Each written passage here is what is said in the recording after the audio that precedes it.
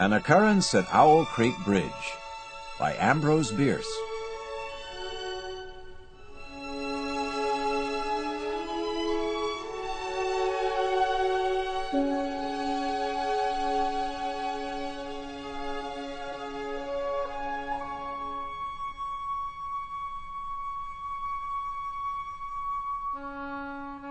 A man stood upon a railroad bridge in northern Alabama, looking down into the swift water 20 feet below.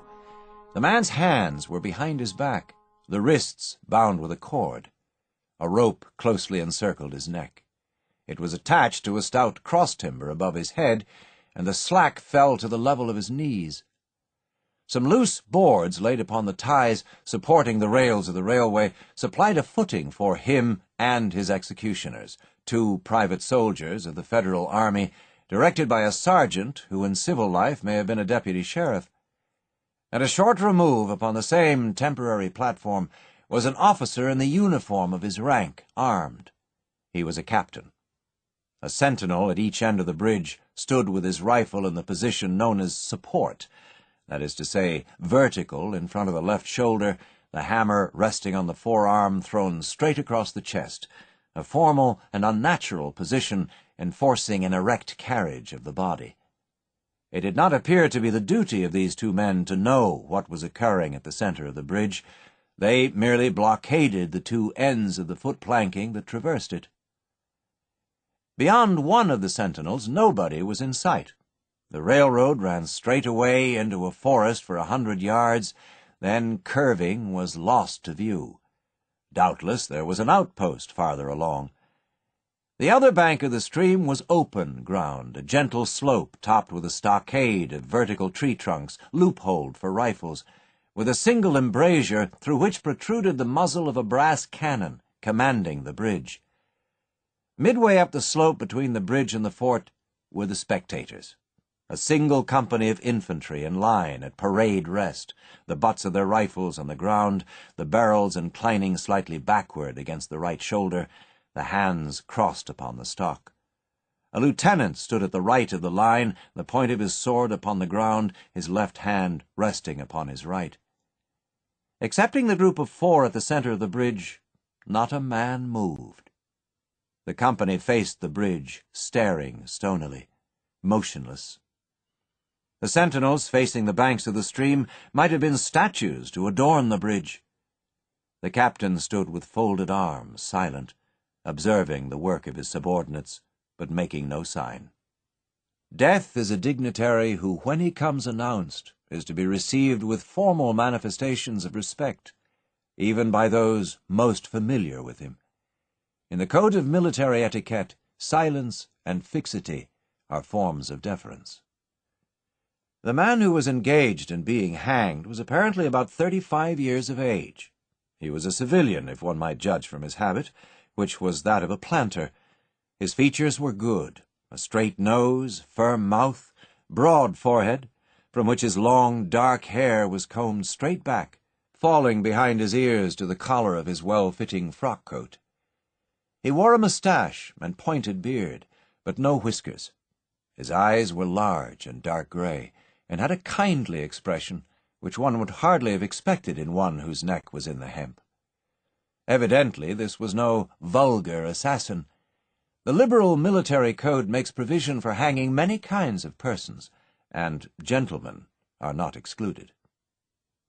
The preparations being complete, the 2 private soldiers stepped aside, and each drew away the plank upon which he had been standing. The sergeant turned to the captain, saluted, and placed himself immediately behind that officer, who in turn moved apart 1 pace. These movements left the condemned man and the sergeant standing on the 2 ends of the same plank, which spanned 3 of the cross-ties of the bridge. The end upon which the civilian stood almost, but not quite, reached a 4th. This plank had been held in place by the weight of the captain. It was now held by that of the sergeant. At a signal from the former, the latter would step aside, the plank would tilt, and the condemned man go down between 2 ties. The arrangement commended itself to his judgment as simple and effective. His face had not been covered, nor his eyes bandaged. He looked a moment at his unsteadfast footing, then let his gaze wander to the swirling water of the stream racing madly beneath his feet.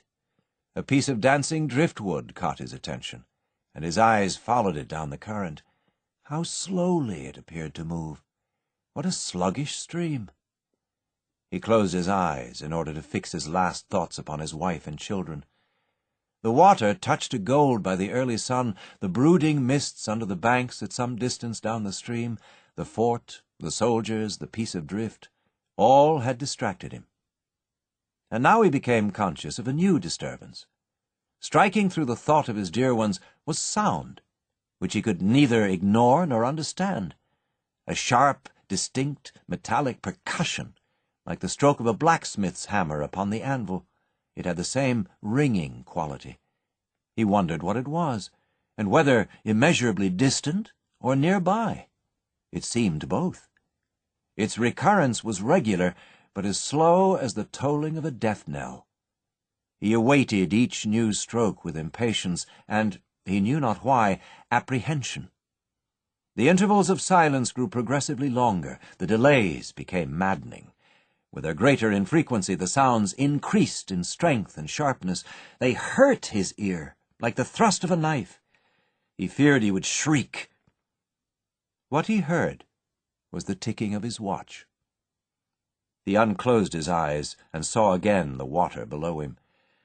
If I could free my hands, he thought, I might throw off the noose and spring into the stream. By diving, I could evade the bullets, and swimming vigorously, reach the bank, take to the woods, and get away home. My home, thank God, is as yet outside their lines.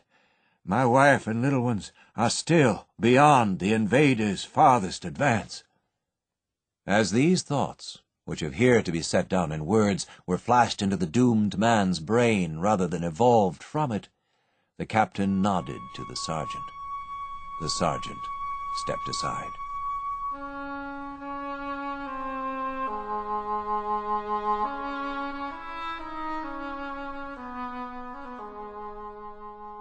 Peyton Farquhar was a well-to-do planter of an old and highly respected Alabama family. Being a slave owner, and like other slave owners a politician, he was naturally an original secessionist, and ardently devoted to the Southern cause. Circumstances of an imperious nature, which it is unnecessary to relate here, had prevented him from taking service with that gallant army which had fought the disastrous campaigns ending with the fall of Corinth, and he chafed under the inglorious restraint, longing for the release of his energies, the larger life of the soldier, the opportunity for distinction.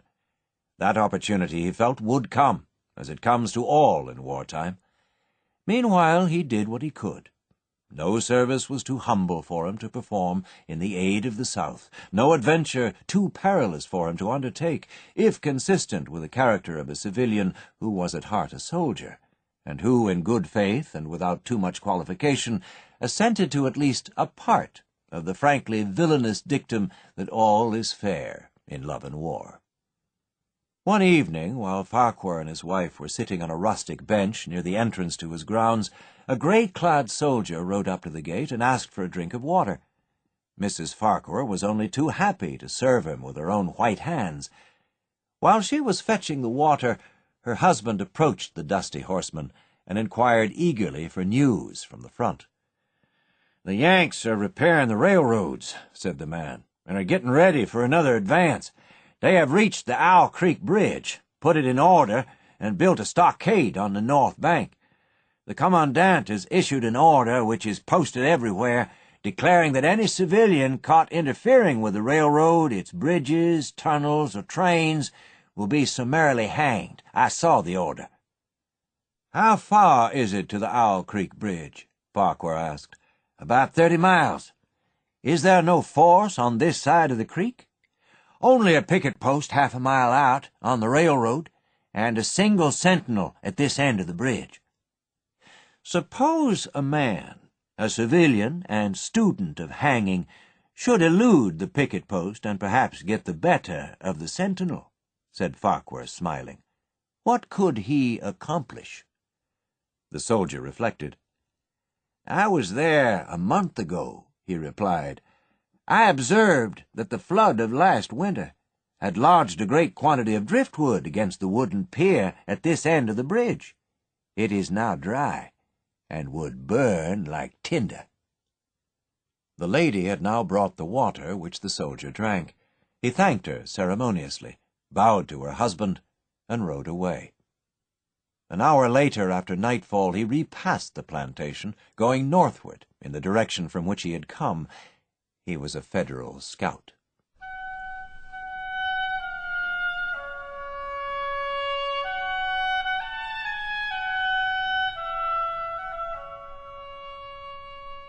As Peyton Farquhar fell straight downward through the bridge, he lost consciousness and was as one already dead.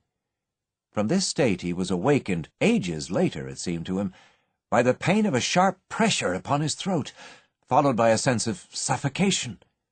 Keen, poignant agonies seemed to shoot from his neck downward through every fibre of his body and limbs. These pains appeared to flash along well-defined lines of ramification and to beat with an inconceivably rapid periodicity. They seemed like streams of pulsating fire, heating him to an intolerable temperature. As to his head, he was conscious of nothing but a feeling of fullness, of congestion. These sensations were unaccompanied by thought. The intellectual part of his nature was already effaced. He had power only to feel, and feeling was torment. He was conscious of motion, encompassed in a luminous cloud of which he was now merely the fiery heart without material substance. He swung through unthinkable arcs of oscillation, like a vast pendulum. Then, all at once, with terrible suddenness, the light about him shot upward with the noise of a loud splash. A frightful roaring was in his ears, and all was cold and dark. The power of thought was restored. He knew that the rope had broken, and he had fallen into the stream. There was no additional strangulation. The noose about his neck was already suffocating him, and kept the water from his lungs. To die of hanging at the bottom of a river? The idea seemed to him ludicrous. He opened his eyes in the darkness, and saw above him a gleam of light. But how distant, how inaccessible! He was still sinking, for the light became fainter and fainter, until it was a mere glimmer. Then it began to grow and brighten, and he knew that he was rising toward the surface, knew it with reluctance, for he was now very comfortable. To be hanged and drowned, he thought, that is not so bad, but I do not wish to be shot. No, I will not be shot. That is not fair. He was not conscious of an effort, but a sharp pain in his wrist apprised him that he was trying to free his hands. He gave the struggle his attention, as an idler might observe the feat of a juggler, without interest in the outcome. What splendid effort! What magnificent, what superhuman strength! Ah, that was a fine endeavor! Bravo! The cord fell away. His arms parted and floated upward, the hands dimly seen on each side in the growing light. He watched them with a new interest as first one, and then the other, pounced upon the noose at his neck. They tore it away and thrust it fiercely aside, its undulations resembling those of a water-snake. "Put it back! Put it back!" He thought he shouted these words to his hands, for the undoing of the noose had been succeeded by the direst pang that he had yet experienced. His neck ached horribly. His brain was on fire. His heart, which had been fluttering faintly, gave a great leap, trying to force itself out at his mouth. His whole body was racked and wrenched with an insupportable anguish. But his disobedient hands gave no heed to the command. They beat the water vigorously with quick downward strokes, forcing him to the surface. He felt his head emerge. His eyes were blinded by the sunlight. His chest expanded convulsively, and with a supreme and crowning agony, his lungs engulfed a great draught of air, which instantly he expelled in a shriek. He was now in full possession of his physical senses. They were, indeed, preternaturally keen and alert. Something in the awful disturbance of his organic system had so exalted and refined them that they made record of things never before perceived. He felt the ripples upon his face, and heard their separate sounds as they struck. He looked at the forest on the bank of the stream, saw the individual trees, the leaves, and the veining of each leaf. He saw the very insects upon them, the locusts, the brilliant-bodied flies, the grey spiders stretching their webs from twig to twig.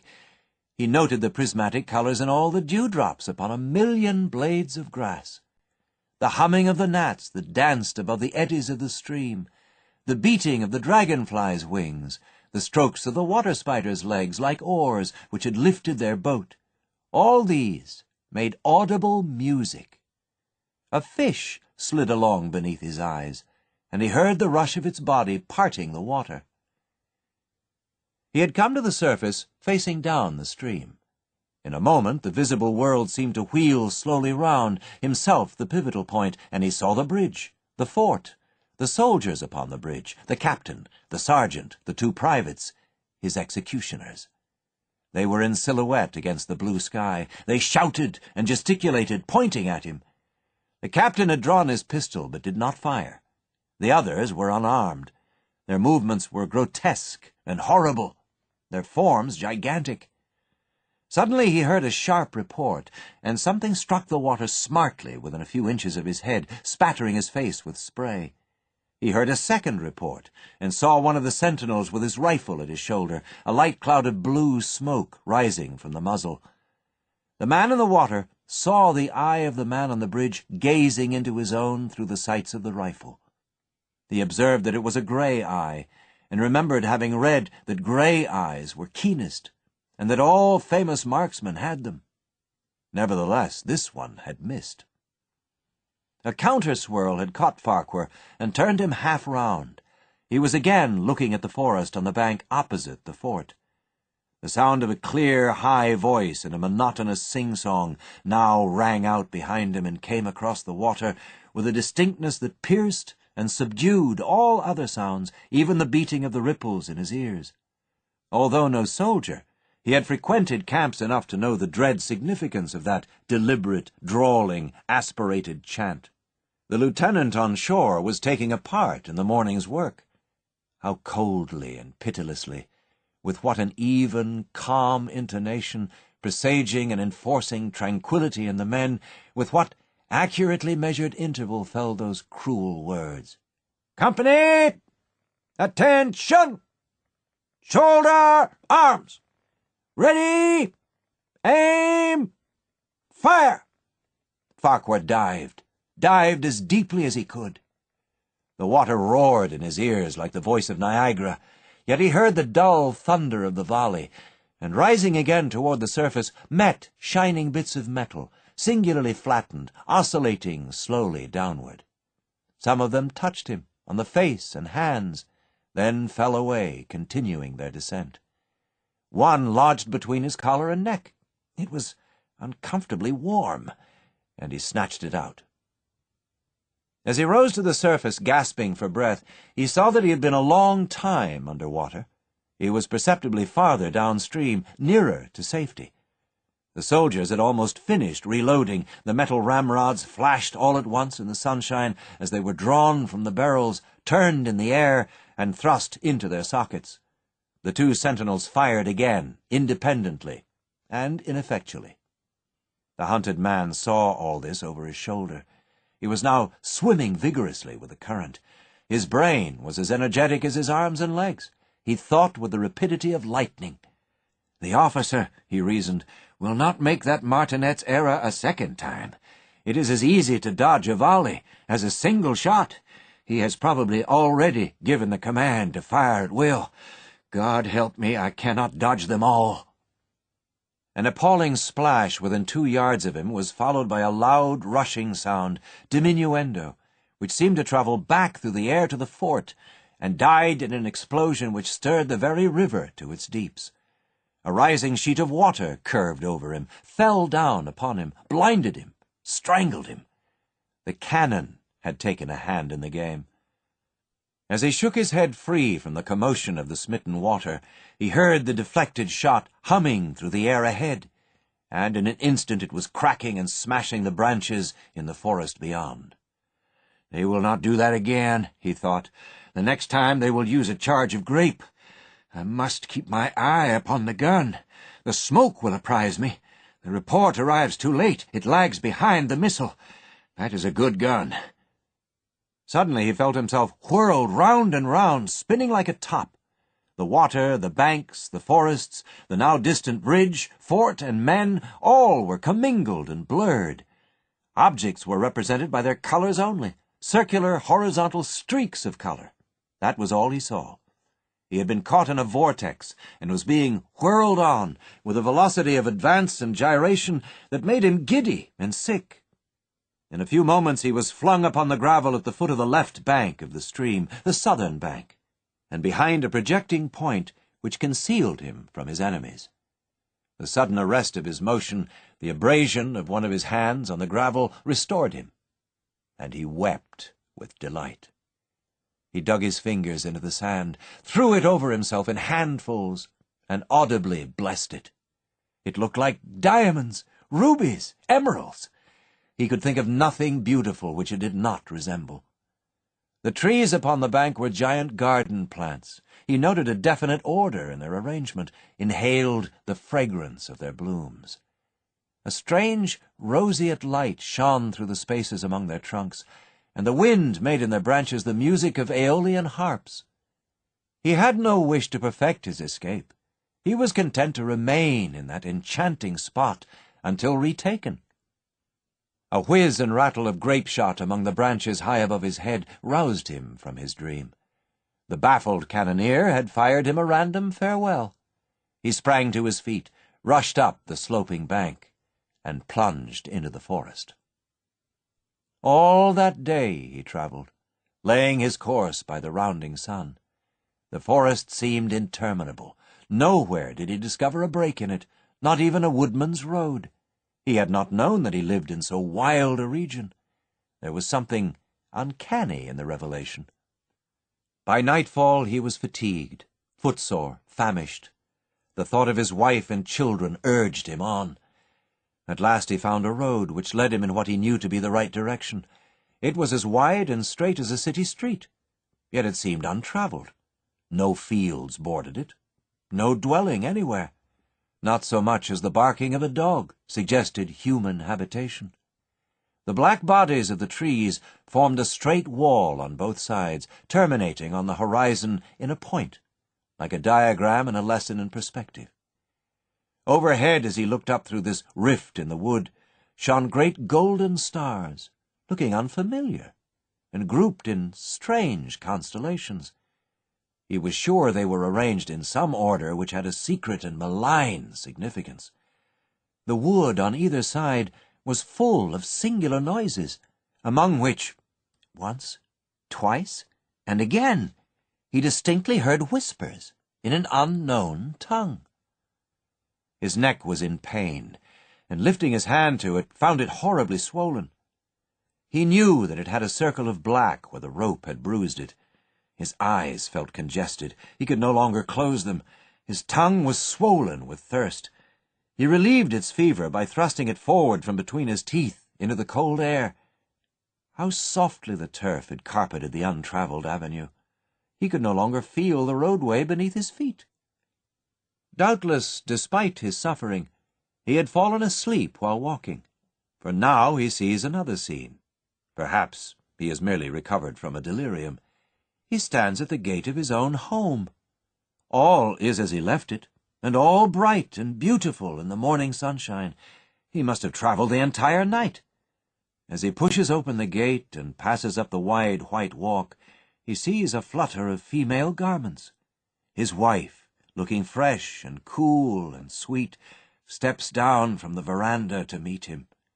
At the bottom of the steps she stands waiting, with a smile of ineffable joy, an attitude of matchless grace and dignity. Oh, how beautiful she is! He springs forwards with extended arms.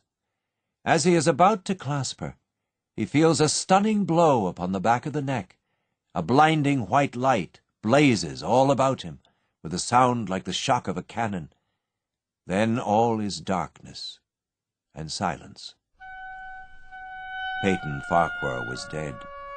His body, with a broken neck, swung gently from side to side beneath the timbers of the Owl Creek Bridge.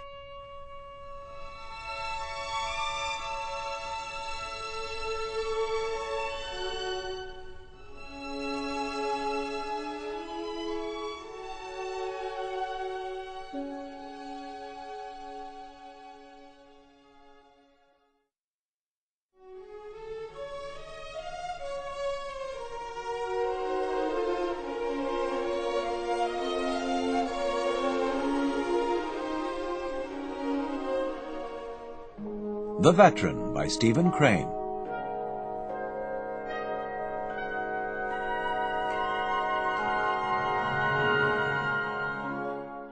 Out of the low window could be seen 3 hickory trees placed irregularly in a meadow that was resplendent in springtime green. Farther away, the old dismal belfry of the village church loomed over the pines. A horse, meditating in the shade of one of the hickories, lazily swished his tail. The warm sunshine made an oblong of vivid yellow on the floor of the grocery. "Could you see the whites of their eyes?" said the man who was seated on a soapbox. "Nothing of the kind," replied old Henry warmly. "Just a lot of flitting figures, and I let go at where they appeared to be the thickest. Bang!" "Mr. Fleming," said the grocer, his deferential voice expressed somehow the old man's exact social weight. "Mr. Fleming, you never was frightened much in them battles, was you?" The veteran looked down and grinned. Observing his manner, the entire group tittered. "Well, I guess I was," he answered finally. "Pretty well scared sometimes. Why, in my first battle I thought the sky was falling down. I thought the world was coming to an end. You bet I was scared." Everyone laughed. Perhaps it seemed strange and rather wonderful to them that a man should admit the thing, and in the tone of their laughter there was probably more admiration than if old Fleming had declared that he had always been a lion. Moreover, they knew that he had ranked as an orderly sergeant, and so their opinion of his heroism was fixed. None, to be sure, knew how an orderly sergeant ranked, but then it was understood to be somewhere just shy of a major general's stars. So when old Henry admitted that he had been frightened, there was a laugh. "The trouble was," said the old man, "I thought they were all shooting at me. Yes, sir, I thought every man in the other army was aiming at me in particular, and only me. And it seemed so darned unreasonable, you know. I wanted to explain to 'em what an almighty good fellow I was, because I thought then they might quit all trying to hit me. But I couldn't explain. And they kept on being unreasonable. Blim, blam, bang. So I run." 2 little triangles of wrinkles appeared at the corners of his eyes. Evidently he appreciated some comedy in this recital. Down near his feet, however, little Jim, his grandson, was visibly horror-stricken. His hands were clasped nervously, and his eyes were wide with astonishment at this terrible scandal, his most magnificent grandfather telling such a thing. "That was at Chancellorsville. Of course, afterward I got kind of used to it. A man does.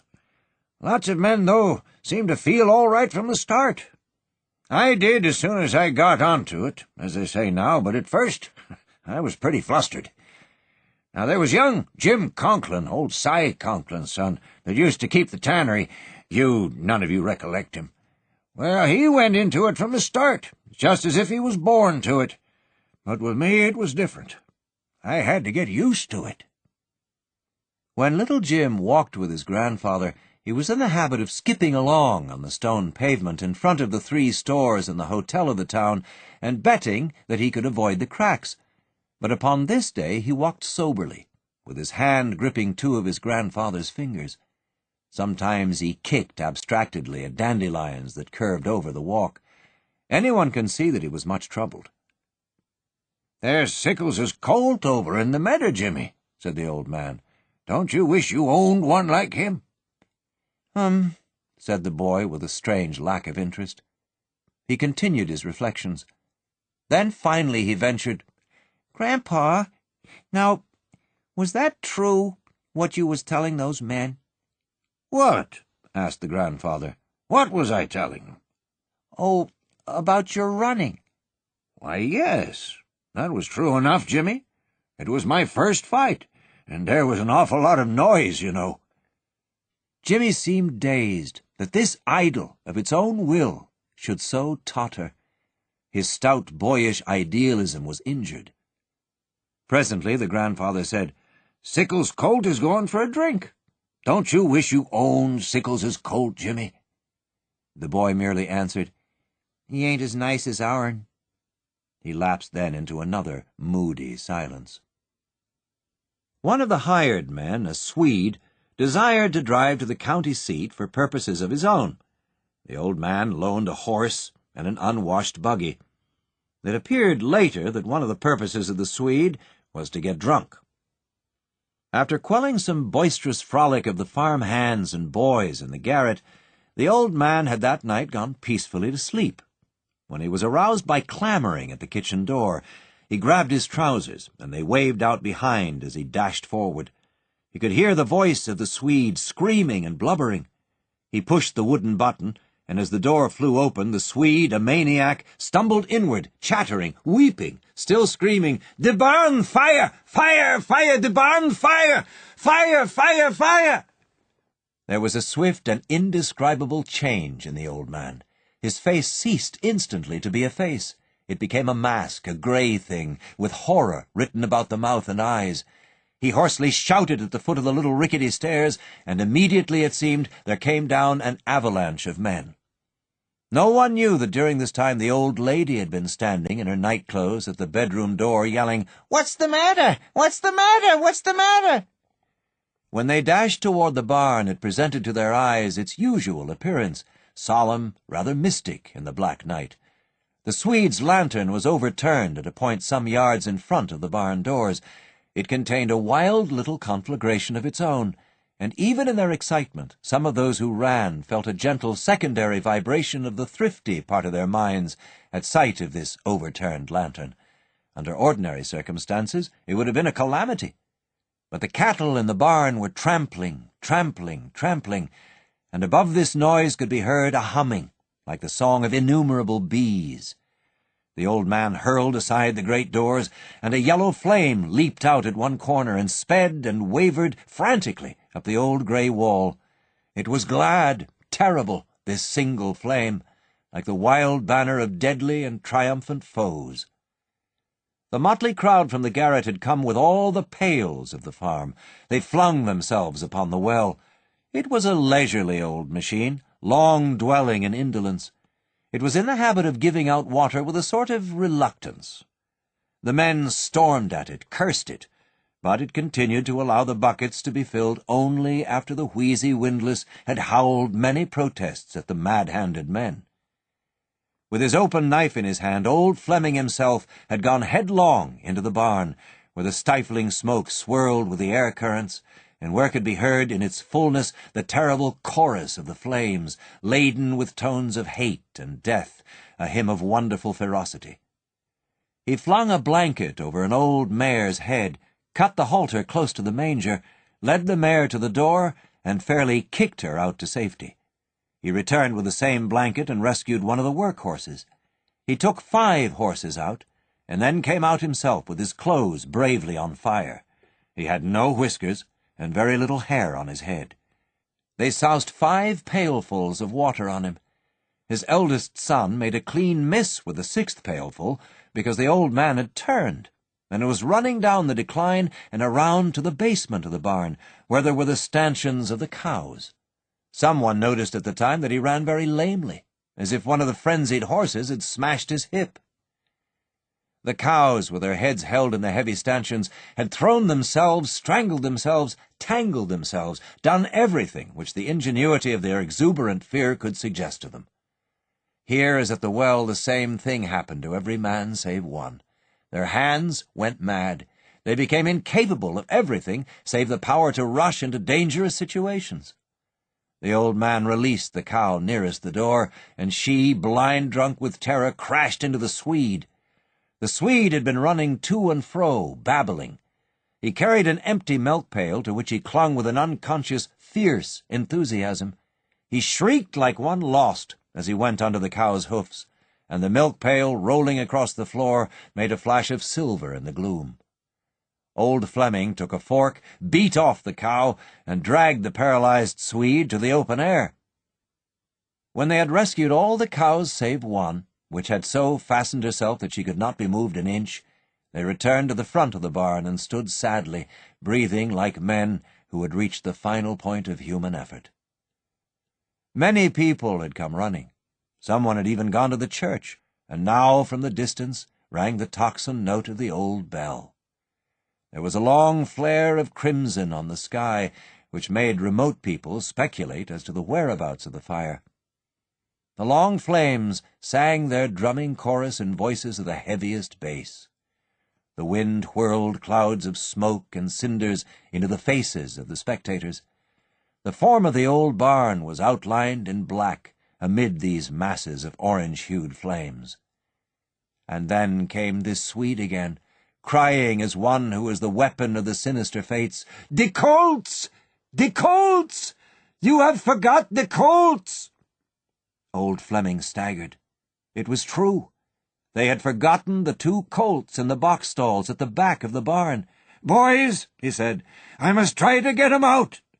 They clamored about him then, afraid for him, afraid of what they should see. Then they talked wildly each to each. "Why, it's sure death. He would never get out. Why, it's suicide for a man to go in there." Old Fleming stared absent-mindedly at the open doors. "The poor little things," he said. He rushed into the barn. When the roof fell in, a great funnel of smoke swarmed toward the sky, as if the old man's mighty spirit, released from its body, a little bottle, had swelled like the genie of fable. The smoke was tinted rose-hue from the flames, and perhaps the unutterable midnights of the universe will have no power to daunt the color of this soul.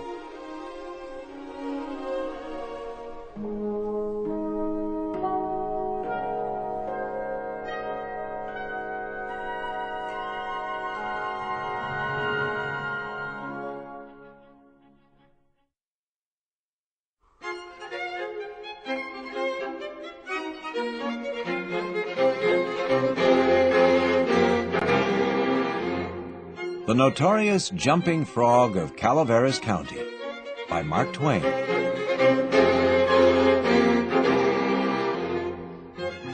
In compliance with a request of a friend of mine who wrote me from the East, I called on good-natured, garrulous old Simon Wheeler, and inquired after my friend's friend, Leonidas W. Smiley, as requested to do, and I hereunto append the result. I have a lurking suspicion that Leonidas W. Smiley is a myth, that my friend never knew such a personage, and that he only conjectured that if I asked old Wheeler about him, it would remind him of his infamous Jim Smiley, and he would go to work and bore me to death with some exasperating reminiscence of him as long and as tedious as it should be useless to me. If that was the design, it succeeded. I found Simon Wheeler dozing comfortably by the bar-room stove of the dilapidated tavern in the decayed mining camp of Angels, and I noticed that he was fat and bald-headed, and had an expression of winning gentleness and simplicity upon his tranquil countenance. He roused up and gave me good day. I told him that a friend of mine had commissioned me to make some inquiries about a cherished companion of his boyhood named Leonidas W. Smiley, Reverend Leonidas W. Smiley, a young minister of the gospel, who he had heard was at one time a resident of Angel's Camp. I added that if Mr. Wheeler could tell me anything about this Reverend Leonidas W. Smiley, I would feel under many obligations to him. Simon Wheeler backed me into a corner and blockaded me there with his chair, and then sat down and reeled off the monotonous narrative which follows this paragraph. He never smiled, he never frowned, he never changed his voice from the gentle flowing key to which he tuned his initial sentence. He never betrayed the slightest suspicion of enthusiasm. But all through the interminable narrative there ran a vein of impressive earnestness and sincerity, which showed me plainly that so far from his imagining that there was anything ridiculous or funny about his story, he regarded it as a really important matter, and admired its two heroes as men of transcendent genius and finesse. I let him go on in his own way, and never interrupted him once.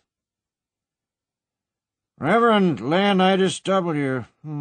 Reverend Well, there was a feller here once by the name of Jim Smiley in the winter of '49, or maybe it was the spring of '50, I don't recollect exactly somehow. What makes me think it was one or the other is because I remember the big flume warn't finished when he first come to the camp. But anyway, he was the curiousest man about always betting on anything that turned up you ever see, if he could get anybody to bet on the other side. And if he couldn't, he'd change sides. Any way that suited the other man would suit him. Any way, just so he's got a bet, he was satisfied. But still, he was lucky, uncommon lucky. He most always come out winner.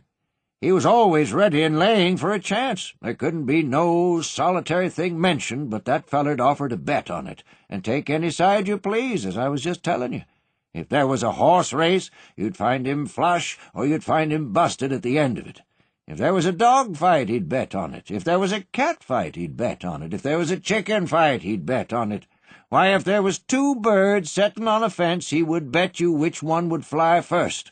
Or if there was a camp meeting, he would be there regular to bet on Parson Walker, which he judged to be the best exhorter about here, and so he was, too, and a good man.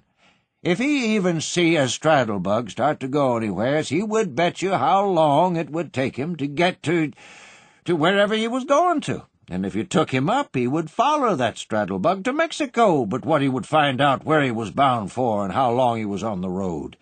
Lots of the boys here has seen that Smiley and can tell you about him. Why, it never made no difference to him. He'd bet on anything. The dangdest feller.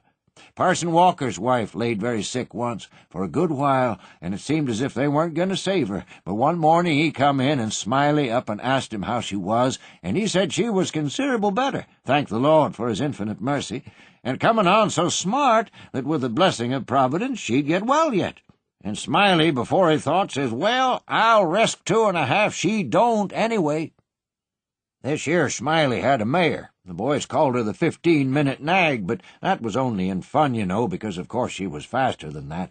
And he used to win money on that horse, for all she was so slow and always had the asthma, or the distemper, or the consumption, or something of that kind. I used to give her 200 or 300 yards start, and then pass her underway, but always at the fag end of the race she'd get excited and desperate-like, and come cavorting and straddling up, and scattering her legs around limber, sometimes in the air and sometimes out to one side among the fences, and kicking up more dust and raising more racket with her coughing and sneezing and blowing her nose, and always fetch up at the stand just about a neck ahead as near as you could cipher it down.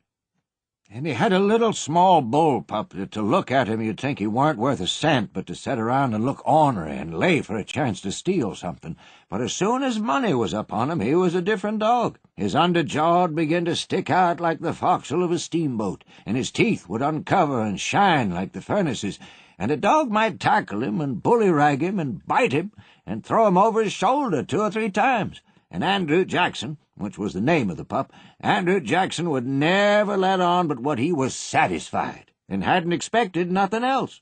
And the bets being doubled and doubled on the other side all the time, till the money was all up, and then all of a sudden he would grab that other dog just by the joint of his hind leg and freeze to it. Not chaw, you understand, but only just grip and hang on till they throwed up the sponge, if it was a year.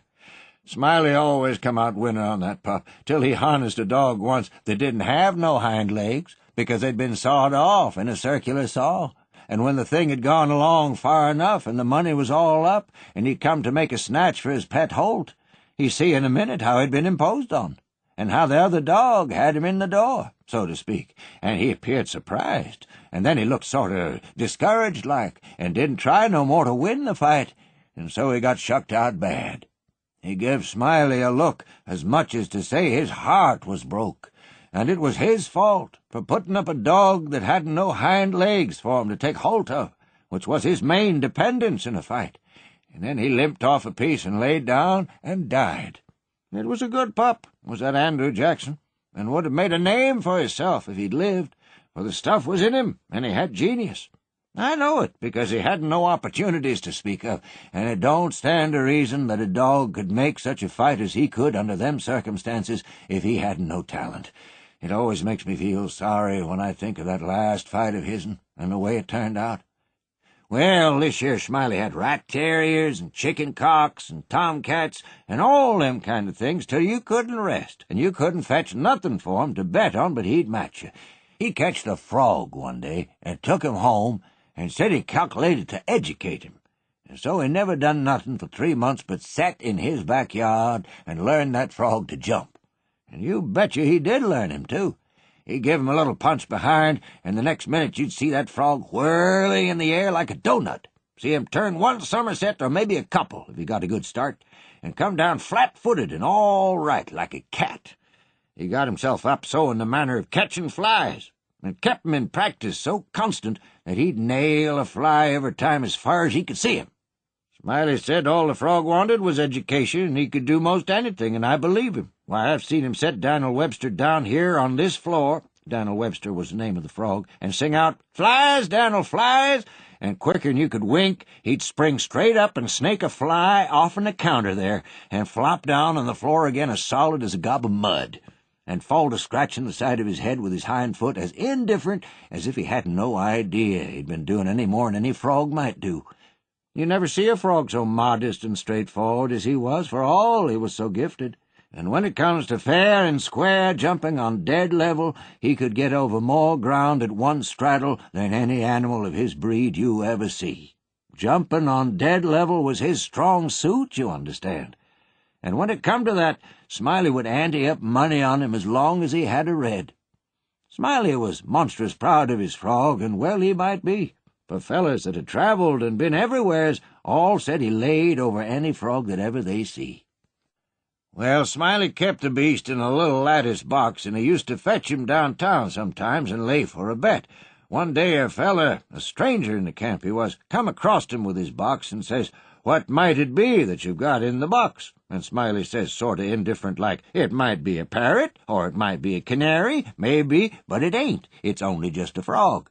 And the feller took it and looked at it careful and turned it round this way and that and says, "So 'tis. Well, what's he good for?" Well, Smiley says, easy and careless, he's good enough for one thing, I should judge. He cannot jump any frog in Calaveras County. The feller took the box again and took another long, particular look and give it back to Smiley and says, very deliberate, "Well," he says, "I don't see no p'ints about that frog that's any better than any other frog." "Maybe you don't," Smiley says. "Maybe you understand frogs, and maybe you don't understand 'em. Maybe you've had experience, and maybe you ain't only a amateur, as it were. Anyways, I've got my opinion, and I'll risk $40 that he cannot jump any frog in Calaveras County."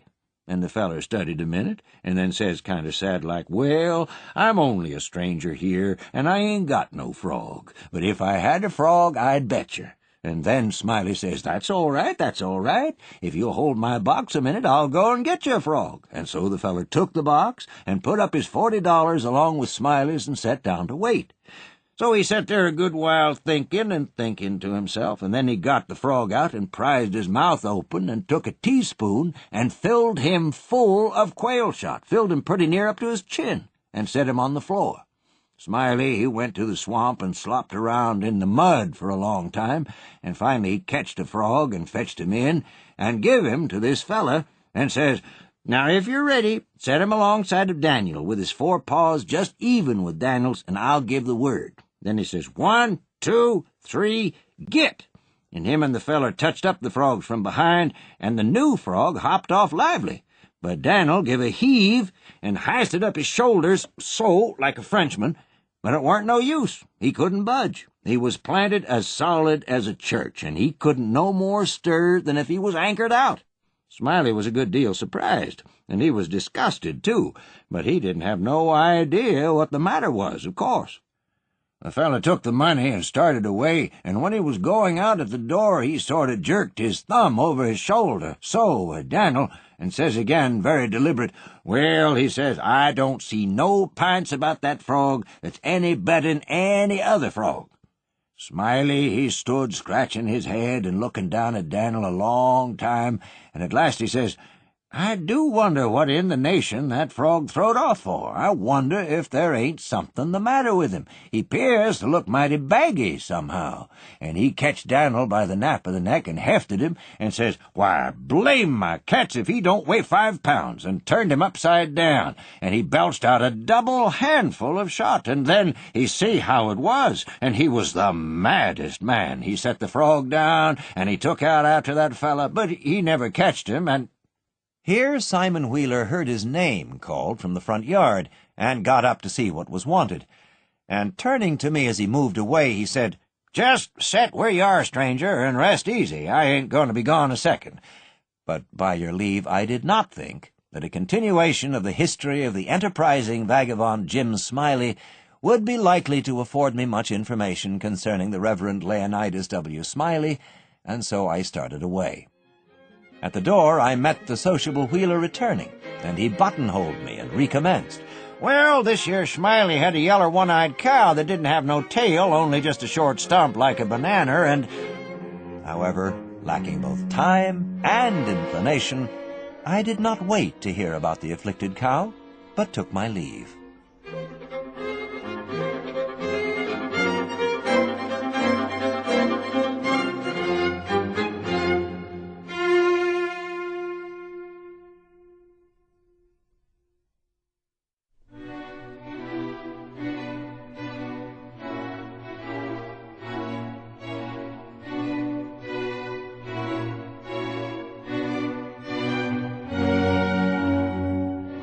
After 20 Years, by O. Henry.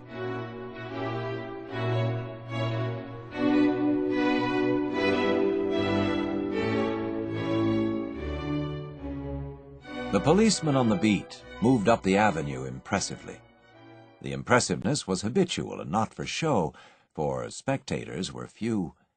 The time was barely 10 o'clock at night, but chilly gusts of wind with a taste of rain in them had well-nigh de-peopled the streets. Trying doors as he went, twirling his club with many intricate and artful movements, turning now and then to cast his watchful eye adown the Pacific thoroughfare, the officer, with his stalwart form and slight swagger, made a fine picture of a guardian of the peace. The vicinity was one that kept early hours.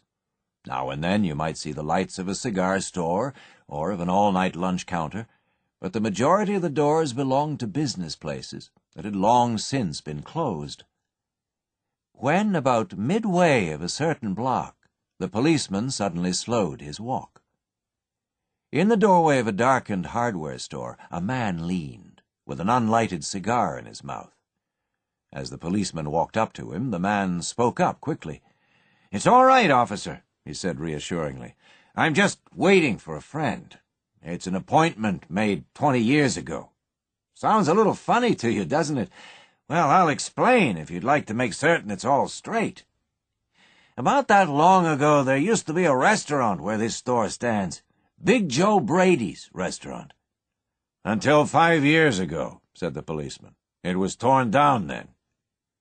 The man in the doorway struck a match and lit his cigar.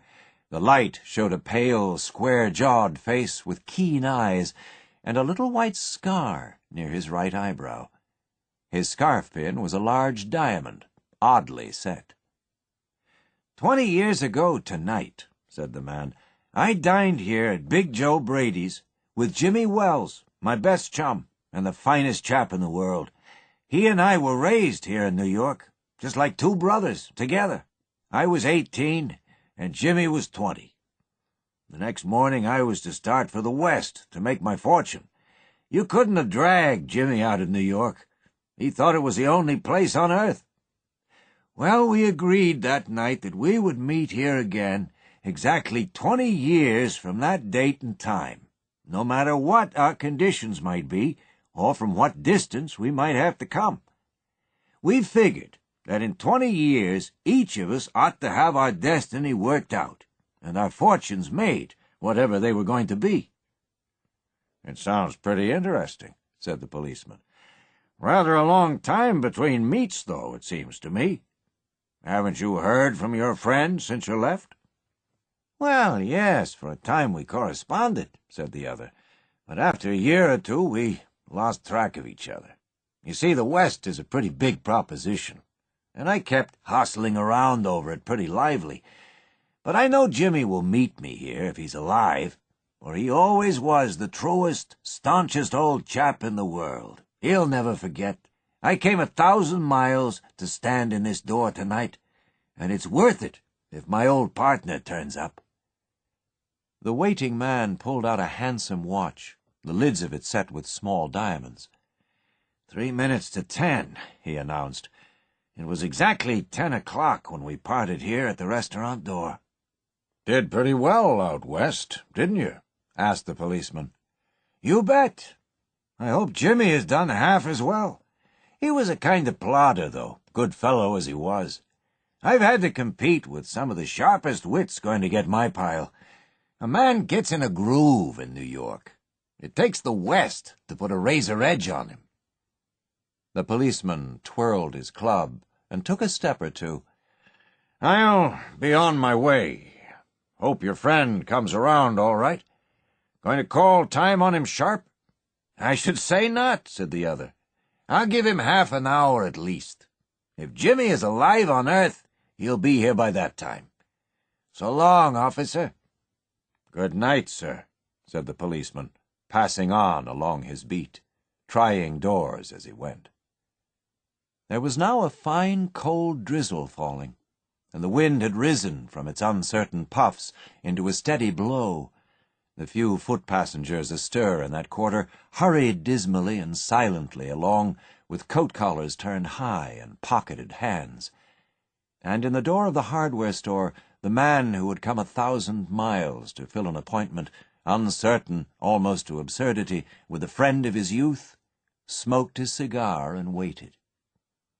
About 20 minutes he waited, and then a tall man in a long overcoat with collar turned up to his ears hurried across from the opposite side of the street.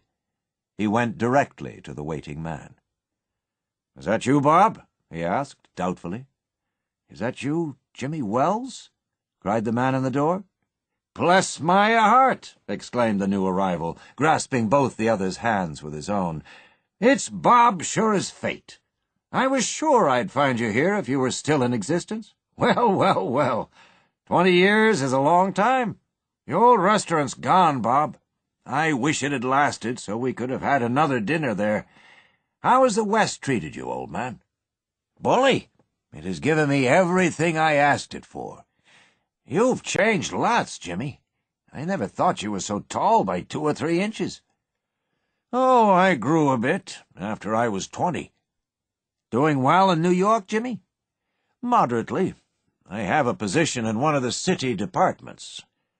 Come on, Bob. We'll go around to a place I know of and have a good long talk about old times." The two men started up the street arm in arm.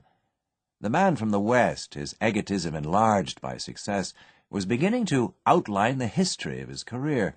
The other, submerged in his overcoat, listened with interest. At the corner stood a drugstore, brilliant with electric lights. When they came into this glare, each of them turned simultaneously to gaze upon the other's face. The man from the West stopped suddenly and released his arm. "You're not Jimmy Wells," he snapped. 20 years is a long time, but not long enough to change a man's nose from a Roman to a pug." "It sometimes changes a good man into a bad one," said the tall man. "You've been under arrest for 10 minutes, Silky Bob. Chicago thinks you may have dropped over our way, and wires us she wants to have a chat with you. Going quietly, are you? That's sensible. Now, before we go to the station, here's a note I was asked to hand to you. You may read it here at the window. It's from Patrolman Wells." The man from the West unfolded the little piece of paper handed him. His hand was steady when he began to read, but it trembled a little by the time he had finished. The note was rather short. Bob, I was at the appointed place on time. When you struck the match to light your cigar, I saw it was the face of the man wanted in Chicago. Somehow I couldn't do it myself, so I went around and got a plain clothes man to do the job. Jimmy.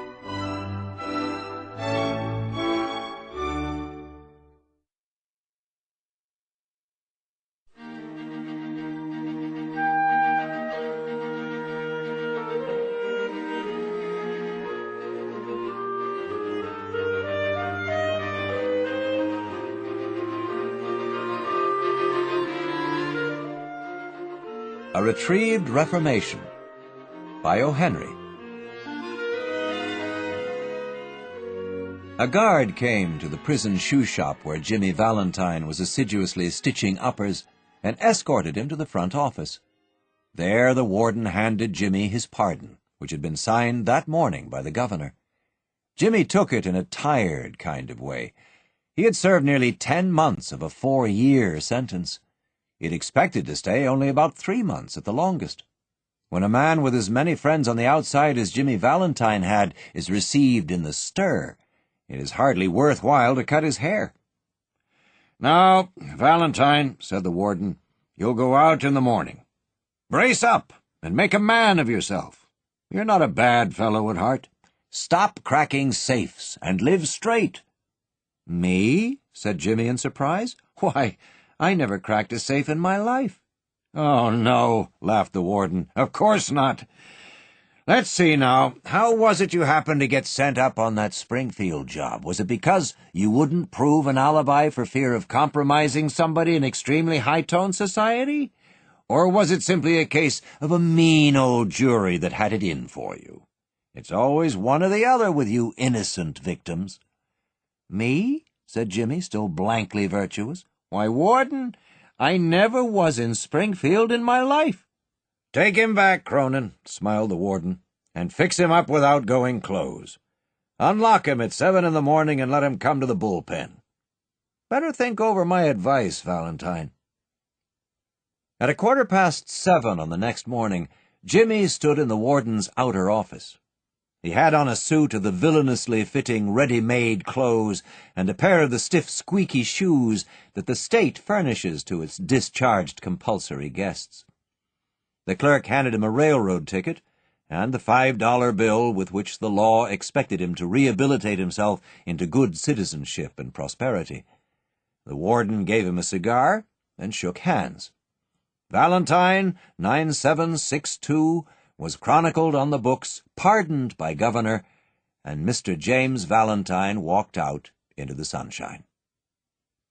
Disregarding the song of the birds, the waving green trees, and the smell of the flowers, Jimmy headed straight for a restaurant. There he tasted the first sweet joys of liberty, in the shape of a broiled chicken and a bottle of white wine, followed by a cigar a grade better than the one the warden had given him. From there he proceeded leisurely to the depot. He tossed a quarter into the hat of a blind man sitting by the door and boarded his train. 3 hours set him down in a little town near the state line. He went to the cafe of one Mike Dolan and shook hands with Mike, who was alone behind the bar.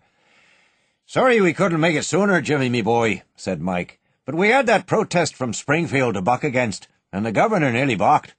Feeling all right?" "Fine," said Jimmy. "Got my key?" He got his key and went upstairs, unlocking the door of a room at the rear. Everything was just as he had left it. There on the floor was still Ben Price's collar button that had been torn from that eminent detective's shirt-band when they had overpowered Jimmy to arrest him. Pulling out from the wall a folding bed, Jimmy slid back a panel in the wall and dragged out a dust-covered suitcase. He opened this and gazed fondly at the finest set of burglars' tools in the East. It was a complete set, made of specially tempered steel, the latest designs in drills, punches, braces and bits, jimmies, clamps, and augers, with 2 or 3 novelties invented by Jimmy himself, in which he took pride. Over $900 they had cost him to have made at a place where they make such things for the profession. In half an hour Jimmy went downstairs and through the cafe. He was now dressed in tasteful and well-fitting clothes, and carried his dusted and clean suitcase in his hand. "Got anything on?" asked Mike Dolan genially. "Me?" said Jimmy in a puzzled tone. "I don't understand. I'm representing the New York Amalgamated Short Snap Biscuit Cracker and Frazzled Wheat Company." This statement delighted Mike to such an extent that Jimmy had to take a seltzer and milk on the spot. He never touched hard drinks. A week after the release of Valentine 9762, there was a neat job of safe burglary done in Richmond, Indiana, with no clue to the author. A scant $800 was all that was secured. 2 weeks after that, a patented, improved, burglar-proof safe in Logansport was opened like a cheese, to the tune of $1,500 currency, securities and silver untouched. That began to interest the rogue catchers. Then an old-fashioned bank safe in Jefferson City became active and threw out of its crater an eruption of banknotes amounting to $5,000. The losses were now high enough to bring the matter up into Ben Price's class of work. By comparing notes, a remarkable similarity in the methods of the burglaries was noticed. Ben Price investigated the scenes of the robberies and was heard to remark, "That's Dandy Jim Valentine's autograph. He's resumed business. Look at that combination knob, jerked out as easy as pulling up a radish in wet weather. He's got the only clamps that can do it. And look how clean those tumblers were punched out. Jimmy never has to drill but one hole. Yes, I guess I want Mr. Valentine. He'll do his bit next time without any short time or clemency foolishness." Ben Price knew Jimmy's habits. He had learned them while working up the Springfield case. Long jumps, quick getaways, no Confederates, and a taste for good society. These ways had helped Mr. Valentine to become noted as a successful dodger of retribution. It was given out that Ben Price had taken up the trail of the elusive cracksman, and other people with burglar-proof safes felt more at ease. One afternoon, Jimmy Valentine and his suitcase climbed out of the mail hack in Elmore, a little town 5 miles off the railroad, down in the blackjack country of Arkansas. Jimmy, looking like an athletic young senior just home from college, went down the board sidewalk toward the hotel. A young lady crossed the street, passed him at the corner, and entered a door over which was the sign, "The Elmore Bank." Jimmy Valentine looked into her eyes, forgot what he was, and became another man. She lowered her eyes and colored slightly. Young men of Jimmy's style and looks were scarce in Elmore. Jimmy collared a boy that was loafing on the steps of the bank as if he were one of the stockholders, and began to ask him questions about the town, feeding him dimes at intervals. By and by the young lady came out, looking royally unconscious of the young man with the suitcase, and went her way. "Isn't that young lady Miss Polly Simpson?" asked Jimmy with specious guile. "No," said the boy. "She's Annabelle Adams. Her pa owns this bank. What did you come to Elmore for? Is that a gold watch chain? I'm going to get a bulldog. Got any more dimes?" Jimmy went to the Planters Hotel, registered as Ralph D. Spencer, and engaged a room. He leaned on the desk and declared his platform to the clerk. He said he had come to Elmore to look for a location to go into business. How was the shoe business now in the town? He had thought of the shoe business. Was there an opening? The clerk was impressed by the clothes and manner of Jimmy. He himself was something of a pattern of fashion to the thinly gilded youth of Elmore, but he now perceived his shortcomings. While trying to figure out Jimmy's manner of tying his four-in-hand, he cordially gave information. Yes, there ought to be a good opening in the shoe line. There wasn't an exclusive shoe store in the place. The dry goods and general stores handled them. Business in all lines was fairly good. Hoped Mr. Spencer would decide to locate in Elmore. He would find it a pleasant town to live in, and the people very sociable. Mr. Spencer thought he would stop over in the town a few days and look over the situation. No, the clerk needn't call the boy. He would carry up his suitcase himself. It was rather heavy. Mr. Ralph Spencer, the phoenix that arose from Jimmy Valentine's ashes, ashes left by the flame of a sudden and alternative attack of love, remained in Elmore and prospered. He opened a shoe store and secured a good run of trade. Socially, he was also a success and made many friends, and he accomplished the wish of his heart. He met Miss Annabel Adams and became more and more captivated by her charms. At the end of a year, the situation of Mr. Ralph Spencer was this. He had won the respect of the community, his shoe store was flourishing, and he and Annabel were engaged to be married in 2 weeks. Mr. Adams, the typical plodding country banker, approved of Spencer. Annabel's pride in him almost equaled her affection.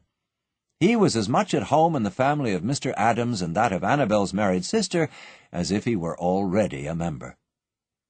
One day Jimmy sat down in his room and wrote this letter, which he mailed to the safe address of one of his old friends in St. Louis.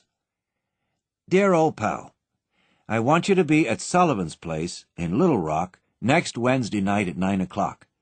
I want you to wind up some little matters for me. And also I want to make you a present of my kit of tools. I know you'll be glad to get them. You couldn't duplicate the lot for $1,000. Say, Billy, I've quit the old business. A year ago. I've got a nice store. I'm making an honest living, and I'm going to marry the finest girl on earth 2 weeks from now. It's the only life, Billy, the straight one. I wouldn't touch $1 of another man's money now for $1,000,000. After I get married, I'm going to sell out and go west, where there won't be so much danger of having old scores brought up against me. I tell you, Billy, she's an angel. She believes in me, and I wouldn't do another crooked thing for the whole world. Be sure to be at Sully's, for I must see you. I'll bring along the tools with me. Your old friend. On the Monday night after Jimmy wrote this letter, Ben Price jogged unobtrusively into Elmore in a livery buggy. He lounged about town in his quiet way until he found out what he wanted to know. From the drugstore across the street from Spencer's shoe store, he got a good look at Ralph D. Spencer. "Going to marry the banker's daughter, are you, Jimmy?" said Ben to himself softly. "Well, I don't know." The next morning Jimmy took breakfast at the Adamses. He was going to Little Rock that day to order his wedding suit and buy something nice for Annabel. That would be the first time he had left town since he came to Elmore. It had been more than a year now since those last professional jobs, and he thought he could safely venture out. After breakfast, quite a family party went downtown together. Mr. Adams, Annabel, Jimmy, and Annabel's married sister with her 2 little girls, aged 5 and 9. They came by the hotel where Jimmy still boarded, and he ran up to his room and brought along his suitcase. Then they went on to the bank. There stood Jimmy's horse and buggy, and Dolph Gibson, who was going to drive him over to the railroad station. All went inside the high, carved oak railings into the banking room. Jimmy included, for Mr. Adams' future son-in-law was welcome anywhere. The clerks were pleased to be greeted by the good-looking, agreeable young man who was going to marry Miss Annabel. Jimmy set his suitcase down. Annabel, whose heart was bubbling with happiness and lively youth, put on Jimmy's hat and picked up the suitcase. "Wouldn't I make a nice drummer?" said Annabel. "My, Ralph, how heavy it is! Feels like it was full of gold bricks." "A lot of nickel-plated shoehorns in there," said Jimmy coolly, "that I'm going to return. Thought I'd save express charges by taking them up. I'm getting awfully economical." The Elmore Bank had just put in a new safe and vault. Mr. Adams was very proud of it and insisted on an inspection by everyone. The vault was a small one, but it had a new patented door. It fastened with 3 solid steel bolts thrown simultaneously with a single handle, and had a time lock. Mr. Adams beamingly explained its workings to Mr. Spencer, who showed a courteous but not too intelligent interest. The 2 children, May and Agatha, were delighted by the shining metal and funny clock and knobs. While they were thus engaged, Ben Price sauntered in and leaned on his elbow, looking casually inside between the railings. He told the teller that he didn't want anything, he was just waiting for a man he knew. Suddenly there was a scream or two from the women and a commotion. Unperceived by the elders, May, the 9-year-old girl, in a spirit of play, had shut Agatha in the vault. She had then shot the bolts and turned the knob of the combination as she had seen Mr. Adams do. The old banker sprang to the handle and tugged at it for a moment. "The door can't be opened," he groaned. "The clock hasn't been wound, nor the combination set." Agatha's mother screamed again, hysterically. "Hush," said Mr. Adams, raising his trembling hand. "All be quiet for a moment. Agatha," he called as loudly as he could, "listen to me." During the following silence, they could just hear the faint sound of the child wildly shrieking in the dark vault in a panic of terror. "My precious darling," wailed the mother. "She will die of fright. Open the door. Oh, break it open. Can't you men do something?" "There isn't a man nearer than Little Rock who can open that door," said Mr. Adams in a shaky voice. "My God, Spencer, what shall we do? That child, she can't stand it long in there. There isn't enough air, and besides she'll go into convulsions from fright." Agatha's mother, frantic now, beat the door of the vault with her hands. Somebody wildly suggested dynamite. Annabel turned to Jimmy, her large eyes full of anguish, but not yet despairing. To a woman, nothing seems quite impossible to the powers of the man she worships. "Can't you do something, Ralph? Try, won't you?" He looked at her with a queer, soft smile on his lips and in his keen eyes. "Annabel," he said, "give me that rose you were wearing, will you?" Hardly believing that she heard him aright, she unpinned the bud from the bosom of her dress and placed it in his hand. Jimmy stuffed it into his vest pocket, threw off his coat, and pulled up his shirt-sleeves. With that act, Ralph D. Spencer passed away, and Jimmy Valentine took his place. "Get away from the door, all of you," he commanded shortly. He set his suitcase on the table and opened it out flat. From that time on, he seemed to be unconscious of the presence of anyone else. He laid out the shining, queer implements, swiftly and orderly, whistling softly to himself as he always did when at work. In a deep silence and immovable, the others watched him, as if under a spell. In a minute, Jimmy's pet drill was biting smoothly into the steel door. In 10 minutes, breaking his own burglarious record, he threw back the bolts and opened the door. Agatha, almost collapsed but safe, was gathered into her mother's arms. Jimmy Valentine put on his coat and walked outside the railings toward the front door. As he went, he thought he heard a far-away voice that he once knew call, "Ralph!" But he never hesitated. At the door, a big man stood somewhat in his way. "Hello, Ben," said Jimmy, still with his strange smile. "Got around at last, have you? Well, let's go. I don't know that it makes much difference now." And then Ben Price acted rather strangely. "Guess you're mistaken, Mr. Spencer," he said. "Don't believe I recognize you. Your buggy's waiting for you, ain't it?" And Ben Price turned and strolled down the street.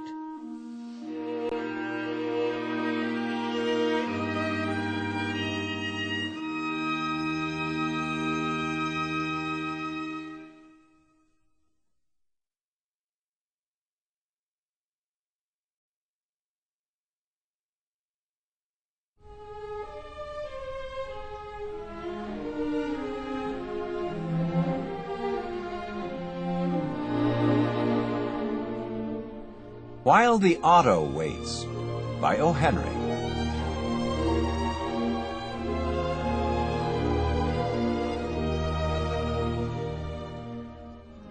Promptly at the beginning of twilight, came again to that quiet corner of that quiet, small park, the girl in gray. She sat upon a bench and read a book, for there was yet to come a half-hour in which print could be accomplished. To repeat, her dress was gray, and plain enough to mask its impeccancy of style and fit. A large meshed veil imprisoned her turban hat, and a face that shone through it with a calm and unconscious beauty. She had come there at the same hour on the day previous, and on the day before that, and there was one who knew it. The young man who knew it hovered near, relying upon burnt sacrifices to the great joss Luck. His piety was rewarded, for in turning a page her book slipped from her fingers and bounded from the bench a full yard away. The young man pounced upon it with instant avidity, returning it to its owner with that air that seems to flourish in parks and public places, a compound of gallantry and hope, tempered with respect for the policeman on the beat. In a pleasant voice he risked an inconsequent remark upon the weather, that introductory topic responsible for so much of the world's unhappiness, and stood poised for a moment, awaiting his fate. The girl looked him over leisurely, at his ordinary neat dress and his features distinguished by nothing particular in the way of expression. "You may sit down, if you like," she said in a full, deliberate contralto. "Really, I would like to have you do so. The light is too bad for reading. I would prefer to talk." The vassal of Luck slid upon the seat by her side with complacence. "Do you know," he said, speaking the formula with which park chairmen open their meetings, "that you are quite the stunningest girl I have seen in a long time? I had my eye on you yesterday. Didn't know somebody was bowled over by those pretty lamps of yours, did you, honeysuckle?" "Whoever you are," said the girl in icy tones, "you must remember that I am a lady. I will excuse the remark you have just made, because the mistake was doubtless not an unnatural one in your circle. I asked you to sit down. If the invitation must constitute me your honeysuckle, consider it withdrawn." "I earnestly beg your pardon," pleaded the young man. His expression of satisfaction had changed to one of penitence and humility. "It was my fault, you know. I mean, there are girls in parks, you know. That is, of course, you don't know, but—" "Abandon the subject, if you please. Of course I know. Now, tell me about these people passing and crowding each way along these paths. Where are they going? Why do they hurry so? Are they happy?" The young man had promptly abandoned his air of coquetry. His cue was now for a waiting part. He could not guess the role he would be expected to play. "It is interesting to watch them," he replied, postulating her mood. "It is the wonderful drama of life. Some are going to supper, and some to, other places. One wonders what their histories are." "I do not," said the girl. "I am not so inquisitive. I come here to sit, because here only can I be near the great, common, throbbing heart of humanity. My part in life is cast where its beats are never felt. Can you surmise why I spoke to you, Mr. "Parkenstacker," supplied the young man. Then he looked eager and hopeful. "No," said the girl, holding up a slender finger and smiling slightly. "You would recognize it immediately. It is impossible to keep one's name out of print, or even one's portrait. This veil and this hat of my maid furnish me with an incog. You should have seen the chauffeur stare at it when he thought I did not see. Candidly, there are 5 or 6 names that belong in the Holy of Holies, and mine, by the accident of birth, is one of them. I spoke to you, Mr. Stackenpot—" "Parkenstacker," corrected the young man modestly. "Mr. Parkenstacker, because I wanted to talk, for once, with a natural man. One unspoiled by the despicable gloss of wealth and supposed social superiority. Oh, you do not know how weary I am of it. Money, money, money. And of the men who surround me, dancing like little marionettes, all cut by the same pattern. I am sick of pleasure, of jewels, of travel, of society, of luxuries of all kinds." "I always had an idea," ventured the young man hesitatingly, "that money must be a pretty good thing." "A competence is to be desired. But when you have so many millions that—" She concluded the sentence with a gesture of despair. "It is the monotony of it," she continued, "that palls. Drives, dinners, theatres, balls, suppers, with a gilding of superfluous wealth over it all. Sometimes the very tinkle of the ice in my champagne glass nearly drives me mad." Mr. Parkenstacker looked ingenuously interested. "I have always liked," he said, "to read and hear about the ways of wealthy and fashionable folks. I suppose I am a bit of a snob, but I like to have my information accurate.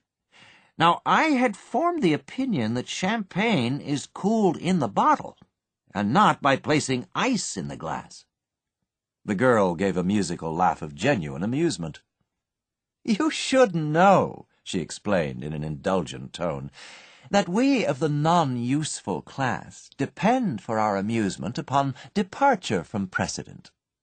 Just now it is a fad to put ice in champagne. The idea was originated by a visiting Prince of Tartary while dining at the Waldorf. It will soon give way to some other whim. Just as at a dinner party this week on Madison Avenue, a green kid glove was laid by the plate of each guest to be put on and used while eating olives." "I see," admitted the young man humbly. "These special diversions of the inner circle do not become familiar to the common public." "Sometimes," continued the girl, acknowledging his confession of error by a slight bow, "I have thought that if I ever should love a man, it would be one of lowly station, one who was a worker and not a drone. But doubtless the claims of caste and wealth will prove stronger than my inclination.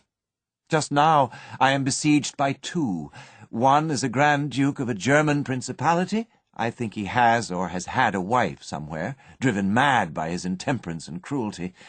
The other is an English marquis, so cold and mercenary that I even prefer the diabolism of the Duke. What is it that impels me to tell you these things, Mr. Parkenstacker?" "Parkenstacker," breathed the young man. "Indeed, you cannot know how much I appreciate your confidences." The girl contemplated him with a calm, impersonal regard that befitted the difference in their stations.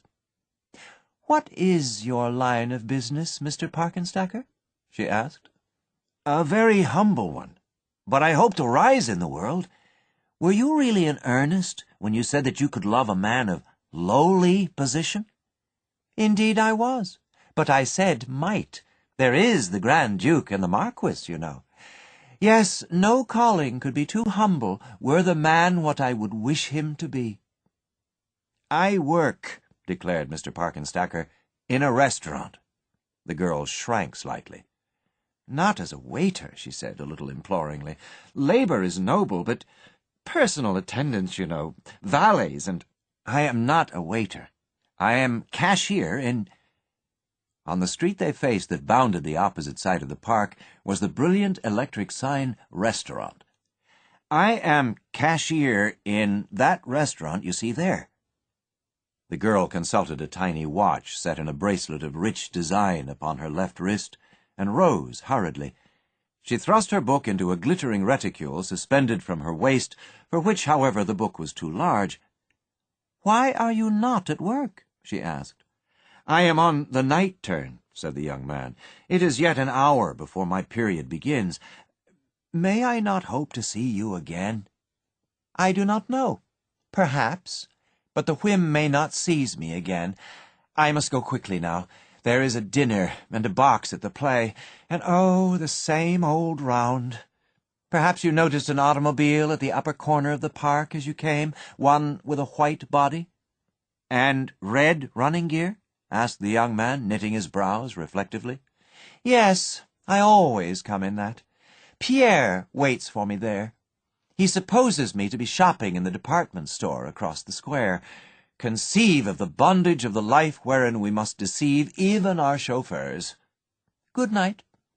"But it is dark now," said Mr. Parkenstacker, "and the park is full of rude men. May I not walk—" "If you have the slightest regard for my wishes," said the girl firmly, "you will remain at this bench for 10 minutes after I have left.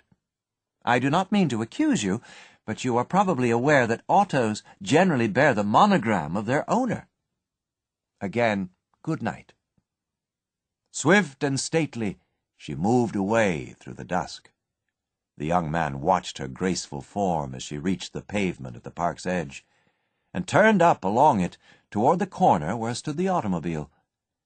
Then he treacherously and unhesitatingly began to dodge and skim among the park trees and shrubbery, in a course parallel to her route, keeping her well in sight.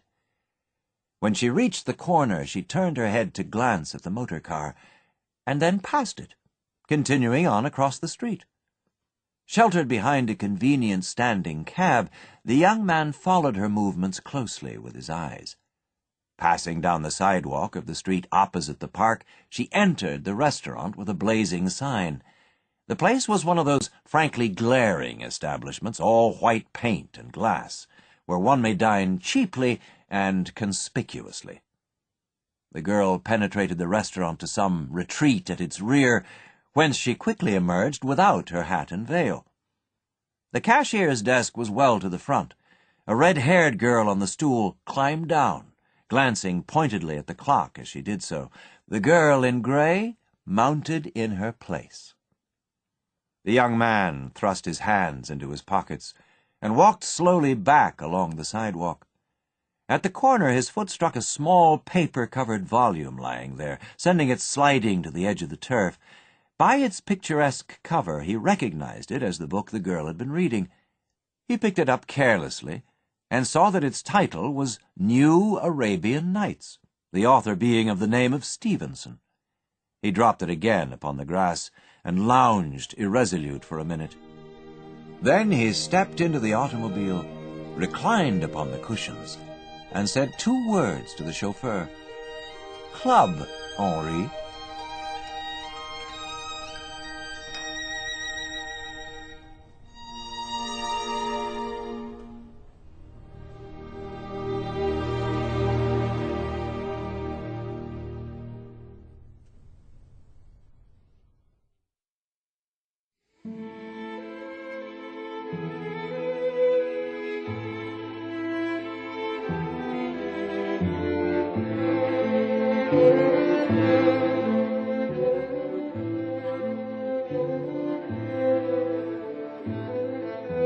The Last Leaf by O. Henry.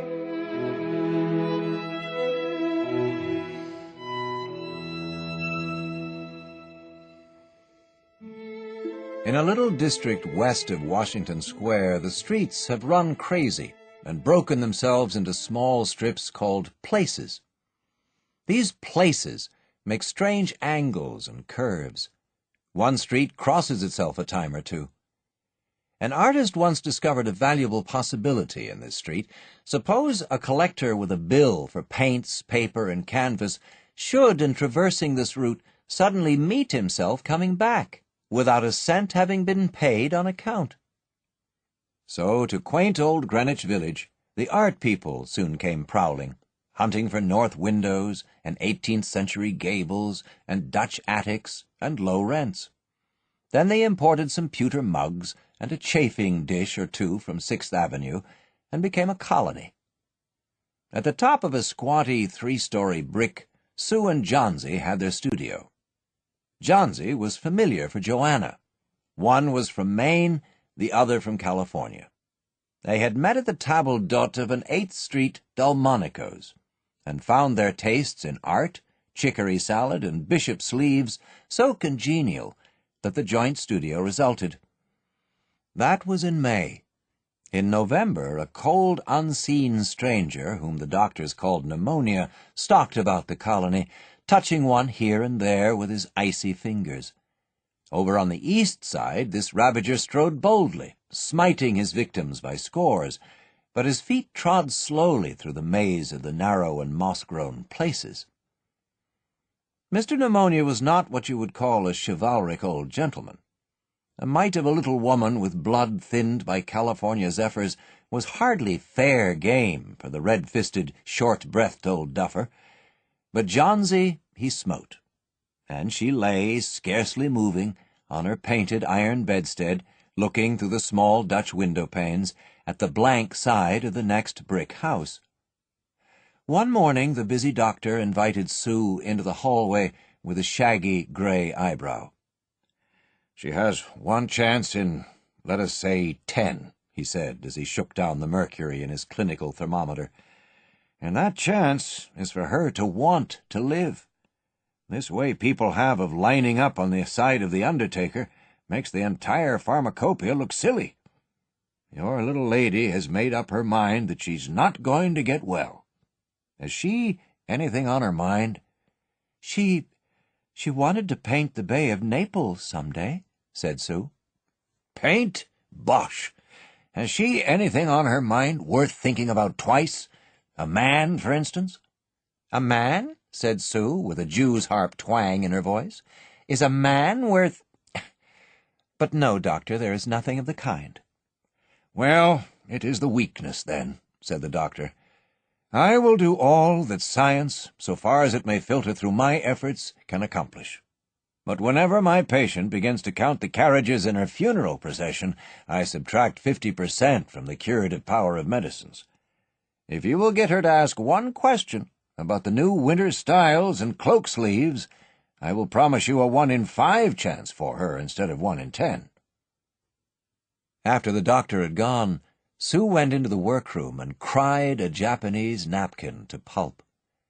Then she swaggered into Johnsy's room with a drawing board, whistling ragtime. Johnsy lay, scarcely making a ripple under the bedclothes, with her face toward the window. Sue stopped whistling, thinking she was asleep.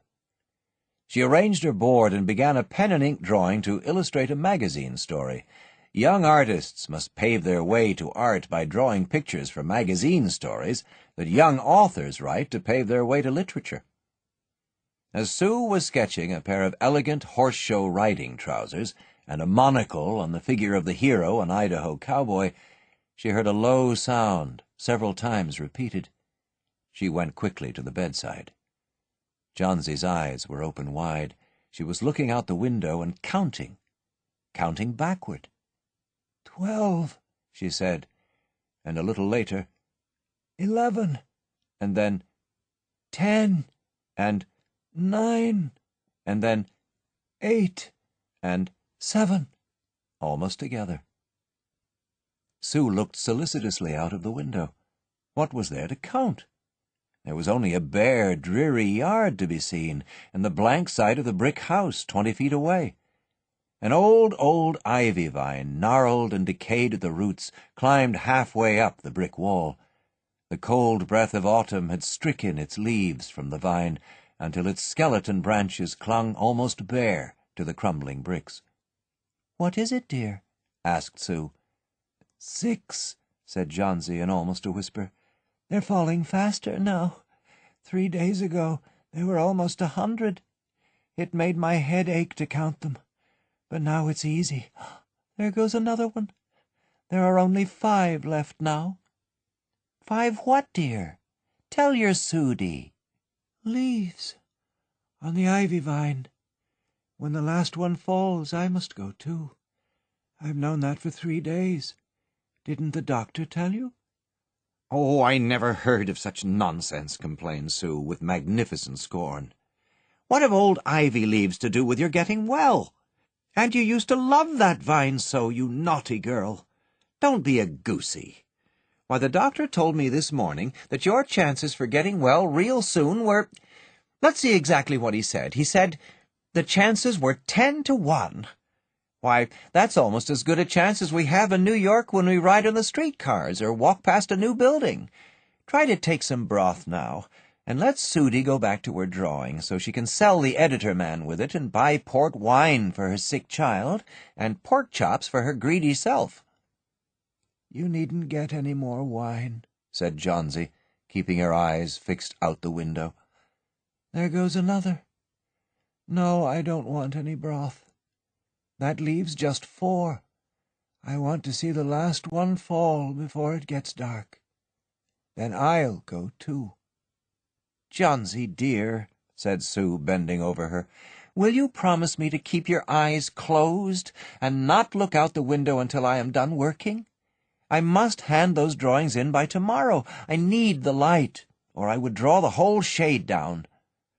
"Couldn't you draw in the other room?" asked Johnsy coldly. "I'd rather be here by you," said Sue. "Besides, I don't want you to keep looking at those silly ivy leaves." "Tell me as soon as you have finished," said Johnsy, closing her eyes and lying white and still as a fallen statue, "because I want to see the last one fall. I'm tired of waiting. I'm tired of thinking. I want to turn loose my hold on everything and go sailing down, down, just like one of those poor tired leaves." "Try to sleep," said Sue. "I must call Berman up to be my model for the old hermit miner. I'll not be gone a minute. Don't try to move till I come back." Old Berman was a painter who lived on the ground floor beneath them. He was past 60, and had a Michelangelo's Moses beard curling down from the head of a satyr along the body of an imp. Berman was a failure in art. 40 years he had wielded the brush without getting near enough to touch the hem of his mistress's robe. He had been always about to paint a masterpiece, but had never yet begun it. For several years he had painted nothing, except now and then a daub in the line of commerce or advertising. He earned a little by serving as a model to those young artists in the colony who could not pay the price of a professional. He drank gin to excess, and still talked of his coming masterpiece. For the rest, he was a fierce little old man, who scoffed terribly at softness in anyone, and who regarded himself as a special mastiff-in-waiting to protect the two young artists in the studio above. Sue found Berman smelling strongly of juniper berries in his dimly lighted den below. In one corner was a blank canvas on an easel that had been waiting there for 25 years to receive the first line of the masterpiece. She told him of Johnsy's fancy, and how she feared she would indeed, light and fragile as a leaf herself, float away when her slight hold upon the world grew weaker. Old Berman, with his red eyes plainly streaming, shouted his contempt and derision for such idiotic imaginings. "Us?" he cried. "Is there people in the world mit their foolishness to die because leaves they drop off from a confounded vine? I have not heard of such a thing. No, I will not pose as a model for your fool hermit dunderhead. Why do you allow that silly prisoners to come in their brain of her? Ach, that poor little Miss Yonsey."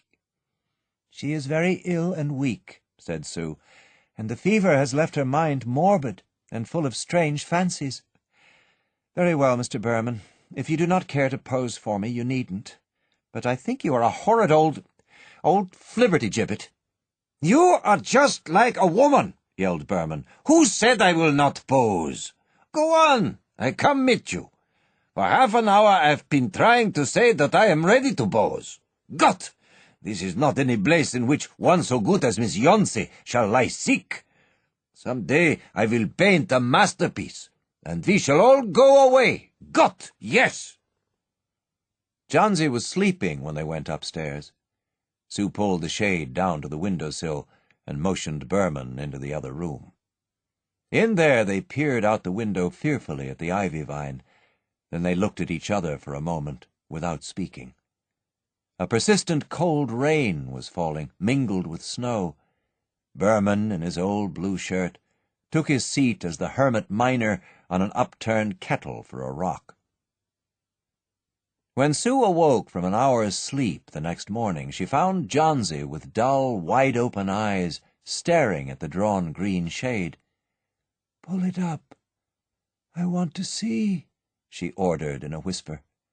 Wearily Sue obeyed. But lo, after the beating rain and fierce gusts of wind that had endured through the livelong night, there yet stood out against the brick wall one ivy leaf. It was the last on the vine, still dark green near its stem, but with its serrated edges tinted with the yellow of dissolution and decay. It hung bravely from a branch some 20 feet above the ground. "It is the last one," said Johnsy. "I thought it would surely fall during the night. I heard the wind. It will fall today, and I shall die at the same time." "Dear, dear," said Sue, leaning her worn face down to the pillow, "think of me if you won't think of yourself. What would I do?" But Johnsy did not answer. The lonesomest thing in all the world is a soul when it is making ready to go on its mysterious far journey. The fancy seemed to possess her more strongly, as one by one the ties that bound her to friendship and to earth were loosed. The day wore away, and even through the twilight they could see the lone ivy leaf clinging to its stem against the wall. And then, with the coming of the night, the north wind was again loosed, while the rain still beat against the windows and pattered down from the low Dutch eaves. When it was light enough, Johnsy the merciless commanded that the shade be raised. The ivy leaf was still there. Johnsy lay for a long time looking at it, and then she called to Sue, who was stirring her chicken broth over the gas stove. "I've been a bad girl, Sudie," said Johnsy. "Something has made that last leaf stay there to show me how wicked I was. It is a sin to want to die. You may bring me a little broth now, and some milk with a little port in it, and— No, bring me a hand mirror first, and then pack some pillows about me, and I will sit up and watch you cook." An hour later she said, "Sudie, some day I hope to paint the Bay of Naples." The doctor came in the afternoon, and Sue had an excuse to go into the hallway as he left. "Even chances," said the doctor, taking Sue's thin, shaking hand in his. "With good nursing, you'll win. And now I must see another case I have downstairs. Berman, his name is, some kind of an artist, I believe. Pneumonia, too. He is an old, weak man, and the attack is acute. There is no hope for him. But he goes to the hospital today to be made more comfortable." The next day the doctor said to Sue, "She's out of danger. You've won. Nutrition and care now. That's all." And that afternoon Sue came to the bed where Johnsy lay, contentedly knitting a very blue and very useless woolen shoulder-scarf, and put one arm around her, pillows and all. "I have something to tell you, White Mouse," she said. "Mr. Berman died of pneumonia today in the hospital. He was ill only 2 days. The janitor found him on the morning of the first day in his room downstairs, helpless with pain. His shoes and clothing were wet through and icy cold. They couldn't imagine where he had been on such a dreadful night. And then they found a lantern still lighted, and a ladder that had been dragged from its place, and some scattered brushes, and a palette with green and yellow colors mixed on it, and— Look out the window, dear, at the last ivy leaf on the wall. Didn't you wonder why it never fluttered or moved when the wind blew? Ah, darling, it's Berman's masterpiece. He painted it there the night that the last leaf fell."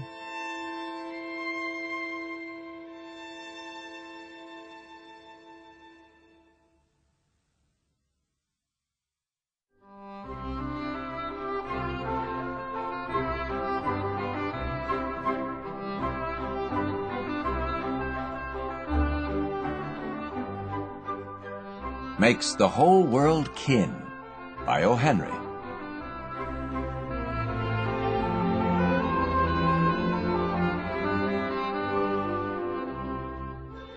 The burglar stepped inside the window quickly, and then he took his time. A burglar who respects his art always takes his time before taking anything else.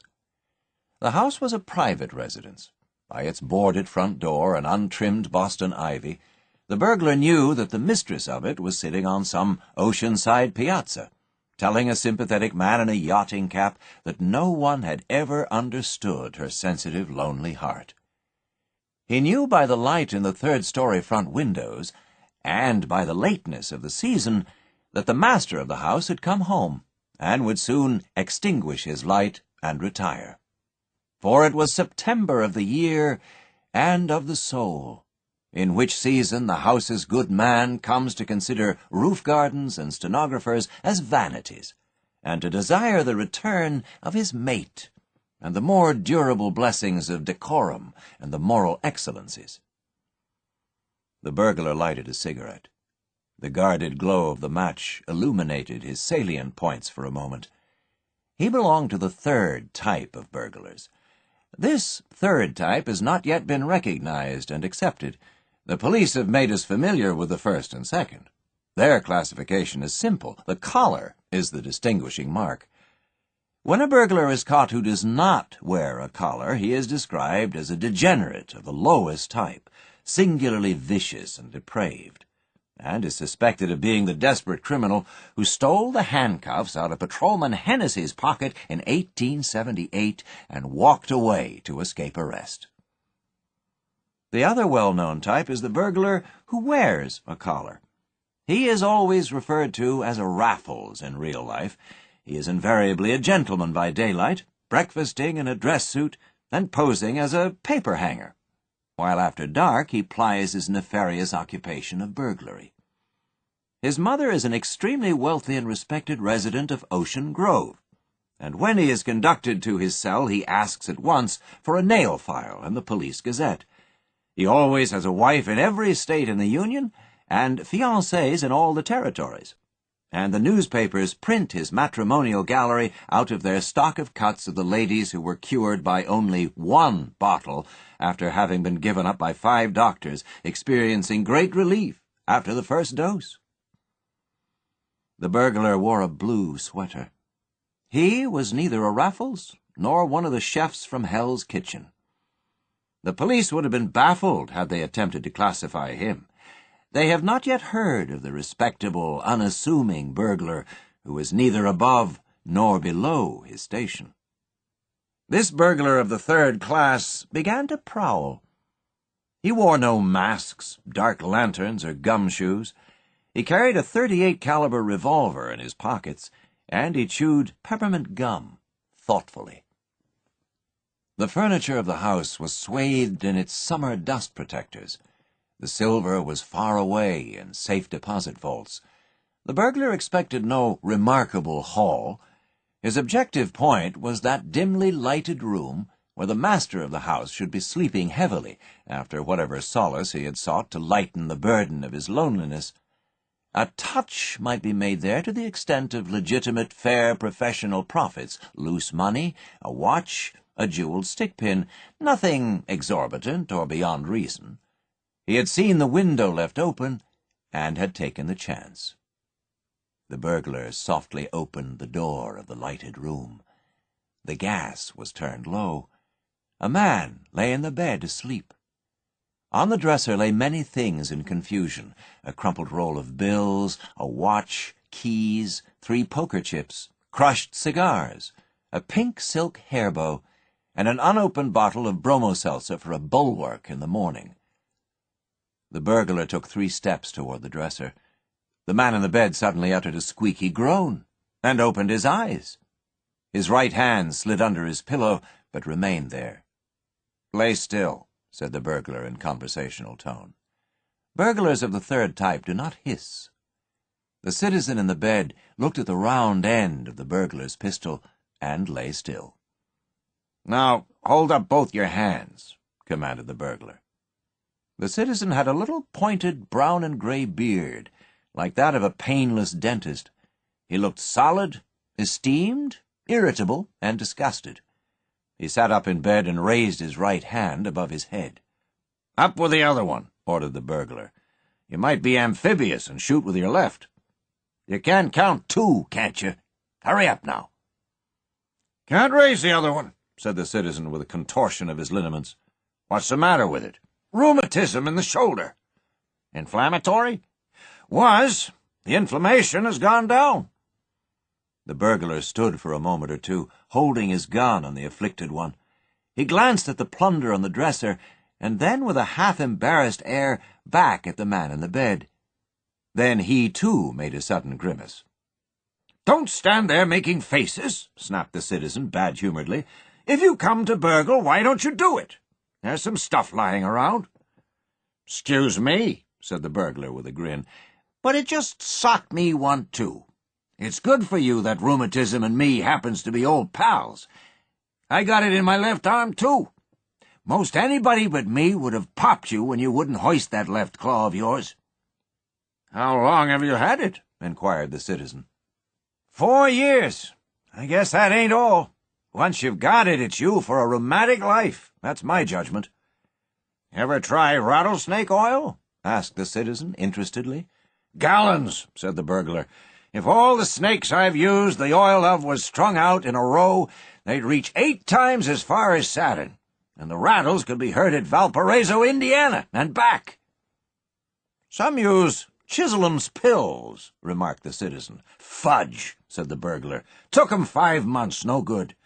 I had some relief the year I tried Finkelham's extract, balm of Gilead poultices, and Potts pain pulverizer, but I think it was the Buckeye I carried in my pocket that done the trick."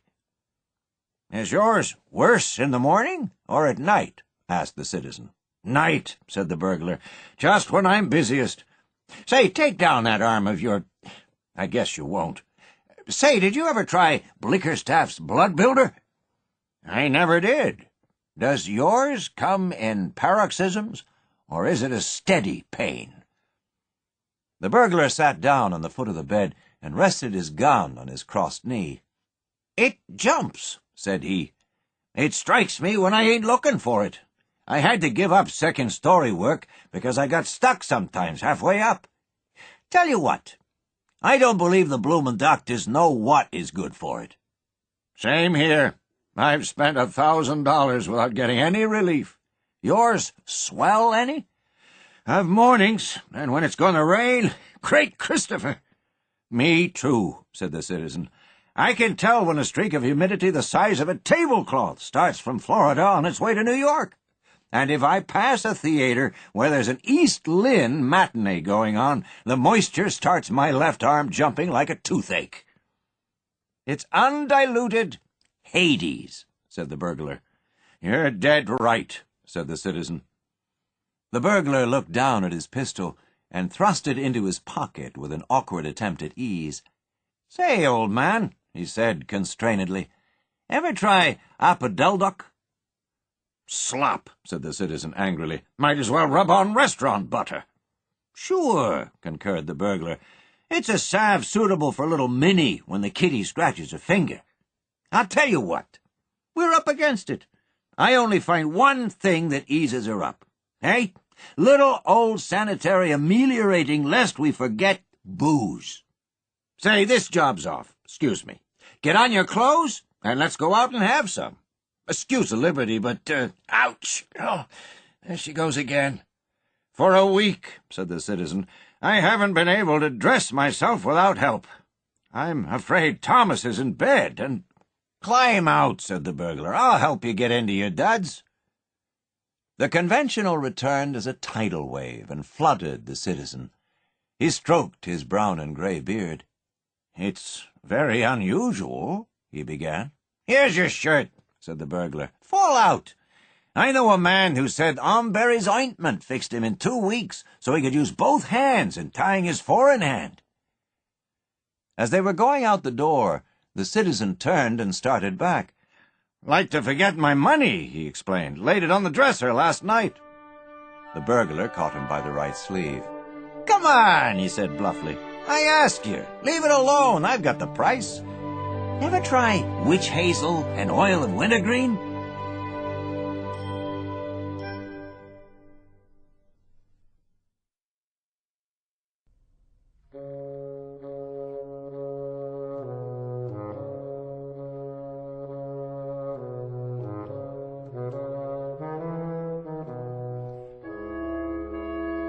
Brown Wolf by Jack London.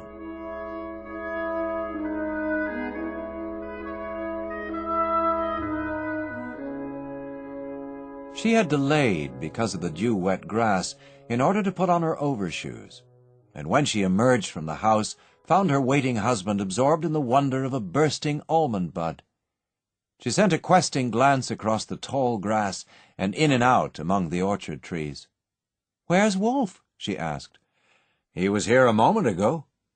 Walt Irvine drew himself away with a jerk from the metaphysics and poetry of the organic miracle of blossom, and surveyed the landscape. He was running a rabbit the last I saw of him. "Wolf! Wolf!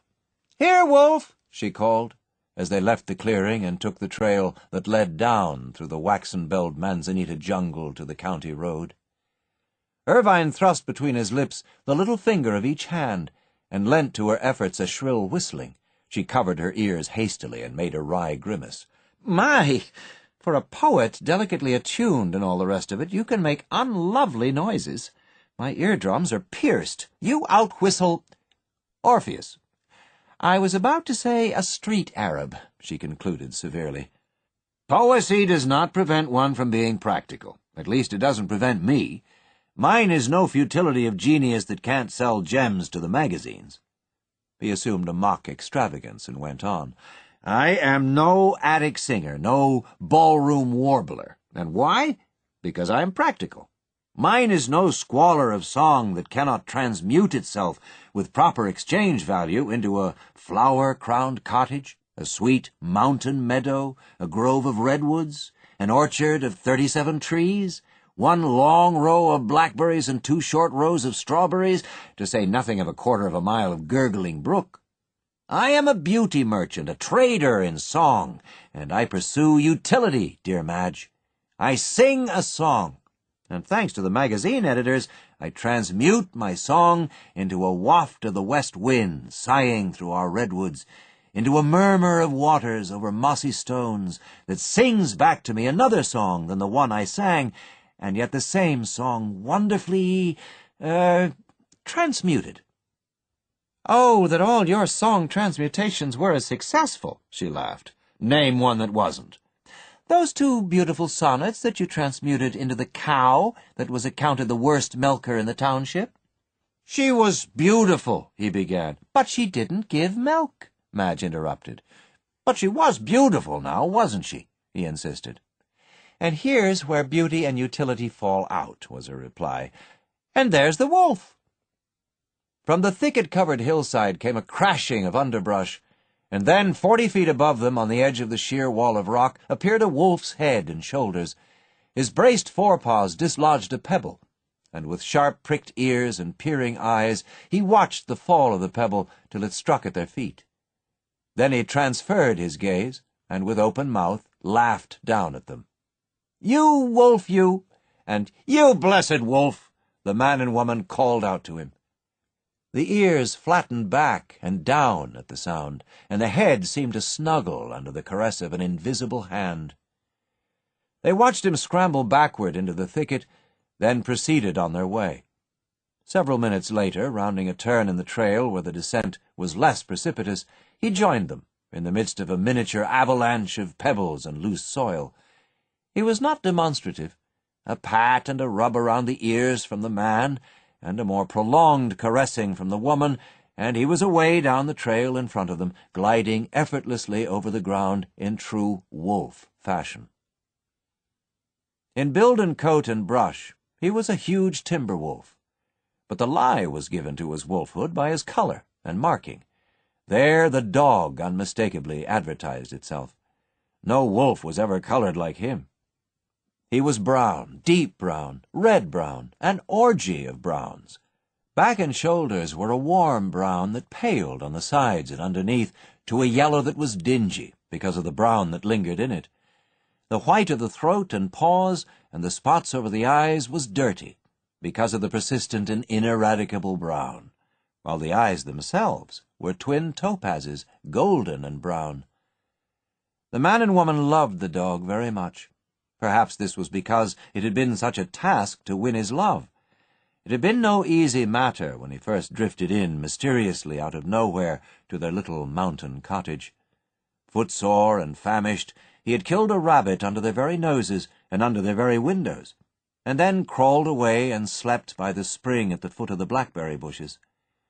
When Walt Irvine went down to inspect the intruder, he was snarled at for his pains. And Madge likewise was snarled at when she bent down to present, as a peace offering, a large pan of bread and milk. A most unsociable dog he proved to be, resenting all their advances, refusing to let them lay hands on him, menacing them with bared fangs and bristling hair. Nevertheless he remained, sleeping and resting by the spring, and eating the food they gave him after they had set it down at a safe distance and retreated. His wretched physical condition explained why he lingered, and when he had recuperated after several days' sojourn, he disappeared. And this would have been the end of him, so far as Irvine and his wife were concerned, had not Irvine at that particular time been called away into the northern part of the state. Riding along on the train near to the line between California and Oregon, he chanced to look out of the window and saw his unsociable guest sliding along the wagon road, brown and wolfish, tired yet tireless, dust-covered and soiled with 200 miles of travel. Now, Irvine was a man of impulse, a poet. He got off the train at the next station, bought a piece of meat at a butcher's shop, and captured the vagrant on the outskirts of the town. The return trip was made in the baggage car, and so Wolfe came a second time to the mountain cottage. Here he was tied up for a week, and made love to by the man and woman. But it was very circumspect love-making. Remote and alien as a traveler from another planet, he snarled down their soft-spoken love words. He never barked. In all the time they had him, he was never known to bark. To win him became a problem. Irvine liked problems. He had a metal plate made on which was stamped, "Return to Walt Irvine, Glen Ellen, Sonoma County, California." This was riveted to a collar and strapped about the dog's neck. Then he was turned loose and promptly he disappeared. A day later came a telegram from Mendocino County. In 20 hours he had made over 100 miles to the north and was still going when captured. He came back by Wells Fargo Express, was tied up 3 days, and was loosed on the 4th and lost. This time he gained southern Oregon before he was caught and returned. Always, as soon as he received his liberty, he fled away, and always he fled north. He was possessed of an obsession that drove him north. The homing instinct, Irvine called it, after he had expended the selling price of a sonnet in getting the animal back from northern Oregon. Another time the brown wanderer succeeded in traversing half the length of California, all of Oregon, and most of Washington before he was picked up and returned collect. A remarkable thing was the speed with which he traveled. Fed up and rested, as soon as he was loosed, he devoted all his energy to getting over the ground. On the first day's run, he was known to cover as high as 150 miles, and after that he would average 100 miles a day until caught. He always arrived back lean and hungry and savage, and always departed fresh and vigorous, cleaving his way northward in response to some prompting of his being that no one could understand. But at last, after a futile year of flight, he accepted the inevitable, and elected to remain at the cottage where first he had killed the rabbit and slept by the spring. Even after that, a long time elapsed before the man and woman succeeded in patting him. It was a great victory, for they alone were allowed to put hands on him. He was fastidiously exclusive, and no guest at the cottage ever succeeded in making up to him. A low growl greeted such approach. If anyone had the hardihood to come nearer, the lips lifted, the naked fangs appeared, and the growl became a snarl so terrible and malignant that it awed the stoutest of them, as it likewise awed the farmers' dogs that knew ordinary dog snarling but had never seen wolf snarling before. He was without antecedents. His history began with Walt and Madge. He had come up from the south, but never a clue did they get of the owner from whom he had evidently fled. Mrs. Johnson, their nearest neighbor and the one who supplied them with milk, proclaimed him a Klondike dog. Her brother was burrowing for frozen pay-streaks in that far country, and so she constituted herself an authority on the subject. But they did not dispute her. There were the tips of Wolfe's ears, obviously so severely frozen at some time that they would never quite heal again. Besides, he looked like the photographs of the Alaskan dogs they saw published in magazines and newspapers. They often speculated over his past, and tried to conjure up, from what they had read and heard, what his Northland life had been. That the Northland still drew him they knew, for at night they sometimes heard him crying softly. And when the north wind blew, and the bite of frost was in the air, A great restlessness would come upon him, and he would lift a mournful lament, which they knew to be the long wolf howl. Yet he never barked. No provocation was great enough to draw from him that canine cry. Long discussion they had, during the time of winning him, as to whose dog he was. Each claimed him, and each proclaimed loudly any expression of affection made by him, but the man had the better of it at first, chiefly because he was a man. It was patent that Wolfe had had no experience with women. He did not understand women. Madge's skirts were something he never quite accepted. The swish of them was enough to set him abristle with suspicion, and on a windy day she could not approach him at all. On the other hand, it was Madge who fed him. Also, it was she who ruled the kitchen, and it was by her favor and her favor alone that he was permitted to come within that sacred precinct. It was because of these things that she bade fair to overcome the handicap of her garments. Then it was that Walt put forth special effort, making it a practice to have Wolfe lie at his feet while he wrote, and, between petting and talking, losing much time from his work. Walt won in the end, and his victory was most probably due to the fact that he was a man, though Madge averred that they would have had another quarter of a mile of gurgling brook and at least 2 west winds sighing through their redwoods had Walt properly devoted his energies to song transmutation and left Wolfe alone to exercise a natural taste and an unbiased judgment. "It's about time I heard from those triolets," Walt said after a silence of 5 minutes, during which they had swung steadily down the trail. "There'll be a check at the post office, I know, and we'll transmute it into beautiful buckwheat flour, a gallon of maple syrup, and a new pair of overshoes for you." "And into beautiful milk from Mrs. Johnson's beautiful cow," Madge added. "Tomorrow's the 1st of the month, you know." Walt scowled unconsciously. Then his face brightened, and he clapped his hand to his breast pocket. "Never mind. I have here a nice, beautiful new cow, the best milker in California." "When did you write it?" she demanded eagerly. Then, reproachfully, "And you never showed it to me."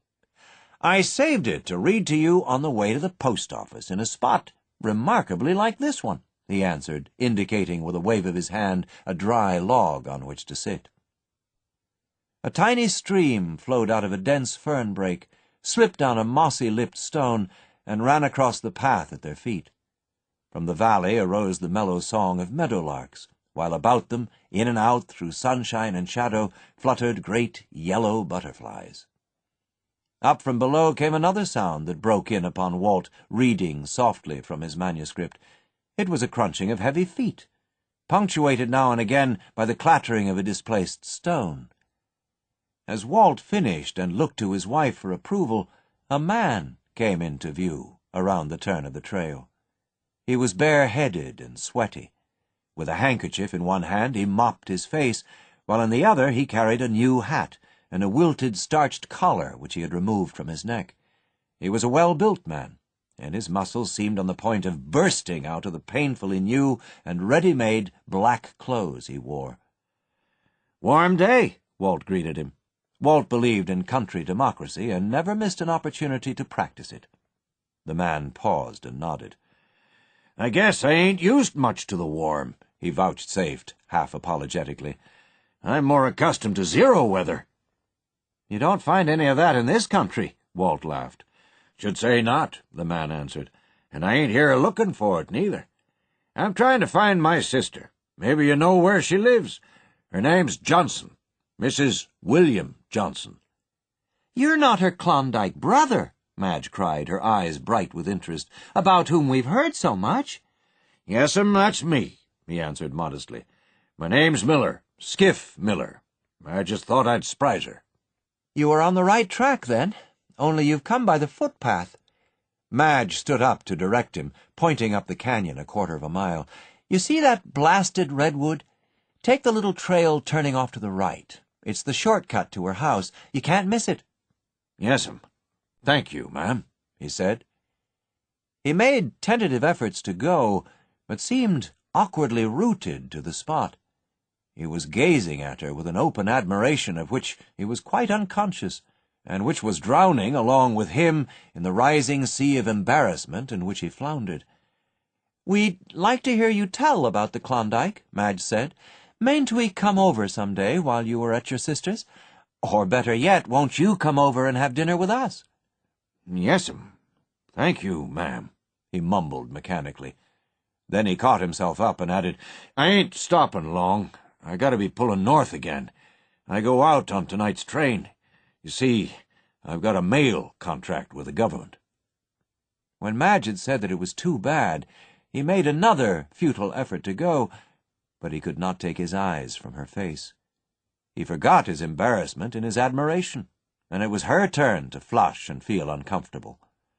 It was at this juncture, when Walt had just decided it was time for him to be saying something to relieve the strain, that Wolfe, who had been away nosing through the brush, trotted wolf-like into view. Skiff Miller's abstraction disappeared. The pretty woman before him passed out of his field of vision. He had eyes only for the dog, and a great wonder came into his face. "Well, I'll be damned," he enunciated slowly and solemnly. He sat down ponderingly on the log, leaving Madge standing. At the sound of his voice, Wolfe's ears had flattened down. Then his mouth had opened in a laugh. He trotted slowly up to the stranger, and first smelled his hands, then licked them with his tongue. Skiff Miller patted the dog's head, and slowly and solemnly repeated, "Well, I'll be damned." "Excuse me, ma'am," he said the next moment. "I was just surprised some, that was all." "We're surprised, too," she answered lightly. "We never saw Wolfe make up to a stranger before." "Is that what you call him? Wolfe?" the man asked. Madge nodded. "But I can't understand his friendliness toward you, unless it's because you're from the Klondike. He's a Klondike dog, you know." "Yes'm," Miller said absently. He lifted one of Wolfe's forelegs and examined the footpads, pressing them and denting them with his thumb. "Kind of soft," he remarked. "He ain't been on a trail for a long time." "I say," Walt broke in, "it is remarkable the way he lets you handle him." Skiff Miller arose, no longer awkward with admiration of Madge, and in a sharp, businesslike manner asked, "How long have you had him?" But just then the dog, squirming and rubbing against the newcomer's legs, opened his mouth and barked. It was an explosive bark, brief and joyous, but a bark. "That's a new one on me," Skiff Miller remarked. Walt and Madge stared at each other. The miracle had happened. Wolfe had barked. "It's the first time he ever barked," Madge said. "First time I ever heard him, too," Miller volunteered. Madge smiled at him. The man was evidently a humorist. "Of course," she said, "since you've only seen him for 5 minutes." Skiff Miller looked at her sharply, seeking in her face the guile her words had led him to suspect. "I thought you understood," he said slowly. "I thought you'd tumbled to it from his making up to me. He's my dog. His name ain't Wolfe. It's Brown." "Oh, Walt!" was Madge's instinctive cry to her husband. Walt was on the defensive at once. "How do you know he's your dog?" he demanded. "Because he is," was the reply. "Mere assertion," Walt said sharply. In his slow and pondering way, Skiff Miller looked at him, then asked with a nod of his head toward Madge, "How do you know she's your wife? You just say because she is, and I'll say it's mere assertion. The dog's mine. I bred him and raised him, and I guess I ought to know. Look here, I'll prove it to you." Skiff Miller turned to the dog. "Brown!" His voice rang out sharply, and at the sound the dog's ears flattened down as to a caress. "Gee!" The dog made a swinging turn to the right. "Now, mush on!" And the dog ceased his swing abruptly and started straight ahead, halting obediently at command. "I can do it with whistles," Skiff Miller said proudly. "He was my lead dog." "But you are not going to take him away with you?" Madge asked tremulously. The man nodded. "Back into that awful Klondike world of suffering?" He nodded and added, "Oh, it ain't so bad as all that. Look at me. Pretty healthy specimen, ain't I? But the dogs, the terrible hardship, the heartbreaking toil, the starvation, the frost. Oh, I've read about it, and I know. I nearly ate him once, over on Little Fish River, Miller volunteered grimly. If I hadn't got a moose that day, it was all that saved him. I'd have died first, Madge cried. Things is different down here, Miller explained. You don't have to eat dogs. You think different just about the time you're all in. You've never been all in, so you don't know anything about it. That's the very point, she argued warmly. Dogs are not eaten in California. Why not leave him here? He is happy. He'll never want for food, you know that. He'll never suffer from cold and hardship. Here all is softness and gentleness. Neither the human nor nature is savage. He will never know a whiplash again. And as for the weather, why, it never snows here.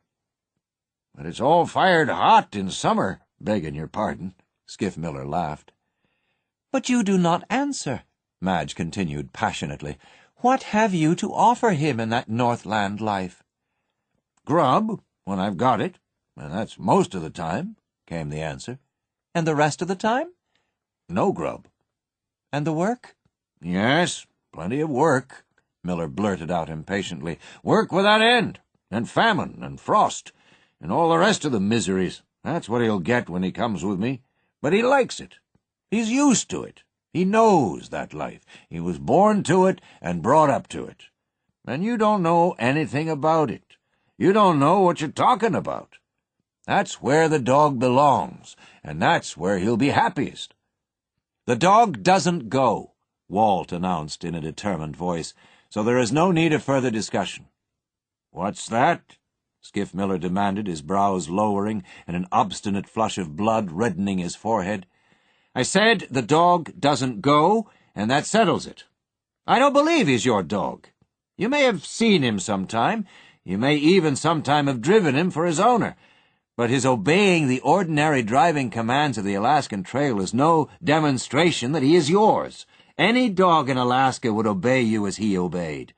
Besides, he is undoubtedly a valuable dog, as dogs go in Alaska, and that is sufficient explanation of your desire to get possession of him. Anyway, you've got to prove property. Skiff Miller, cool and collected, the obstinate flush a trifle deeper on his forehead, his huge muscles bulging under the black cloth of his coat, carefully looked the poet up and down, as though measuring the strength of his slenderness. The Klondiker's face took on a contemptuous expression as he said finally, I reckon there's nothing in sight to prevent me taking the dog right here and now. Walt's face reddened, and the striking muscles of his arms and shoulders seemed to stiffen and grow tense. His wife fluttered apprehensively into the breach. Maybe Mr. Miller is right, she said. I am afraid that he is. Wolfe does seem to know him, and certainly he answers to the name of Brown. He made friends with him instantly, and you know that's something he never did with anybody before. Besides, look at the way he barked. He was just bursting with joy. Joy over what? Without doubt at finding Mr. Miller. Walt's striking muscles relaxed, and his shoulders seemed to droop with hopelessness.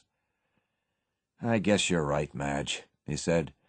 Wolfe isn't Wolfe, but Brown, and he must belong to Mr. Miller. Perhaps Mr. Miller will sell him, she suggested. We can buy him. Skiff Miller shook his head, no longer belligerent, but kindly, quick to be generous in response to generousness. I had 5 dogs, he said, casting about for the easiest way to temper his refusal. He was the leader. They was a crack team of Alaska. Nothing could touch 'em. In 1898, I refused $5,000 for the bunch. Dogs was high then, anyway, but that wasn't what made the fancy price. It was the team itself. Brown was the best in the team. That winter I refused $1,200 for 'em. I didn't sell 'em then, and I ain't a-sellin' 'em now. Besides, I think a mighty lot of that dog. I've been looking for him for 3 years. It fair made me sick when I found he'd been stole. Not the value of 'em, but well, I liked 'em like hell, that's all, begging your pardon. I couldn't believe my eyes when I seen him just now. I thought I was dreaming. It was too good to be true. Why, I was his wet nurse. I put him to bed snug every night. His mother died, and I brought him up on condensed milk at $2 a can, when I couldn't afford it in my own coffee. He never knew any mother but me. He used to suck my finger regular, the darn little cuss. That finger right there. And Skiff Miller, too overwrought for speech, held up a forefinger for them to see. That very finger, he managed to articulate, as though it somehow clinched the proof of ownership and the bond of affection. He was still gazing at his extended finger when Madge began to speak. "But the dog," she said. "You haven't considered the dog." Skiff Miller looked puzzled. "Have you thought about him?" she asked. "Don't know what you're driving at," was the response. "Maybe the dog has some choice in the matter," Madge went on. "Maybe he has his likes and desires. You have not considered him. You give him no choice. It has never entered your mind that possibly he might prefer California to Alaska. You consider only what you like. You do with him as you would with a sack of potatoes or a bale of hay." This was a new way of looking at it, and Miller was visibly impressed as he debated it in his mind. Madge took advantage of his indecision. "If you really love him, what would be happiness to him would be your happiness also," she urged. Skiff Miller continued to debate with himself, and Madge stole a glance of exultation to her husband, who looked back warm approval. "What do you think?" the Klondiker suddenly demanded. It was her turn to be puzzled. "What do you mean?" she asked. "Do you think he'd sooner stay in California?" She nodded her head with positiveness. "I am sure of it." Skiff Miller again debated with himself, though this time aloud, at the same time running his gaze in a judicial way over the mooted animal. "He was a good worker. He's done a heap of work for me. He never loafed on me, and he was a Joe dandy at hammering a raw team into shape. He's got a head on him. He can do everything but talk. He knows what you say to him. Look at him now. He knows we're talking about him." The dog was lying at Skiff Miller's feet, head close down on paws, ears erect and listening, and eyes that were quick and eager to follow the sound of speech as it fell from the lips of first one and then the other. "And there's a lot of work in him yet. He's good for years to come. And I do like him. I like him like hell." Once or twice after that, Skiff Miller opened his mouth and closed it again without speaking. Finally he said, "I'll tell you what I'll do. Your remarks, ma'am, has some weight in them. The dog's worked hard, and maybe he's earned a soft berth and has got a right to choose. Anyway, we'll leave it up to him. Whatever he says goes. You people stay right here settin' down. I'll say goodbye and walk off, casual-like. If he wants to stay, he can stay. If he wants to come with me, let him come. I won't call him to come, and don't you call him to come back." He looked with sudden suspicion at Madge and added, "Only you must play fair. No persuadin' after my back is turned." "We'll play fair," Madge began, but Skiff Miller broke in on her assurances. "I know the ways of women," he announced. "Their hearts is soft. When their hearts is touched, they're likely to stack the cards, look at the bottom of the deck, and lie like the devil. Begging your pardon, ma'am. I'm only discoursing about women in general." "I don't know how to thank you," Madge quavered. "I don't see as you've got any call to thank me," he replied. "Brown ain't decided yet. Now you won't mind if I go away slow. It's no more'n fair, seeing I'll be out of sight inside 100 yards. Madge agreed and added, "And I promise you faithfully that we won't do anything to influence him."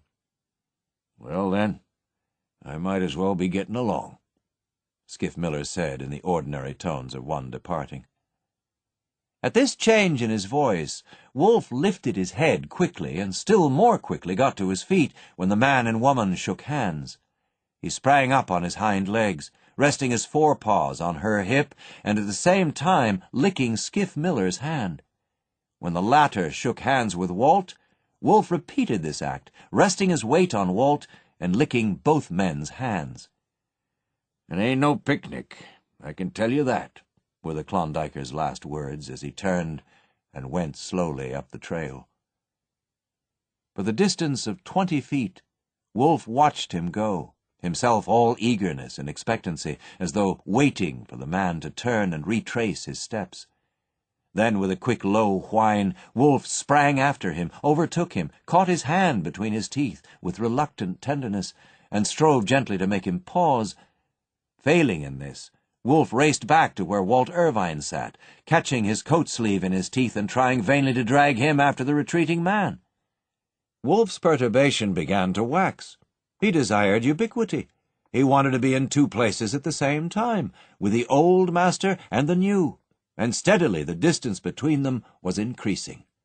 He sprang about excitedly, making short, nervous leaps and twists, now toward one, now toward the other, in painful indecision, not knowing his own mind, desiring both and unable to choose, uttering quick, sharp whines and beginning to pant. He sat down abruptly on his haunches, thrusting his nose upward, the mouth opening and closing with jerking movements, each time opening wider. These jerking movements were in unison with the recurrent spasms that attacked the throat, each spasm severer and more intense than the preceding one. And in accord with jerks and spasms, the larynx began to vibrate, at first silently, accompanied by the rush of air expelled from the lungs, then sounding a low, deep note, the lowest in the register of the human ear. All this was the nervous and muscular preliminary to howling. But just as the howl was on the verge of bursting from the full throat, the wide-opened mouth was closed. The paroxysm ceased, and he looked long and steadily at the retreating man. Suddenly Wolf turned his head, and over his shoulder just as steadily regarded Walt. The appeal was unanswered. Not a word nor a sign did the dog receive, no suggestion and no clue as to what his conduct should be. A glance ahead to where the old master was nearing the curve of the trail excited him again. He sprang to his feet with a whine, and then, struck by a new idea, turned his attention to Madge. Hitherto he had ignored her, but now, both masters failing him, she alone was left.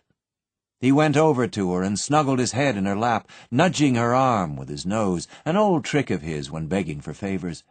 He backed away from her and began writhing and twisting playfully, curvetting and prancing, half-rearing and striking his forepaws to the earth, struggling with all his body, from the wheedling eyes and flattening ears to the wagging tail, to express the thought that was in him and that was denied him utterance.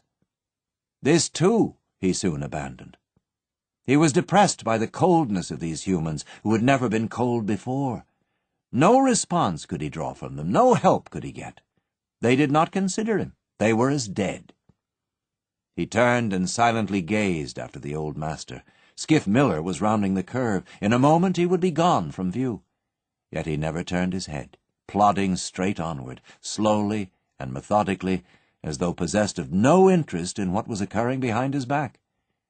And in this fashion he went out of view. Wolf waited for him to reappear. He waited a long minute, silently, quietly, without movement, as though turned to stone, withal stone quick with eagerness and desire. He barked once and waited. Then he turned and trotted back to Walt Irvine. He sniffed his hand and dropped down heavily at his feet, watching the trail where it curved emptily from view.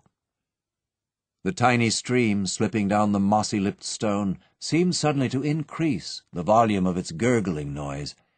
Save for the meadowlarks, there was no other sound. The great yellow butterflies drifted silently through the sunshine and lost themselves in the drowsy shadows. Madge gazed triumphantly at her husband. A few minutes later, Wolf got upon his feet. Decision and deliberation marked his movements. He did not glance at the man and woman. His eyes were fixed up the trail. He had made up his mind. They knew it. And they knew, so far as they were concerned, that the ordeal had just begun.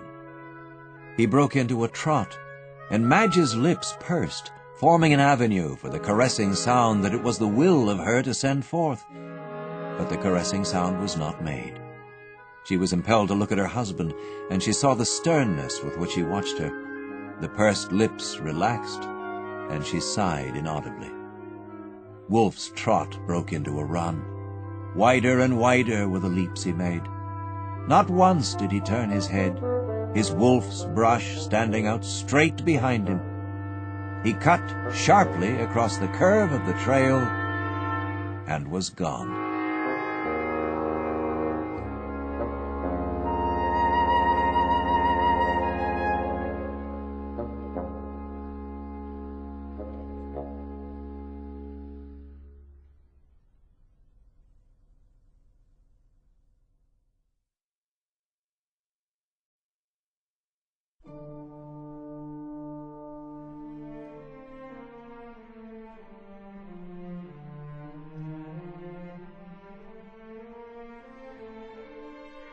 More classic American short stories.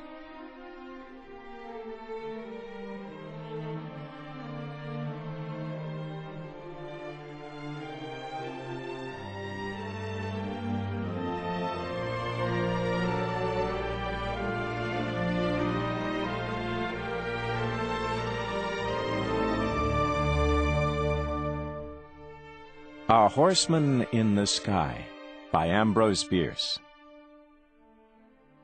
One sunny afternoon, in the autumn of the year 1861, a soldier lay in a clump of laurel by the side of a road in western Virginia. He lay at full length upon his stomach, his feet resting upon the toes, his head upon the left forearm. His extended right hand loosely grasped his rifle. But for the somewhat methodical disposition of his limbs and a slight rhythmic movement of the cartridge box at the back of his belt, he might have been thought to be dead. He was asleep at his post of duty. But if detected, he would be dead shortly afterward, that being the just and legal penalty of his crime. The clump of laurel in which the criminal lay was in the angle of a road which, after ascending southward a steep acclivity to that point, turned sharply to the west, running along the summit for perhaps 100 yards. There it turned southward again, and went zigzagging downward through the forest. At the salient of that second angle was a large flat rock, jutting out from the ridge to the northward, overlooking the deep valley from which the road ascended. The rock capped a high cliff. A stone dropped from its outer edge would have fallen sheer downward 1,000 feet to the tops of the pines. The angle where the soldier lay was on another spur of the same cliff. Had he been awake, he would have commanded a view not only of the short arm of the road and the jutting rock, but of the entire profile of the cliff below it. It might well have made him giddy to look. The country was wooded everywhere, except at the bottom of the valley to the northward, where there was a small natural meadow, through which flowed a stream scarcely visible from the valley's rim. This open ground looked hardly larger than an ordinary dooryard, but was really several acres in extent. Its green was more vivid than that of the enclosing forest.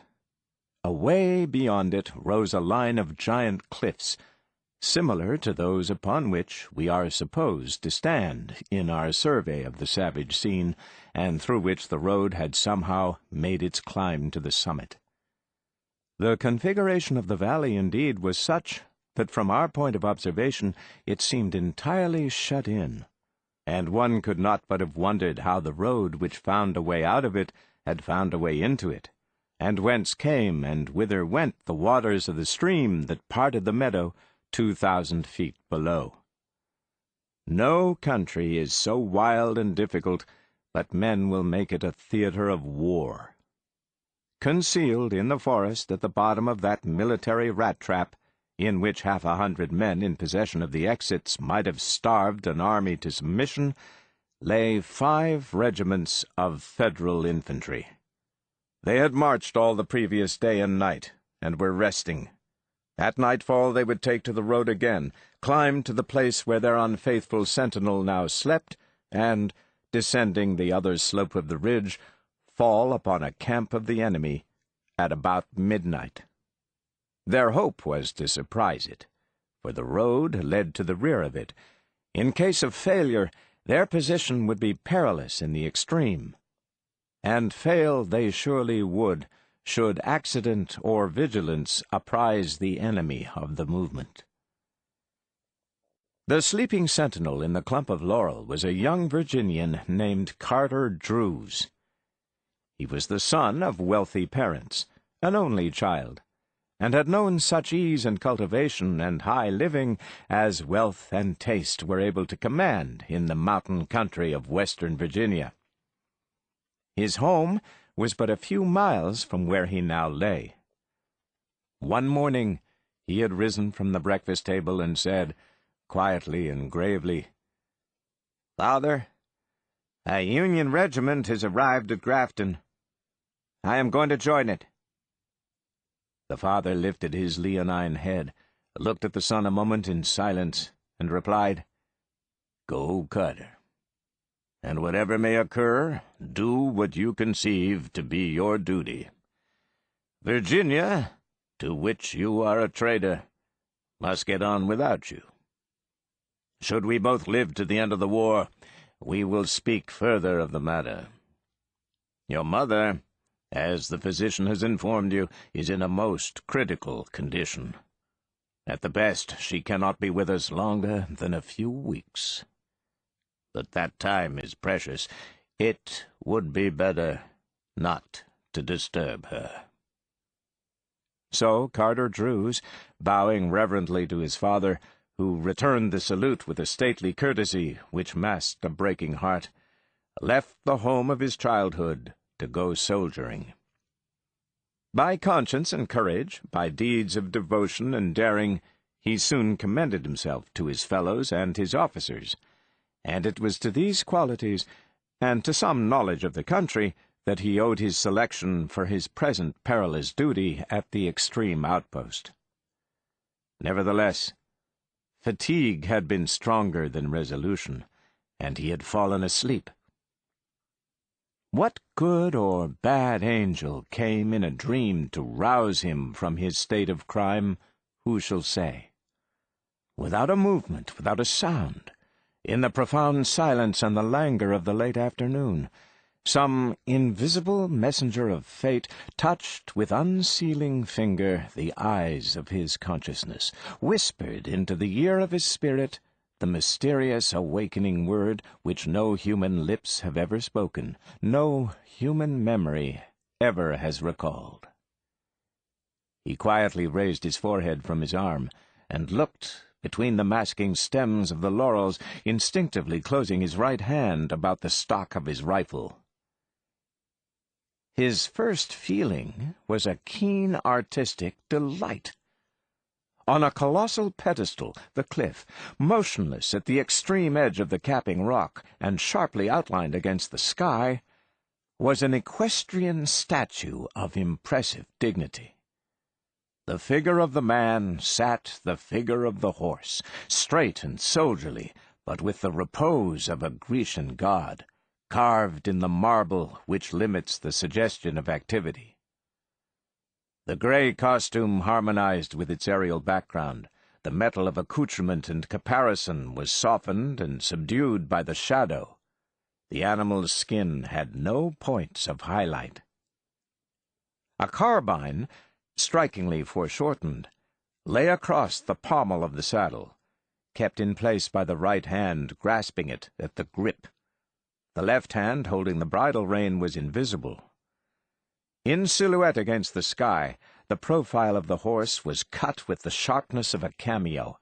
It looked across the heights of air to the confronting cliffs beyond. The face of the rider, turned slightly to the left, showed only an outline of temple and beard. He was looking downward to the bottom of the valley.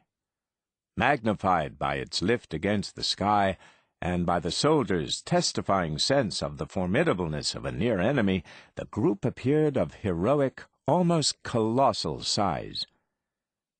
For an instant, Drews had a strange, half-defined feeling that he had slept to the end of the war and was looking upon a noble work of art, reared upon that commanding eminence to commemorate the deeds of an heroic past of which he had been an inglorious part. The feeling was dispelled by a slight movement of the group. The horse, without moving its feet, had drawn its body slightly backward from the verge. The man remained immobile as before. Broad awake and keenly alive to the significance of the situation, Drews now brought the butt of his rifle against his cheek by cautiously pushing the barrel forward through the bushes, cocked the piece, and, glancing through the sights, covered a vital spot of the horseman's breast. A touch upon the trigger, and all would have been well with Carter Drews. At that instant, the horseman turned his head and looked in the direction of his concealed foeman, seemed to look into his very face, into his eyes, into his brave, compassionate heart. Is it then so terrible to kill an enemy in war? An enemy who has surprised a secret vital to the safety of oneself and comrades, an enemy more formidable for his knowledge than all his army for its numbers? Carter Drews grew deathly pale. He shook in every limb, turned faint, and saw the statuesque group before him as black figures, rising, falling, moving unsteadily in arcs of circles in a fiery sky. His hand fell away from his weapon. His head slowly dropped until his face rested on the leaves in which he lay. This courageous gentleman and hardy soldier was near swooning from intensity of emotion. It was not for long. In another moment his face was raised from earth. His hands resumed their places on the rifle. His forefinger sought the trigger. Mind, heart, and eyes were clear. Conscience and reason sound. He could not hope to capture that enemy. To alarm him would but send him dashing to his camp with his fatal news. The duty of the soldier was plain. The man must be shot dead from ambush, without warning, without a moment's spiritual preparation, with never so much as an unspoken prayer. He must be sent to his account. But no, there is a hope. He may have discovered nothing.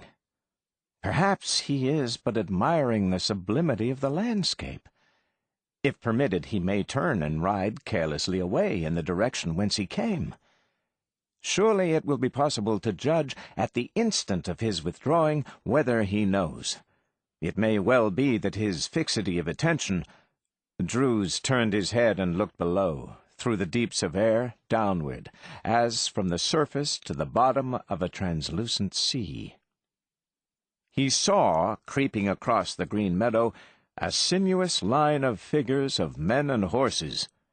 Some foolish commander was permitting the soldiers of his escort to water their beasts in the open, in plain view from 100 summits. Drews withdrew his eyes from the valley, and fixed them again upon the group of man and horse in the sky, and again it was through the sights of his rifle. But this time his aim was at the horse. In his memory, as if they were a divine mandate, rang the words of his father at their parting. "Whatever may occur, do what you conceive to be your duty." He was calm now. His teeth were firmly but not rigidly closed. His nerves were as tranquil as a sleeping babe's. Not a tremor affected any muscle of his body. His breathing, until suspended in the act of taking aim, was regular and slow. Duty had conquered. The spirit had said to the body, "Peace, be still." He fired. At that moment, an officer of the Federal force, who, in a spirit of adventure or in quest of knowledge, had left the hidden bivouac in the valley and, with aimless feet, had made his way to the lower edge of a small open space near the foot of the cliff, was considering what he had to gain by pushing his exploration farther. At a distance of a quarter-mile before him, but apparently at a stone's throw, rose from its fringe of pines the gigantic face of rock, towering to so great a height above him that it made him giddy to look up to where its edge cut a sharp, rugged line against the sky. At some distance away to his right, it presented a clean vertical profile against a background of blue sky to a point half of the way down, and of distant hills hardly less blue, thence to the tops of the trees at its base. Lifting his eyes to the dizzy altitude of its summit, the officer saw an astonishing sight. A man on horseback riding down into the valley through the air. Straight upright sat the rider, in military fashion, with a firm seat in the saddle, a strong clutch upon the rein to hold his charger from too impetuous a plunge. From his bare head his long hair streamed upward, waving like a plume. His right hand was concealed in the cloud of the horse's lifted mane. The animal's body was as level as if every hoof-stroke encountered the resistant earth. Its motions were those of a wild gallop, but even as the officer looked, they ceased, with all the legs thrown sharply forward, as in the act of alighting from a leap. But this was a flight. Filled with amazement and terror by this apparition of a horseman in the sky, half believing himself the chosen scribe of some new apocalypse, the officer was overcome by the intensity of his emotions. His legs failed him, and he fell. Almost at the same instant he heard a crashing sound in the trees, a sound that died without an echo, and all was still. The officer rose to his feet, trembling. The familiar sensation of an abraded shin recalled his dazed faculties. Pulling himself together, he ran rapidly, obliquely away from the cliff to a point a half-mile from its foot. Thereabout he expected to find his man, and thereabout he naturally failed. In the fleeting instant of his vision, his imagination had been so wrought upon by the apparent grace and ease and intention of the marvelous performance that it did not occur to him that the line of march of aerial cavalry is directed downward, and that he could find the objects of his search at the very foot of the cliff. A half-hour later, he returned to camp. The officer was a wise man. He knew better than to tell an incredible truth. He said nothing of what he had seen. But when the commander asked him if in his scout he had learned anything of advantage to the expedition, he answered, "Yes, sir. There is no road leading down into this valley from the southward." The commander, knowing better, smiled. After firing his shot, Private Carter Drews reloaded his rifle and resumed his watch. 10 minutes had hardly passed when a federal sergeant crept cautiously to him on hands and knees.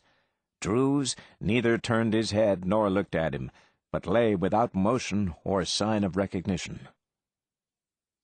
"Did you fire?" the sergeant whispered. "Yes." "At what?"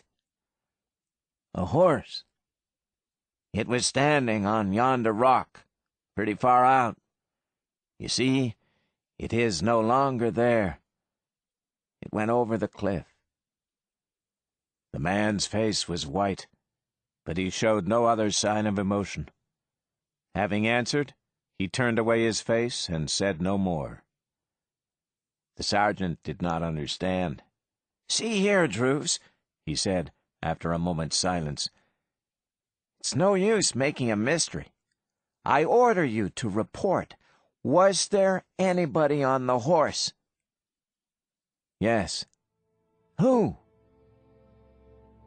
"My father." The sergeant rose to his feet and walked away. "Good God," he said.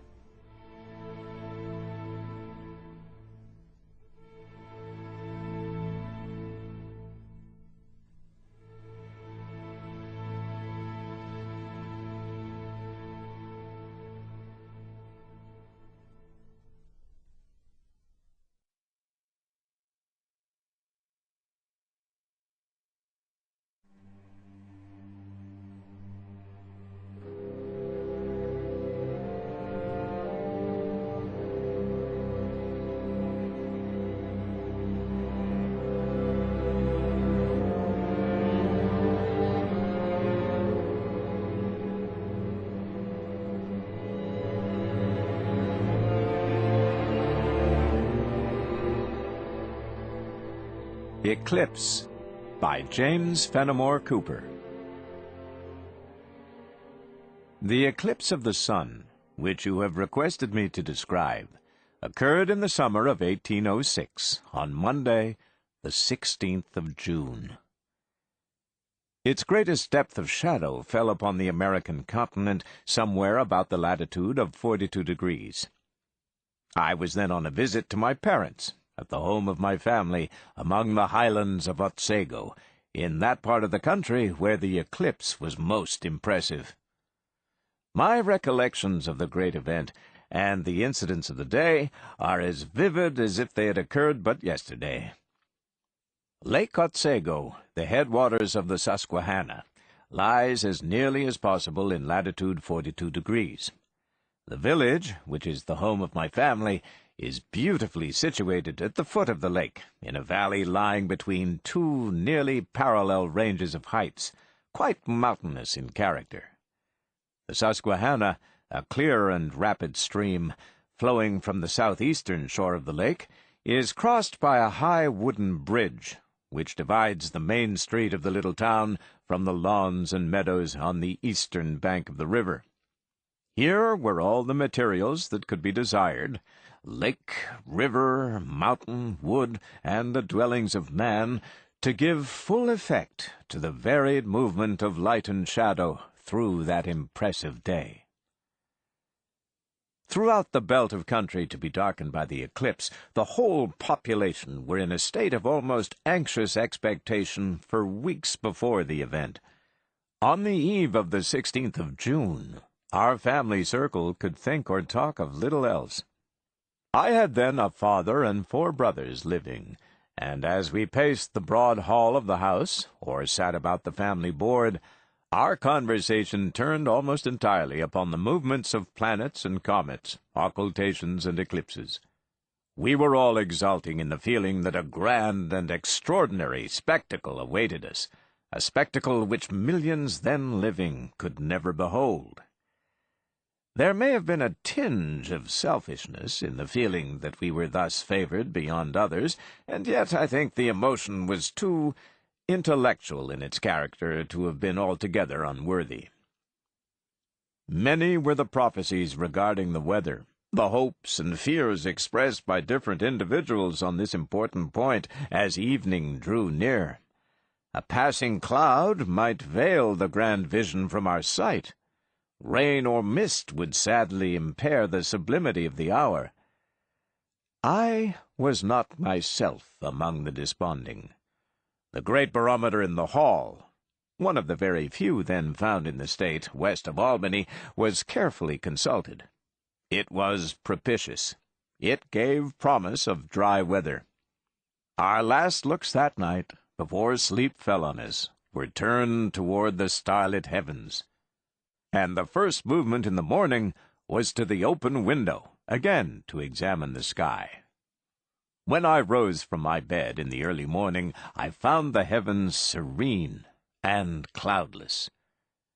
Day had dawned, but the shadows of night were still lingering over the valley. For a moment my eye rested on the familiar view, the limpid lake with its setting of luxuriant woods and farms, its graceful bay and varied points, the hills where every cliff and cave and glen had been trodden 1,000 times by my boyish feet. All this was dear to me as the face of a friend, and it appeared as if the landscape, then lovely in summer beauty, were about to assume something of dignity hitherto unknown. Were not the shadows of a grand eclipse to fall upon every wave and branch within a few hours? There was one object in the landscape which a stranger would probably have overlooked, or might perhaps have called unsightly, but it was familiar to every eye in the village, and endowed by our people with the honors of an ancient landmark. The tall, gray trunk of a dead and branchless pine, which had been standing on the crest of the eastern hill at the time of the foundation of the village, and which was still erect, though rocked since then by 1,000 storms. To my childish fancy, it had seemed an imaginary flagstaff, or, in rustic parlance, the liberty pole of some former generation. But now, as I traced the familiar line of the tall trunk in its peculiar shade of silvery gray, it became, to the eye of the young sailor, the mast of some phantom ship. I remember greeting it with a smile, as this was the first glance of recognition given to the old ruin of the forest since my return. But an object of far higher interest suddenly attracted my eye. I discovered a star, a solitary star, twinkling dimly in a sky which had now changed its hue to a pale, grayish twilight, while vivid touches of coloring were beginning to flush the eastern sky. There was absolutely no other object visible in the heavens. Cloud there was none, not even the lightest vapor. That lonely star excited a vivid interest in my mind. I continued at the window, gazing and losing myself in a sort of daydream. That star was a heavenly body. It was known to be a planet, and my mind was filling itself with images of planets and suns. My brain was confusing itself with vague ideas of magnitude and distance, and of the time required by light to pierce the apparently illimitable void that lay between us, of the beings who might inhabit an orb like that, with life, feeling, spirit, and aspirations like my own. Soon the sun himself rose into view. I caught a glimpse of fiery light glowing among the branches of the forest, on the eastern mountain. I watched, as I had done 100 times before, the flushing of the skies, the gradual illuminations of the different hills, crowned with an undulating and ragged outline of pines nearly 200 feet in height, the golden light gliding silently down the breast of the western mountains, and opening clearer views of grove and field, until lake, valley, and village lay smiling in one cheerful glow of warm sunshine. Our family party assembled early. We were soon joined by friends and connections, all eager and excited, and each provided with a colored glass for the occasion. By 9 o'clock, the cool air, which is peculiar to the summer nights in the Highlands, had left us, and the heat of midsummer filled the valley. The heavens were still absolutely cloudless, and a more brilliant day never shone in our own bright climate. There was not a breath of air, and we could see the rays of heat quivering here and there on the smooth surface of the lake. There was every appearance of a hot and sultry noontide. We left the house and passed beyond the grounds into the broad and grassy street, which lay between the gates and the lake. Here there were no overhanging branches to obstruct the view. The heavens, the wooded mountains, and the limpid sheet of water before us were all distinctly seen. As the hour for the eclipse drew near, our eagerness and excitement increased to an almost boyish impatience. The elders of the party were discussing the details of some previous eclipse. Leaving them to revive their recollections, I strolled away, glass in hand, through the principal streets of the village. Scarce a dwelling or a face in the little town that was not familiar to me, and it gave additional zest to the pleasure of a holiday at home to meet one's townsfolk under the excitement of an approaching eclipse. As yet there was no great agitation, although things wore a rather unusual aspect for the busy hours of a summer's day. Many were busy with their usual tasks. Women and children were coming and going with pails of water. The broom and the needle were not yet laid aside. The blacksmith's hammer and the carpenter's plane were heard in passing their shops. Loaded teams and travelers in wagons were moving through the streets. The usual quiet traffic at the village counters had not yet ceased. A farm wagon, heavily laden with hay, was just crossing the bridge, coming in from the fields, the driver looking drowsy with sleep, wholly unconscious of the movement in the heavens. The good people in general, however, were on the alert. At every house someone seemed to be watching, and many groups were passed, whose eager, upturned faces and excited conversation spoke the liveliest interest. It was said that there were not wanting one or two philosophers of the skeptical school among our people, who did not choose to commit themselves to the belief in a total eclipse of the sun, simply because they had never seen one. Seeing is believing, we are told, though the axiom admits of dispute. But what these worthy neighbors of ours had not seen, no powers of reasoning or fullness of evidence could induce them to credit. Here was the dignity of human reason. Here was private judgment taking a high stand. Anxious to witness the conversion of one of these worthies, with boyish love of fun, I went in quest of him. He had left the village, however, on business, but, true to his principles, before mounting his horse that morning, he had declared to his wife that he was not running away from that eclipse. Nay, more, with noble candor, he averred that if the eclipse did overtake him in the course of his day's journey, he would not be above acknowledging it. This was highly encouraging. I had scarcely returned to the family party, left on the watch, when one of my brothers, more vigilant, or with clearer sight than his companions, exclaimed that he clearly saw a dark line drawn on the western margin of the sun's disk.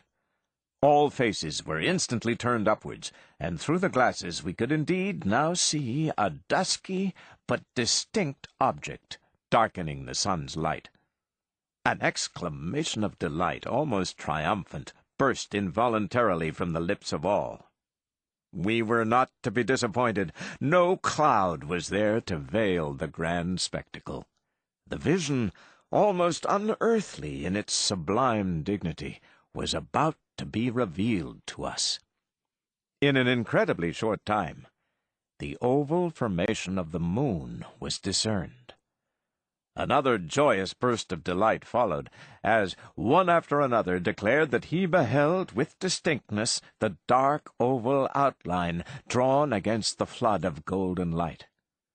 Gradually, and at first quite imperceptibly to our sight, that dark and mysterious sphere gained upon the light, while a feeling of watchful stillness, verging upon reverence, fell upon our excited spirits. As yet there was no change perceptible in the sunlight falling upon lake and mountain. The familiar scene wore its usual smiling aspect, bright and glowing, as on other days of June. The people, however, were now crowding into the streets. Their usual labors were abandoned, forgotten for the moment, and all faces were turned upward. So little, however, was the change in the power of the light, that to a careless observer it seemed more the gaze of faith than positive perception which turned the faces of all upward. Gradually a fifth, and even a fourth, of the sun's disk became obscured, and still the unguarded eye could not endure the flood of light. It was only with the colored glass that we could note the progress of the phenomenon. The noonday heat, however, began to lessen, and something of the coolness of early morning returned to the valley. I was looking upward, intently watching for the first moment when the dark outline of the moon should be visible to the naked eye, when an acquaintance passed.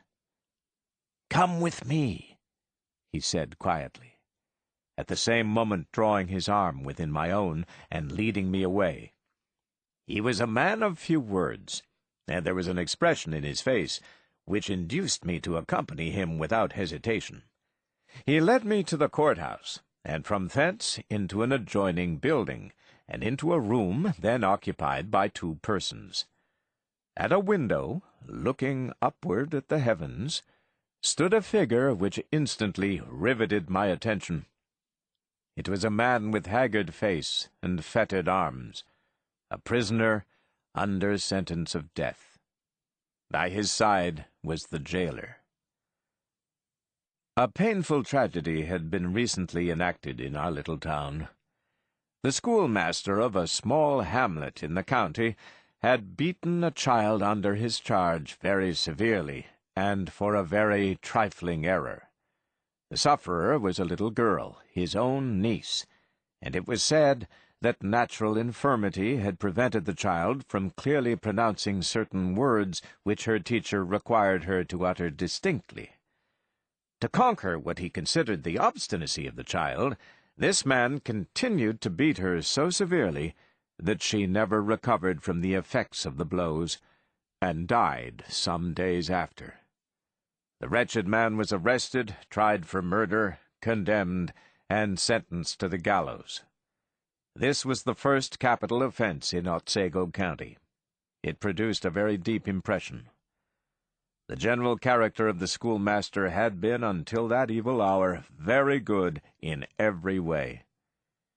He was deeply and beyond all doubt unfeignedly penitent for the crime into which he had been led, more apparently from false ideas of duty than from natural severity of temper. He had been entirely unaware of the great physical injury he was doing the child. So great was his contrition that public sympathy had been awakened in his behalf, and powerful petitions had been sent to the governor of the state in order to obtain a respite, if not a pardon. But the day named by the judge arrived without a return of the courier. The governor was at his country house, at least 80 miles beyond Albany. The petition had been kept to the last moment for additional signatures, and the 80 miles to be traveled by the courier after reaching Albany had not been included in the calculation. No dispatch was received, and there was every appearance that there would be no reprieve. The day arrived. Throngs of people from Shenango and Unadilla, and from the valley of the Mohawk, poured into the village, to witness the painful and as yet unknown spectacle of a public execution. In looking down from an elevated position upon the principal street of the village that day, it had seemed to me paved with human faces. The hours struck. The prisoner was taken from the jail, and, seated, as is usual, on his coffin, was carried to the place of execution, placed between 2 ministers of the gospel. His look of utter misery was beyond description. I have seen other offenders expiate for their crimes with life, but never have I beheld such agony, such a clinging to life, such mental horror at the nearness of death as was betrayed by this miserable man. When he approached the gallows, he rose from his seat, and, wringing his fettered hands, turned his back upon the fearful object, as if the view were too frightful for endurance. The ministers of the gospel succeeded at length in restoring him to a decent degree of composure. The last prayer was offered, and his own fervent "Amen" was still sounding, hoarse, beseeching, and almost despairing in the eyes of the crowd, when the respite made its tardy appearance. A short reprieve was granted, and the prisoner was carried back to the miserable cell from which he had been drawn in the morning. Such was the wretched man who had been brought from his dungeon that morning to behold the grand phenomenon of the eclipse. During the 12-month previous, he had seen the sun but once. The prisons of those days were literally dungeons, cut off from the light of day. That striking figure, the very picture of utter misery, his emotion, his wretchedness, I can never forget. I can see him now, standing at the window, pallid and emaciated by a year's confinement, stricken with grief, his cheeks furrowed with constant weeping, his whole frame attesting the deep and ravaging influences of conscious guilt and remorse. Here was a man drawn from the depths of human misery to be immediately confronted with the grandest natural exhibition in which the Creator deigns to reveal his omnipotence to our race. The wretched criminal, a murderer in fact, though not in intention, seemed to gaze upward at the awful spectacle with an intentness and a distinctness of mental vision far beyond our own, and purchased by an agony scarcely less bitter than death.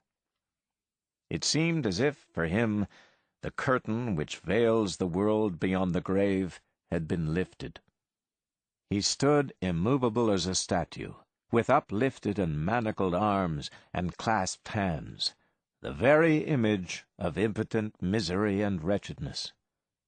Perhaps human invention could not have conceived of a more powerful moral accessory to heighten the effect of the sublime movement of the heavenly bodies than this spectacle of penitent human guilt afforded.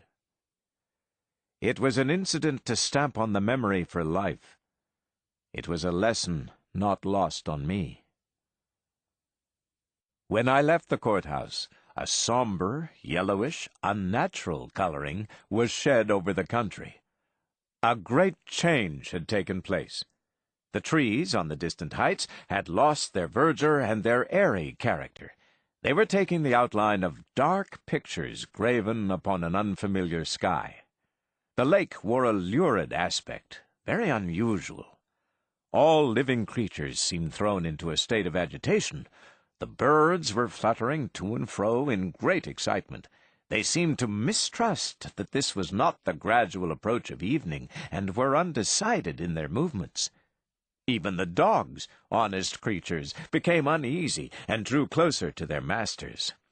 The eager, joyous look of interest and curiosity, which earlier in the morning had appeared in almost every countenance, was now changed to an expression of wonder, or anxiety, or thoughtfulness, according to the individual character. Every house now gave up its tenants. As the light failed more and more with every passing second, the children came flocking about their mothers in terror. The women themselves were looking about uneasily for their husbands. The American wife is more apt than any other to turn with affectionate confidence to the stronger arm for support. The men were very generally silent and grave. Many a laborer left his employment to be near his wife and children as the dimness and darkness increased. I once more took my position beside my father and my brothers, before the gates of our own grounds. The sun lay a little obliquely to the south and east, in the most favorable position possible for observation. I remember to have examined, in vain, the whole dusky canopy in search of a single cloud. It was one of those entirely unclouded days, less rare in America than in Europe. The steadily waning light, the gradual approach of darkness, became the more impressive as we observed this absolutely transparent state of the heavens.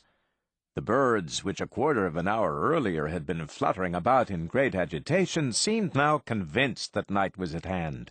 Swallows were dimly seen dropping into the chimneys. The martins returned to their little boxes. The pigeons flew home to their dovecots, and through the open door of a small barn we saw the fowls going to roost. The usual flood of sunlight had now become so much weakened that we could look upward long and steadily without the least pain. The sun appeared like a young moon of 3 or 4 days old, though, of course, with a larger and more brilliant crescent. Looking westward a moment, a spark appeared to glitter before my eye. For a second, I believed it to be an optical illusion, but in another instant I saw it plainly to be a star. One after another they came into view, more rapidly than in the evening twilight, until perhaps 50 stars appeared to us, in a broad, dark zone of the heavens, crowning the pines on the western mountain. This wonderful vision of the stars, during the noontide hours of day, filled the spirit with singular sensations. Suddenly one of my brothers shouted aloud, "The moon!" Quicker than thought, my eye turned eastward again, and there floated the moon, distinctly apparent to a degree that was almost fearful. The spherical form, the character, the dignity, the substance of the planet were clearly revealed as I have never beheld them before or since. It looked grand, dark, majestic, and mighty, as it thus proved its power to rob us entirely of the sun's rays. We are all but larger children. In daily life, we judge of objects by their outward aspect. We are accustomed to think of the sun and also of the moon as sources of light, as ethereal, almost spiritual in their essence. But the positive material nature of the moon was now revealed to our senses with a force of conviction, a clearness of perception that changed all our usual ideas in connection with the planet. This was no interposition of vapor, no deceptive play of shadow, but a vast mass of obvious matter had interposed between the sun above us and the earth on which we stood. The passage of 2 ships at sea, sailing on opposite courses, is scarcely more obvious than this movement of one world before another. Darkness, like that of early night, now fell upon the village. My thoughts turned to the sea. A sailor at heart, already familiar with the face of the ocean, I seemed, in mental vision, to behold the grandeur of that vast pall of supernatural shadow falling suddenly upon the sea during the brightest hour of the day. The play of light and shade upon the billows, always full of interest, must at that hour have been indeed sublime. And my fancy was busy with pictures of white-sailed schooners and brigs and ships gliding like winged spirits over the darkened waves. I was recalled by a familiar and insignificant incident, the dull tramp of hoofs on the village bridge. A few cows, believing that night had overtaken them, were coming homeward from the wild open pastures about the village. And no wonder the kindly creatures were deceived. The darkness was now much deeper than the twilight, which usually turns their faces homeward. The dew was falling perceptibly, as much so as at any hour of the previous night, and the coolness was so great that the thermometer must have fallen many degrees from the great heat of the morning. The lake, the hills, and the buildings of the little town were swallowed up in the darkness. The absence of the usual lights in the dwellings rendered the obscurity still more impressive. All labor had ceased, and the hushed voices of the people only broke the absolute stillness by subdued whispering tones. "Hist! The whippoorwill!" whispered a friend near me. And at the same moment, as we listened in profound silence, we distinctly heard from the eastern bank of the river the wild, plaintive note of that solitary bird of night, slowly repeated at intervals. The song of the summer birds, so full in June, had entirely ceased for the last half-hour. A bat came flitting about our heads. Many stars were now visible, though not in sufficient number to lessen the darkness. At one point only in the far-distant northern horizon, something of the brightness of dawn appeared to linger. At 12 minutes past 11, the moon stood revealed in its greatest distinctness, a vast black orb, so nearly obscuring the sun that the face of the great luminary was entirely and absolutely darkened, though a corona of rays of light appeared beyond. The gloom of night was upon us. A breathless intensity of interest was felt by all. There would appear to be something instinctive in the feeling with which man gazes at all phenomena in the heavens. The peaceful rainbow, the heavy clouds of a great storm, the vivid flash of electricity, the falling meteor, the beautiful lights of the aurora borealis, fickle as the play of fancy, these never fail to fix the attention with something of a peculiar feeling, different in character from that with which we observe any spectacle on the earth. Connected with all grand movements in the skies, there seems an instinctive sense of inquiry, of anxious expectation, akin to awe, which may possibly be traced to the echoes of grand Christian prophecies, whispering to our spirits and endowing the physical sight with some mysterious mental prescience.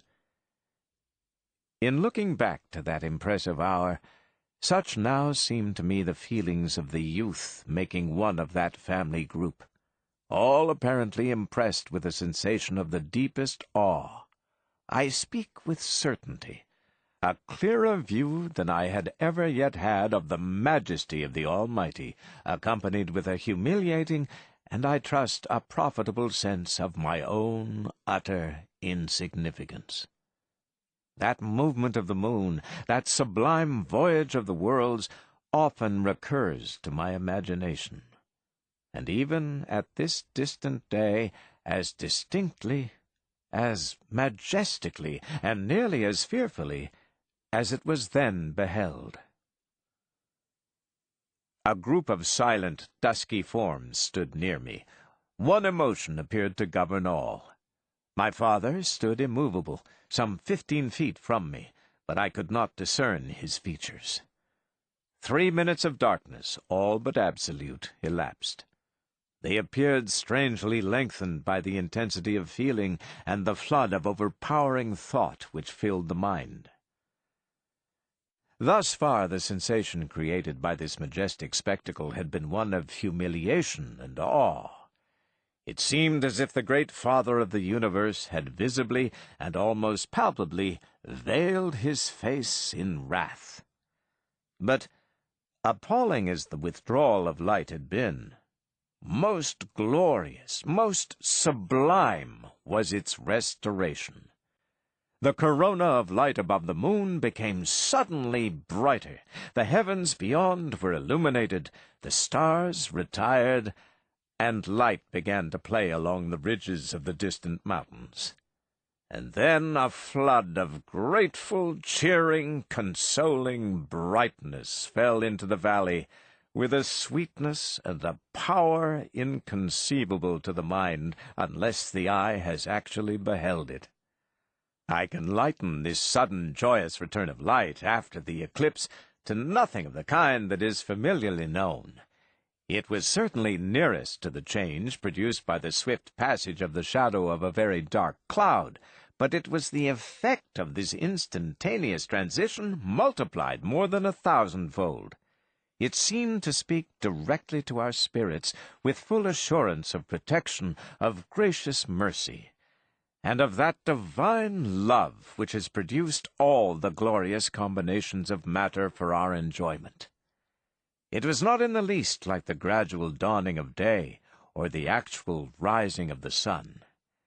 There was no gradation in the change. It was sudden, amazing, like what the imagination would teach us to expect of the advent of a heavenly vision.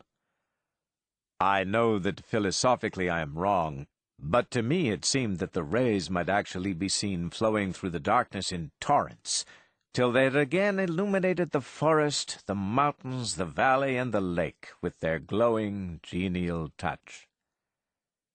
There was another grand movement, as the crescent of the sun reappeared, and the moon was actually seen steering her course through the void.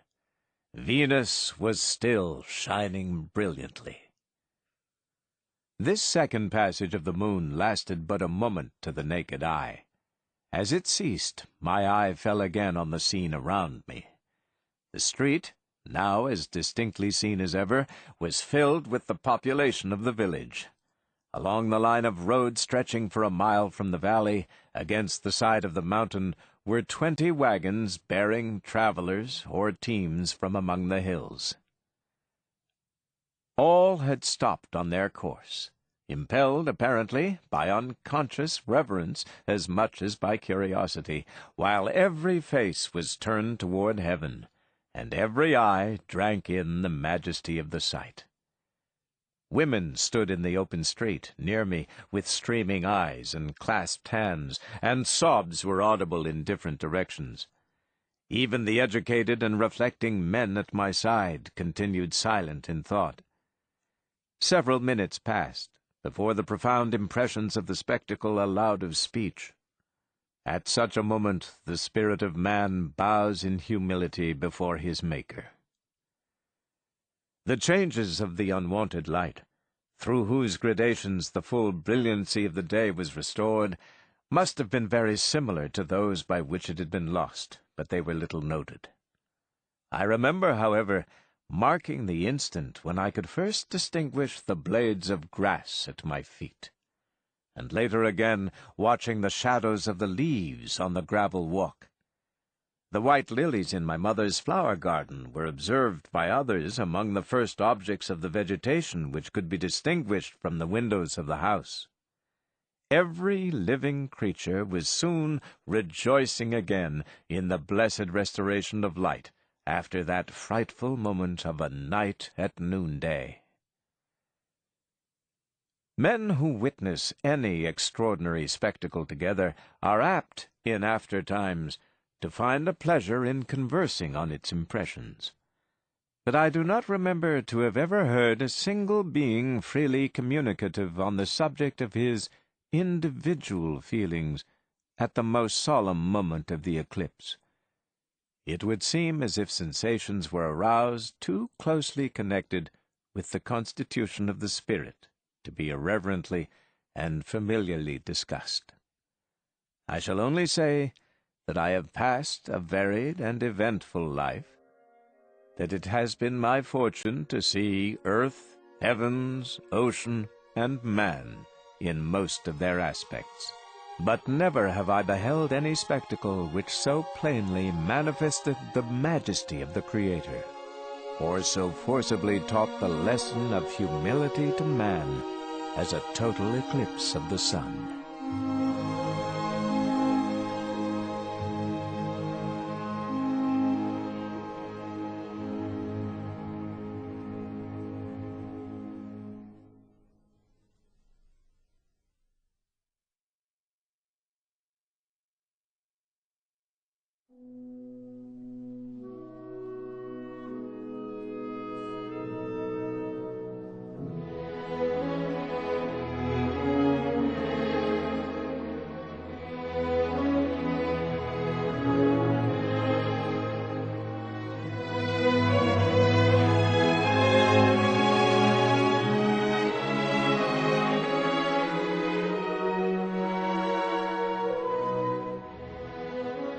Regret by Kate Chopin. Mademoiselle Aurélie possessed a good, strong figure, ruddy cheeks, hair that was changing from brown to gray, and a determined eye. She wore a man's hat about the farm, and an old blue army overcoat when it was cold, and sometimes top boots. Mademoiselle Aurélie had never thought of marrying. She had never been in love. At the age of 20 she had received a proposal which she had promptly declined, and at the age of 50 she had not yet lived to regret it. So she was quite alone in the world, except for her dog Ponto, and the Negroes who lived in her cabins and worked her crops, and the fowls, a few cows, a couple of mules, her gun, with which she shot chicken hawks, and her religion. One morning, Mademoiselle Aurélie stood upon her gallery, contemplating, with arms akimbo, a small band of very small children, who, to all intents and purposes, might have fallen from the clouds, so unexpected and bewildering was their coming, and so unwelcome. They were the children of her nearest neighbor, Odile, who was not such a near neighbor after all. The young woman had appeared but 5 minutes before, accompanied by these 4 children. In her arms she carried little Élodie. She dragged Tinom by an unwilling hand, while Marceline and Marcelette followed with irresolute steps. Her face was red and disfigured from tears and excitement.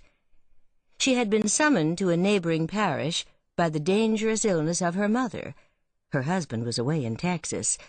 It seemed to her 1,000,000 miles away, and Velsin was waiting with the mule cart to drive her to the station. "It's no question, Mademoiselle Aurélie. You just got to keep those youngsters for me till I come back. You say I wouldn't bother you with them if it was any other way to do. Make him mind you, Mademoiselle Aurélie. Don't spare him. Me, there, I'm half crazy between the children and Léon not home, and maybe not even to find poor Maman alive encore." A harrowing possibility which drove Odile to take a final hasty and convulsive leave of her disconsolate family. She left them crowded into the narrow strip of shade on the porch of the long, low house. The white sunlight was beating in on the white old boards. Some chickens were scratching in the grass at the foot of the steps, and one had boldly mounted and was stepping heavily, solemnly, and aimlessly across the gallery. There was a pleasant odor of pinks in the air, and the sound of Negroes' laughter was coming across the flowering cotton field. Mademoiselle Aurélie stood contemplating the children. She looked with a critical eye upon Marceline, who had been left staggering beneath the weight of the chubby Élodie. She surveyed with the same calculating air Marcelette, mingling her silent tears with the audible grief and rebellion of Tinom. During those few contemplative moments, she was collecting herself, determining upon a line of action which should be identical with a line of duty. She began by feeding them. If Mademoiselle Aurélie's responsibilities might have begun and ended there, they could easily have been dismissed, for her larder was amply provided against an emergency of this nature. But little children are not little pigs. They require and demand attentions which were wholly unexpected by Mademoiselle Aurélie, and which she was ill prepared to give. She was, indeed, very inapt in her management of Odile's children during the first few days. How could she know that Marcelette always wept when spoken to in a loud and commanding tone of voice? It was a peculiarity of Marcelette's. She became acquainted with Tinom's passion for flowers only when he had plucked all the choicest gardenias and pinks for the apparent purpose of critically studying their botanical construction. "'Tain't enough to tell him, Mademoiselle Aurélie," Marceline instructed her. "You got to tie him in a chair. It's what Maman all time do when he's bad. She tie him in a chair." The chair in which Mademoiselle Aurélie tied Tinom was roomy and comfortable, and he seized the opportunity to take a nap in it, the afternoon being warm. At night, when she ordered them one and all to bed, as she would have shooed the chickens into the hen-house, they stayed uncomprehending before her. What about the little white nightgowns that had to be taken from the pillow-slip in which they were brought over, and shaken by some strong hand till they snapped like ox-whips? What about the tub of water, which had to be brought and set in the middle of the floor, in which the little tired, dusty, sun-browned feet had every one to be washed sweet and clean? And it made Marceline and Marcelette laugh merrily, the idea that Mademoiselle Aurélie should for a moment have believed that Tinom could fall asleep without being told the story of Croque-Mitaine, or Loup-Garou, or both, or that Élodie could fall asleep at all without being rocked and sung to. "I tell you, Aunt Ruby," Mademoiselle Aurélie informed her cook in confidence, "me, I'd rather manage a dozen plantation than 4 children. It's terrassant. Bonté, don't talk to me about children." 'Tain't expected such as you would know everything about 'em, Mademoiselle Aurélie. I see dat plainly yesterday, when I spied dat little child playin' wid your basket of keys. You don't know dat makes chillun grow up hard-headed to play wid keys. Dis like it make him teeth hard to look in a looking-glass. Dem's the things you gotta know in the raising and management of chillun. Mademoiselle Aurélie certainly did not pretend or aspire to such subtle and far-reaching knowledge on the subject as Aunt Ruby possessed, who had raised 5 and buried 6 in her day. She was glad enough to learn a few little mother tricks to serve the moment's need. Tino's sticky fingers compelled her to unearth white aprons that she had not worn for years, and she had to accustom herself to his moist kisses, the expressions of an affectionate and exuberant nature. She got down her sewing basket, which she seldom used, from the top shelf of the armoire, and placed it within the ready and easy reach which torn slips and buttonless waists demanded. It took her some days to become accustomed to the laughing, the crying, the chattering that echoed through the house and around it all day long. And it was not the first or the second night that she could sleep comfortably with little Élodie's hot, plump body pressed close against her, and the little one's warm breath beating her cheek like the fanning of a bird's wing. But at the end of 2 weeks, Mademoiselle Aurélie had grown quite used to these things, and she no longer complained. It was also at the end of 2 weeks that Mademoiselle Aurélie, one evening, looking away toward the crib where the cattle were being fed, saw Valsin's blue cart turning the bend of the road. Odile sat beside the mulatto, upright and alert. As they drew near, the young woman's beaming face indicated that her homecoming was a happy one. But this coming, unannounced and unexpected, threw Mademoiselle Aurélie into a flutter that was almost agitation. The children had to be gathered. Where was Tinom? Yonder in the shed, putting an edge on his knife at the grindstone. And Marceline and Marcelette? Cutting and fashioning doll rags in the corner of the gallery. As for Élodie, she was safe enough in Mademoiselle Aurélie's arms, and she had screamed with delight at sight of the familiar blue cart, which was bringing her mother back to her. The excitement was all over, and they were gone. How still it was when they were gone.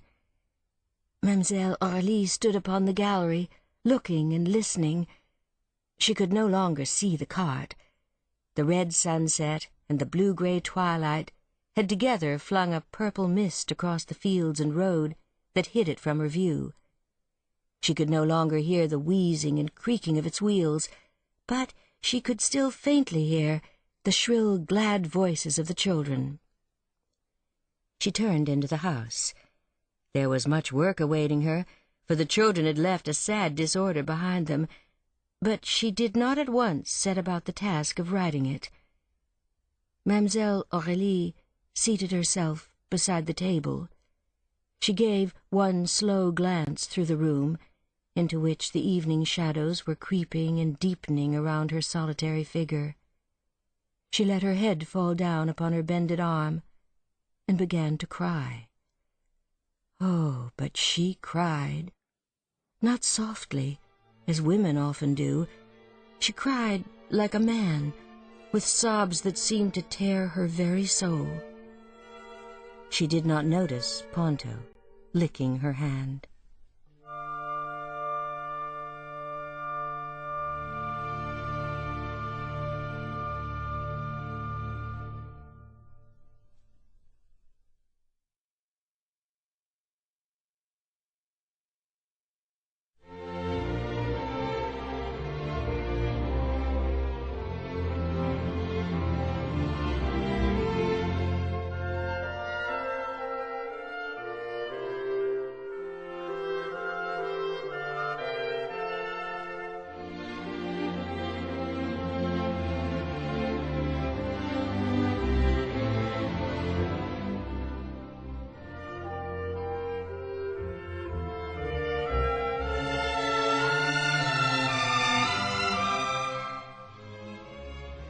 The Bride Comes to Yellow Sky by Stephen Crane.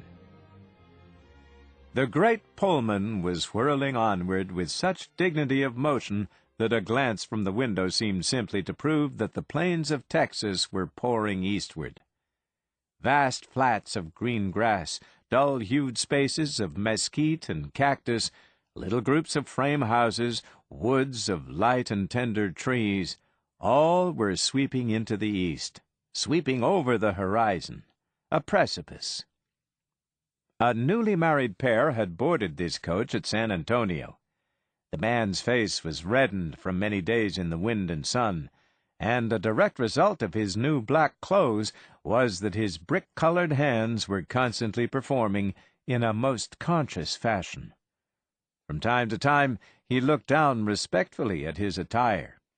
He sat with a hand on each knee, like a man waiting in a barber's shop. The glances he devoted to other passengers were furtive and shy.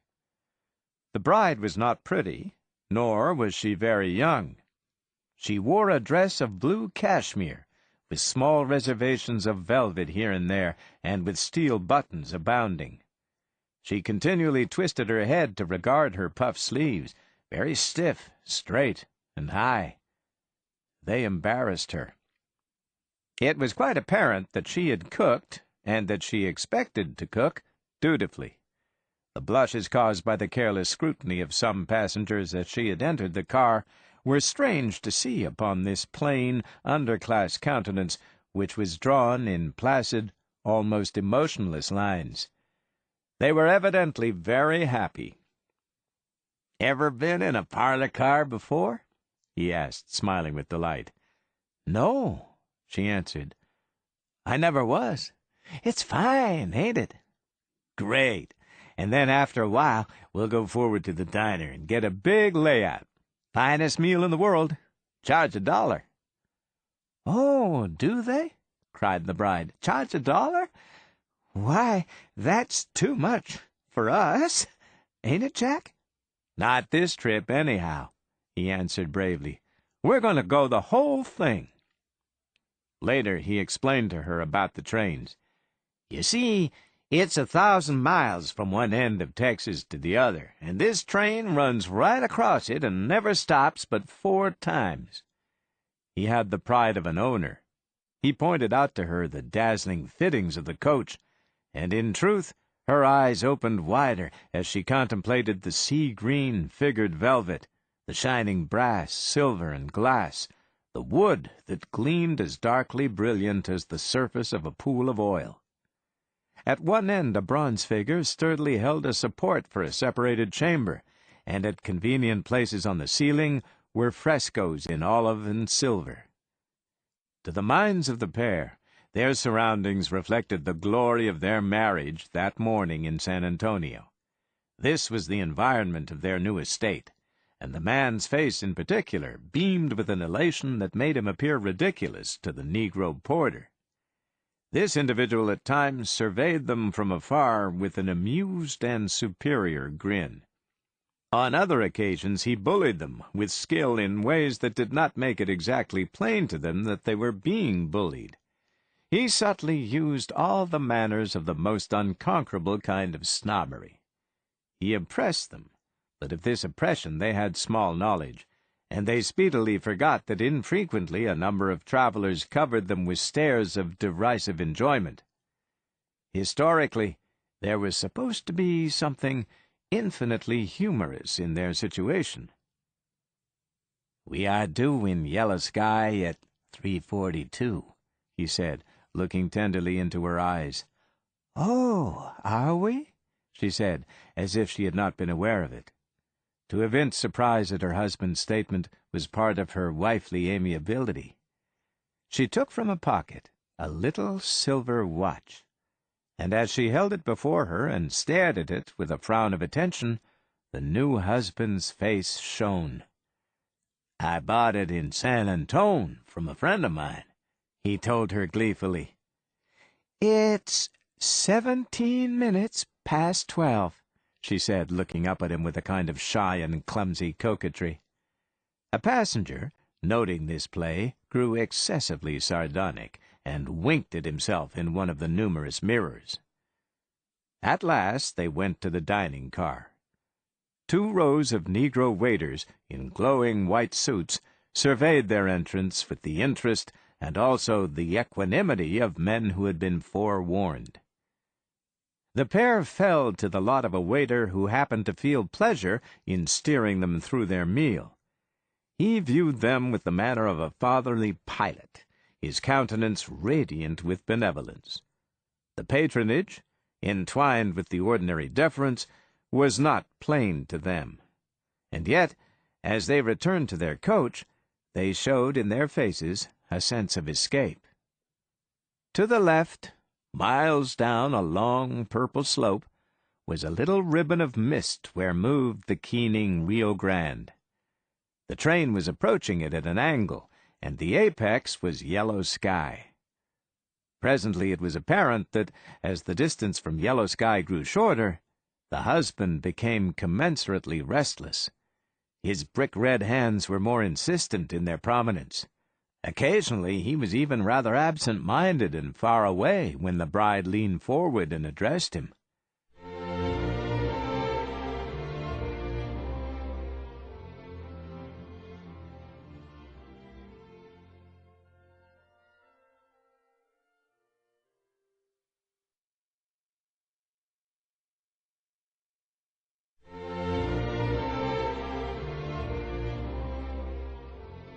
As a matter of truth, Jack Potter was beginning to find the shadow of a deed weigh upon him like a leaden slab.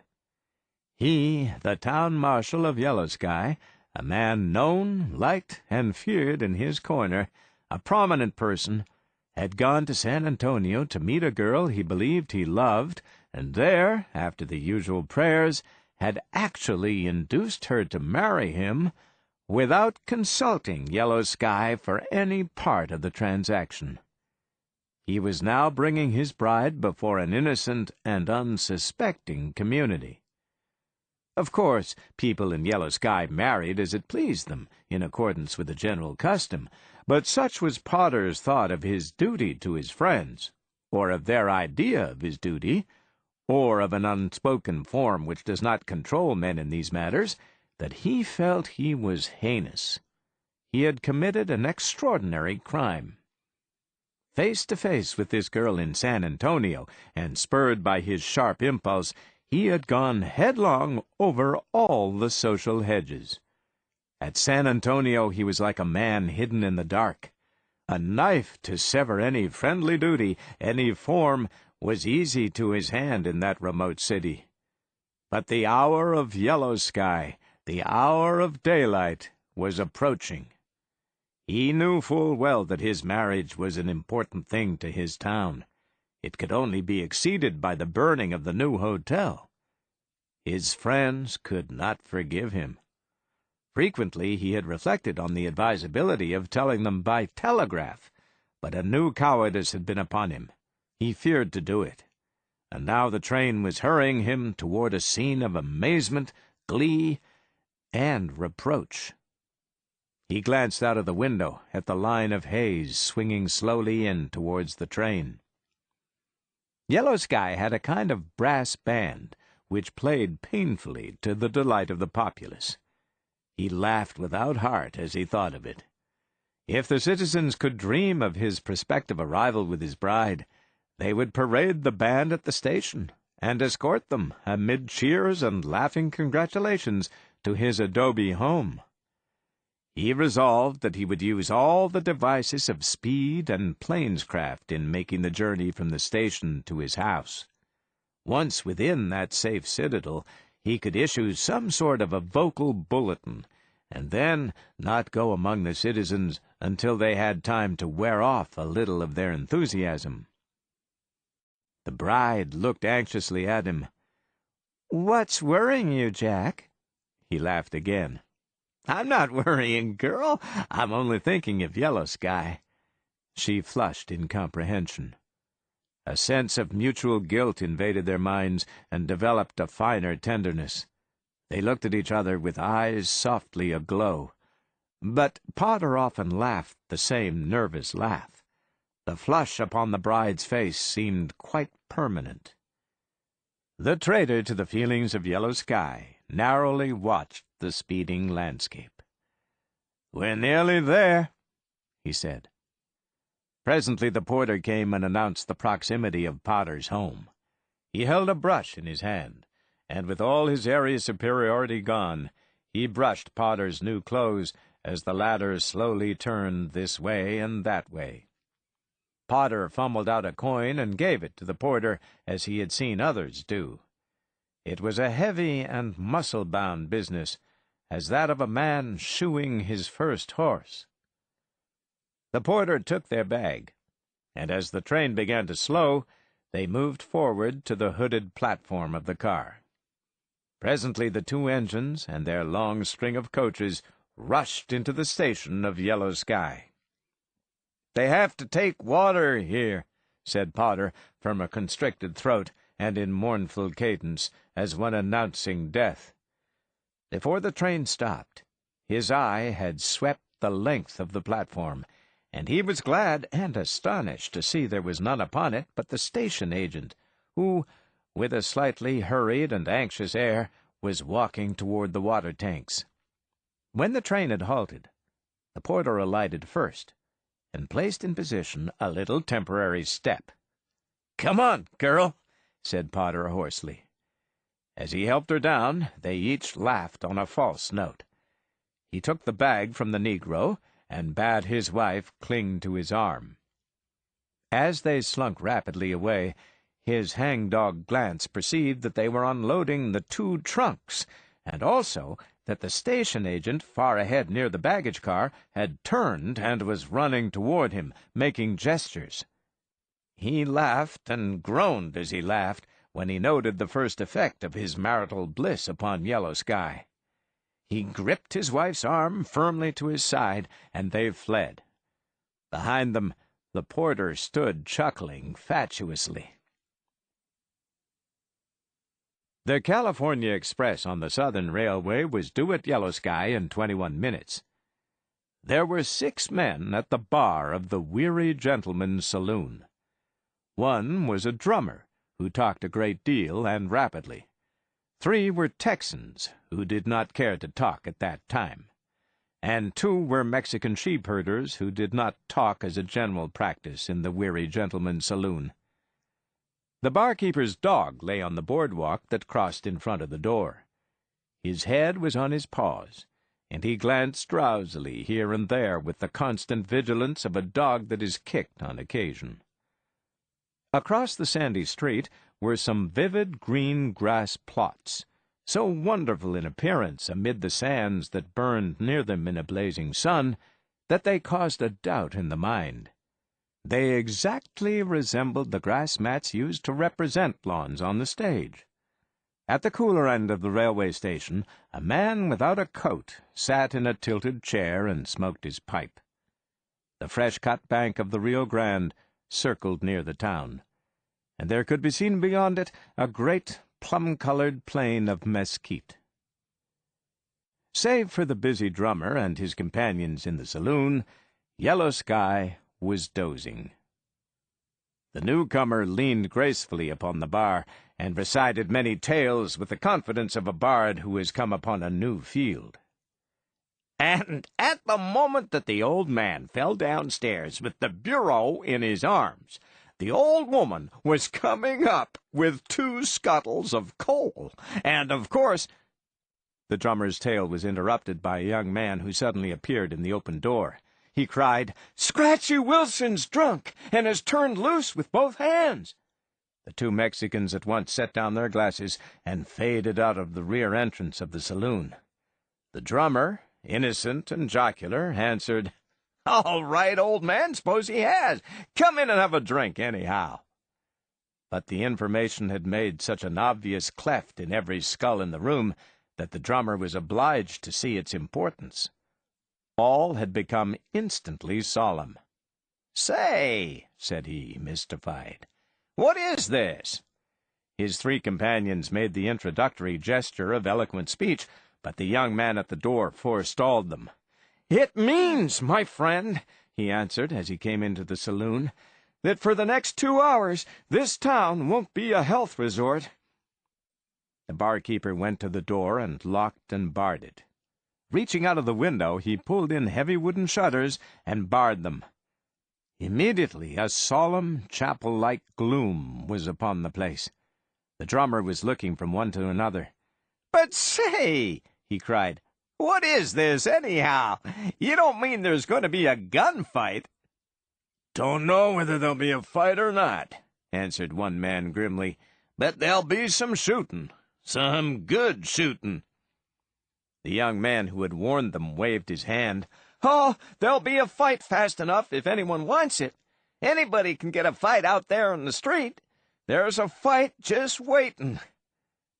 The drummer seemed to be swayed between the interest of a foreigner and a perception of personal danger. "What did you say his name was?" he asked. "Scratchy Wilson," they answered in chorus. "And will he kill anybody? What are you going to do? Does this happen often? Does he rampage around like this once a week or so? Can he break in that door?" "No, he can't break down that door," replied the barkeeper. "He's tried it 3 times, but when he comes, you'd better lay down on the floor, stranger. He's dead sure to shoot at it, and a bullet may come through." Thereafter the drummer kept a strict eye upon the door. The time had not yet been called for him to hug the floor, but as a minor precaution he sidled near to the wall. "Will he kill anybody?" he said again. The men laughed low and scornfully at the question. "He's out to shoot, and he's out for trouble. Don't see any good in experimenting with him." "But what do you do in a case like this? What do you do?" a man responded. "Why, he and Jack Potter—" "But," in chorus the other men interrupted, "Jack Potter's in San Antone." "Well, who is he? What's he got to do with it?" "Oh, he's the town marshal. He goes out and fights Scratchy when he gets on one of these tears." "Wow," said the drummer, mopping his brow. "Nice job he's got." The voices had toned away to mere whisperings. The drummer wished to ask further questions, which were born of an increasing anxiety and bewilderment, but when he attempted them, the men merely looked at him in irritation and motioned him to remain silent. A tense, waiting hush was upon them. In the deep shadows of the room, their eyes shone as they listened for sounds from the street. One man made 3 gestures at the barkeeper, and the latter, moving like a ghost, handed him a glass and a bottle. The man poured a full glass of whiskey and set down the bottle noiselessly. He gulped the whiskey in a swallow and turned again toward the door in immovable silence. The drummer saw that the barkeeper, without a sound, had taken a Winchester from beneath the bar. Later he saw this individual beckoning to him, so he tiptoed across the room. "You better come with me back of the bar." "No, thanks," said the drummer, perspiring. "I'd rather be where I can make a break for the back door." Whereupon the man of bottles made a kindly but peremptory gesture. The drummer obeyed it, and finding himself seated on a box with his head below the level of the bar, balm was laid upon his soul at sight of various zinc and copper fittings that bore a resemblance to armor plate. The barkeeper took a seat comfortably upon an adjacent box. "You see," he whispered, "this here Scratchy Wilson is a wonder with a gun. A perfect wonder. And when he goes on the war trail, we hunt our holes, naturally. He's about the last one of the old gang that used to hang out along the river here. He's a terror when he's drunk. When he's sober, he's all right. Kind of simple, wouldn't hurt a fly. Nicest fella in town. But when he's drunk, whew!" There were periods of stillness. "I wish Jack Potter was back from San Antone," said the barkeeper. "He shot Wilson up once, in the leg, and he would sail in and pull out the kinks in this thing." Presently they heard from a distance the sound of a shot, followed by 3 wild yowls. It instantly removed a bond from the men in the darkened saloon. There was a shuffling of feet. They looked at each other. "Here he comes," they said. A man in a maroon-colored flannel shirt, which had been purchased for purposes of decoration and made principally by some Jewish women on the east side of New York, rounded a corner and walked into the middle of the main street of yellow sky. In either hand, the man held a long, heavy, blue-black revolver. Often he yelled, and these cries rang through a semblance of a deserted village, shrilly flying over the roofs in a volume that seemed to have no relation to the ordinary vocal strength of a man. It was as if the surrounding stillness formed the arch of a tomb over him. These cries of ferocious challenge rang against walls of silence. And his boots had red tops with gilded imprints, of the kind beloved in winter by little sledding boys on the hillsides of New England. The man's face flamed in a rage begot of whiskey. His eyes, rolling and yet keen for ambush, hunted the still doorways and windows.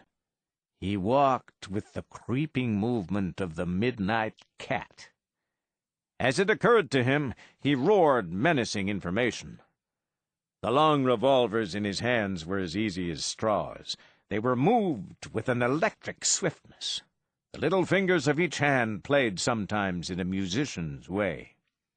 Plain from the low collar of the shirt, the cords of his neck straightened and sank, as passion moved him. The only sounds were his terrible invitations. The calm adobes preserved their demeanor at the passing of this small thing in the middle of the street. There was no offer of fight. No offer of fight. The man called to the sky. There were no attractions. He bellowed and fumed and swayed his revolvers here and everywhere. The dog of the barkeeper of the Weary Gentleman's Saloon had not appreciated the advance of events. He yet lay dozing in front of his master's door. At sight of the dog, the man paused and raised his revolver humorously. At sight of the man, the dog sprang up and walked diagonally away, with a sullen head and growling. The man yelled, and the dog broke into a gallop. As it was about to enter an alley, there was a loud noise, a whistling, and something spat the ground directly before it. The dog screamed, and wheeling in terror, galloped headlong in a new direction. Again there was a noise, a whistling, and sand was kicked viciously before it. Fear-stricken, the dog turned and flurried like an animal in a pen. The man stood laughing, his weapons at his hips. Ultimately, the man was attracted by the closed door of the Weary Gentleman's Saloon. He went to it, and hammering with a revolver, demanded drink. The door remaining imperturbable, he picked a bit of paper from the walk and nailed it to the framework with a knife. He then turned his back contemptuously upon this popular resort, and, walking to the opposite side of the street, and spinning there on his heel, quickly and lithely, fired at the bit of paper. He missed it by a half-inch. He swore at himself and went away. Later, he comfortably fusilladed the windows of his most intimate friend. The man was playing with this town. It was a toy for him. But still there was no offer of fight. The name of Jack Potter, his ancient antagonist, entered his mind, and he concluded that it would be a glad thing if he should go to Potter's house and by bombardment induce him to come out and fight. He moved in the direction of his desire, chanting Apache scalp music. When he arrived at it, Potter's house presented the same still front as had the other adobes. Taking up a strategic position, the man howled a challenge. But this house regarded him as might a great stone god. It gave no sign. After a decent wait, The man howled further challenges, mingling with them wonderful epithets. Presently there came the spectacle of a man churning himself into deepest rage over the immobility of a house. He fumed at it as the winter wind attacks a prairie cabin in the north. To the distance there should have gone the sound of a tumult like the fighting of 200 Mexicans. As necessity bade him, he paused for breath, or to reload his revolvers. Potter and his bride walked sheepishly and with speed. Sometimes they laughed together shamefacedly and low. "Next corner, dear," he said finally. They put forth the efforts of a pair walking bowed against a strong wind. Potter was about to raise a finger to point the first appearance of the new home when, as they circled the corner, they came face to face with a man in a maroon-colored shirt who was feverishly pushing cartridges into a large revolver. Upon the instant, the man dropped his revolver to the ground and, like lightning, whipped another from its holster. The second weapon was aimed at the bridegroom's chest. There was silence. Potter's mouth seemed to be merely a grave for his tongue. He exhibited an instinct to at once loosen his arm from the woman's grip, and he dropped the bag to the sand. As for the bride, her face had gone as yellow as old cloth. She was a slave to hideous rites, gazing at the apparitional snake. The two men faced each other at a distance of 3 paces. He of the revolver smiled with a new and quiet ferocity. "Tried to sneak up on me," he said. "Tried to sneak up on me." His eyes grew more baleful. As Potter made a slight movement, the man thrust his revolver venomously forward. "No, don't you do it, Jack Potter. Don't you move a finger toward a gun just yet. Don't you move an eyelash. The time has come for me to settle with you, and I'm going to do it my own way and loaf along with no interfering. So, if you don't want a gun bent on you, just mind what I tell you." Potter looked at his enemy. "I ain't got a gun on me, Scratchy," he said. "Honest, I ain't." He was stiffening and steadying, but yet somewhere at the back of his mind a vision of the Pullman floated. The sea-green figured velvet, the shining brass, silver, and glass, the wood that gleamed as darkly brilliant as the surface of a pool of oil, all the glory of the marriage, the environment of the new estate. "You know I fight when it comes to fighting, Scratchy Wilson, but I ain't got a gun on me. You'll have to do all the shooting yourself." His enemy's face went livid. He stepped forward and lashed his weapon to and fro before Potter's chest. "Don't you tell me you ain't got no gun on you, you whelp! Don't tell me no lie like that. There ain't a man in Texas ever seen you without no gun. Don't take me for no kid." His eyes blazed with light, and his throat worked like a pump. "I ain't taking you for no kid," answered Potter. His heels had not moved an inch backward. "I'm taking you for a damn fool. I tell you, I ain't got a gun, and I ain't. If you're going to shoot me up, you better begin now. You'll never get a chance like this again." So much enforced reasoning had told on Wilson's rage. He was calmer. "If you ain't got a gun, why ain't you got a gun?" he sneered. "Been to Sunday school?" "I ain't got a gun because I've just come from San Antone with my wife. I'm married," said Potter. "And if I'd thought there was going to be any galoots like you prowling around when I brought my wife home, I'd had a gun, and don't you forget it." "Married?" said Scratchy, not at all comprehending. "Yes, married." "I'm married," said Potter distinctly. "Married?" said Scratchy. Seemingly for the first time, he saw the drooping, drowning woman at the other man's side. "No!" he said. He was like a creature allowed a glimpse of another world. He moved a pace backward, and his arm with the revolver dropped to his side. "Is this the lady?" he asked. "Yes, this is the lady," answered Potter. There was another period of silence. "Well," said Wilson at last slowly, "I suppose it's all off now." "It's all off if you say so, Scratchy. You know I didn't make the trouble." Potter lifted his valise. "Well, I 'low it's off, Jack," said Wilson. He was looking at the ground. "Married." He was not a student of chivalry. It was merely that in the presence of this foreign condition he was a simple child of the earlier plains. He picked up his starboard revolver, and placing both weapons in their holsters, he went away. His feet made funnel-shaped tracks in the heavy sand.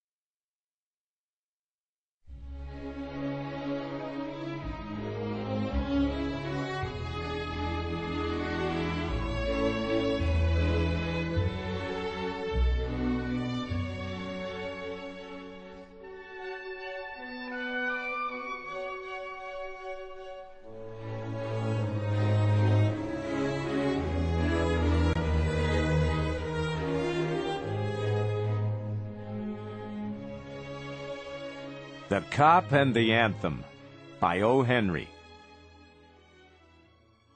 On his bench in Madison Square, Soapy moved uneasily.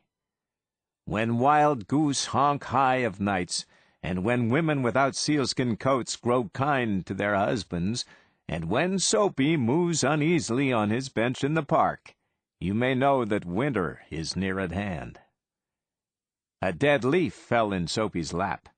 That was Jack Frost's card. Jack is kind to the regular denizens of Madison Square, and gives fair warning of his annual call. At the corners of 4 streets he hands his pasteboard to the north wind, footman of the mansion of all outdoors, so that the inhabitants thereof may make ready.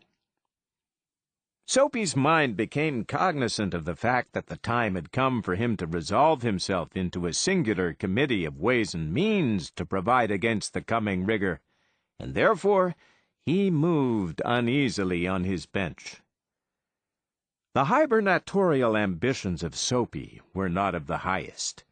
In them were no considerations of Mediterranean cruises, of soporific southern skies, or drifting in the Vesuvian Bay. 3 months on the island was what his soul craved.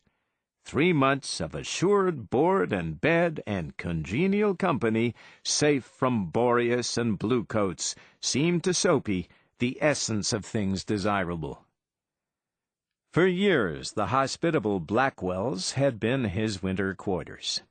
Just as his more fortunate fellow New Yorkers had bought their tickets to Palm Beach and the Riviera each winter, so Soapy had made his humble arrangements for his annual hegira to the island.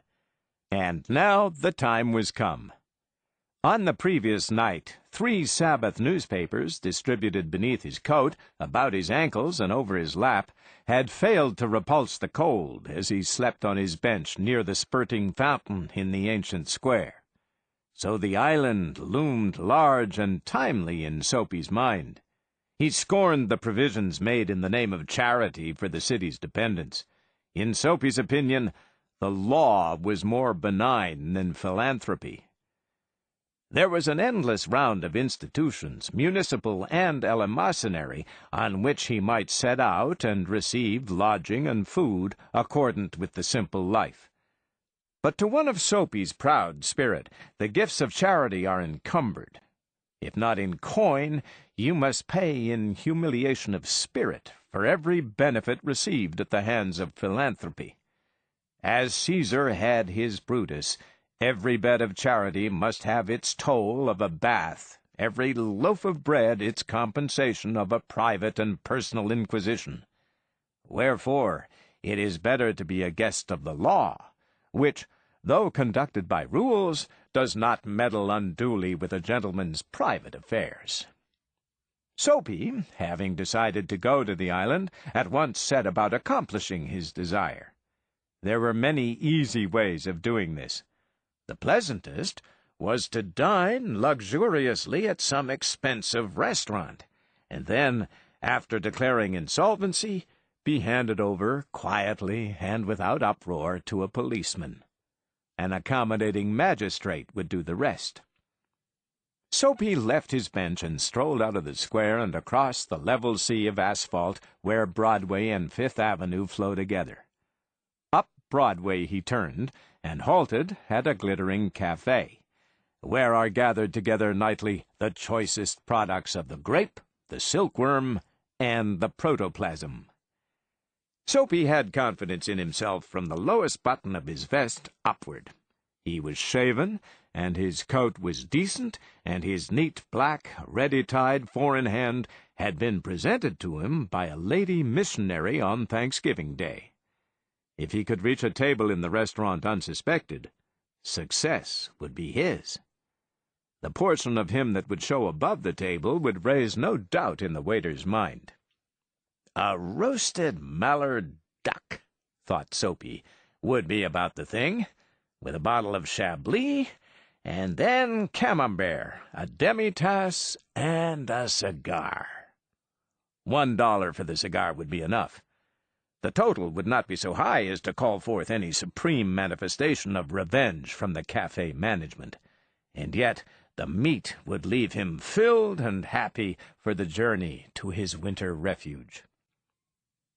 But as Soapy set foot inside the restaurant door, the head waiter's eye fell upon his frayed trousers and decadent shoes. Strong and ready hands turned him about and conveyed him in silence and haste to the sidewalk, and averted the ignoble fate of the menaced mallard. Soapy turned off Broadway. It seemed that his route to the coveted island was not to be an Epicurean one. Some other way of entering limbo must be thought of. At a corner of Sixth Avenue, electric lights and cunningly displayed wares behind plate glass made a shop window conspicuous. Soapy took a cobblestone and dashed it through the glass. People came running round the corner, a policeman in the lead. Soapy stood still, with his hands in his pockets, and smiled at the sight of brass buttons. "Where's the man that done that?" inquired the officer excitedly.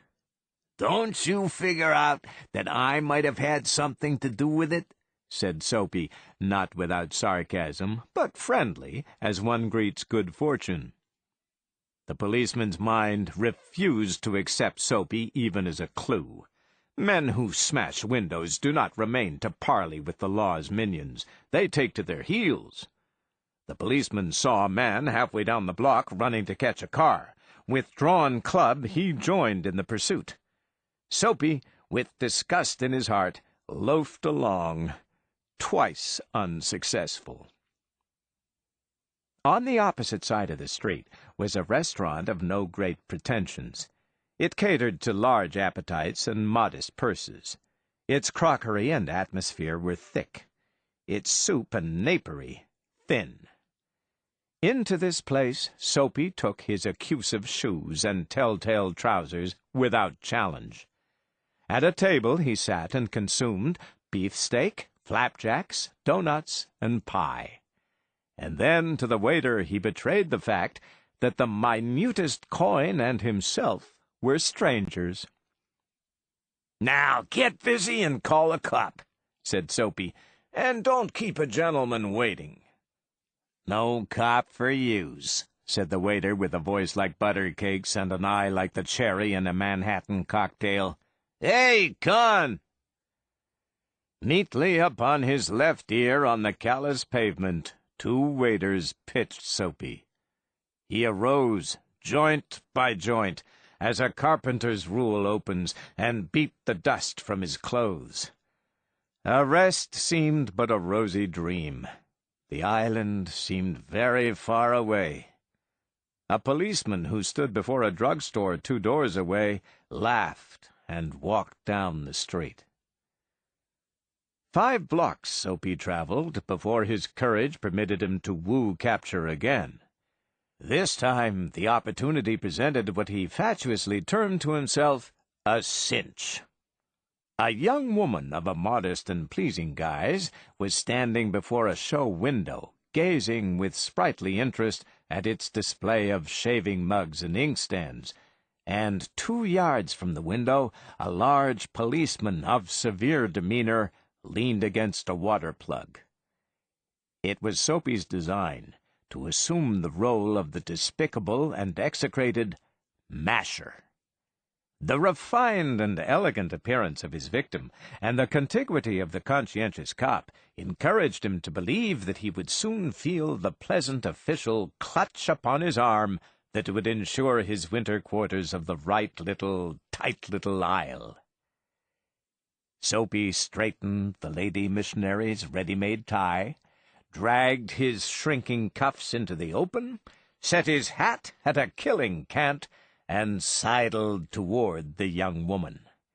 He made eyes at her, was taken with sudden coughs, and smiled, smirked, and went brazenly through the impudent and contemptible litany of the masher. With half an eye, Soapy saw that the policeman was watching him fixedly.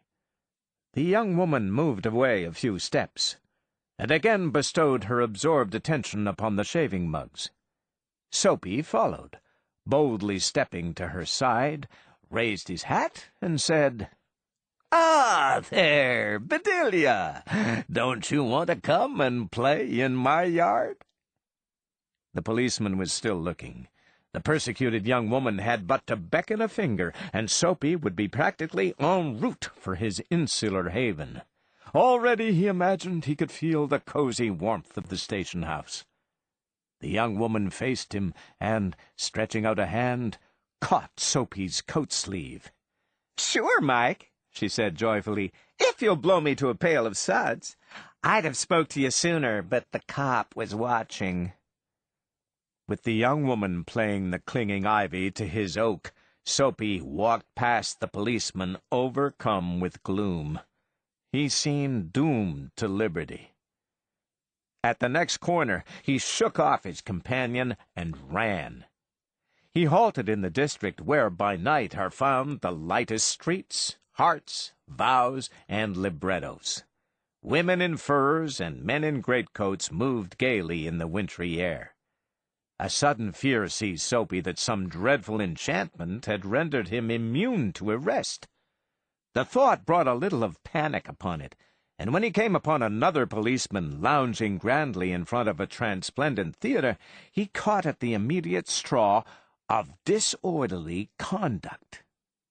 On the sidewalk, Soapy began to yell drunken gibberish at the top of his harsh voice. He danced, howled, raved, and otherwise disturbed the welkin.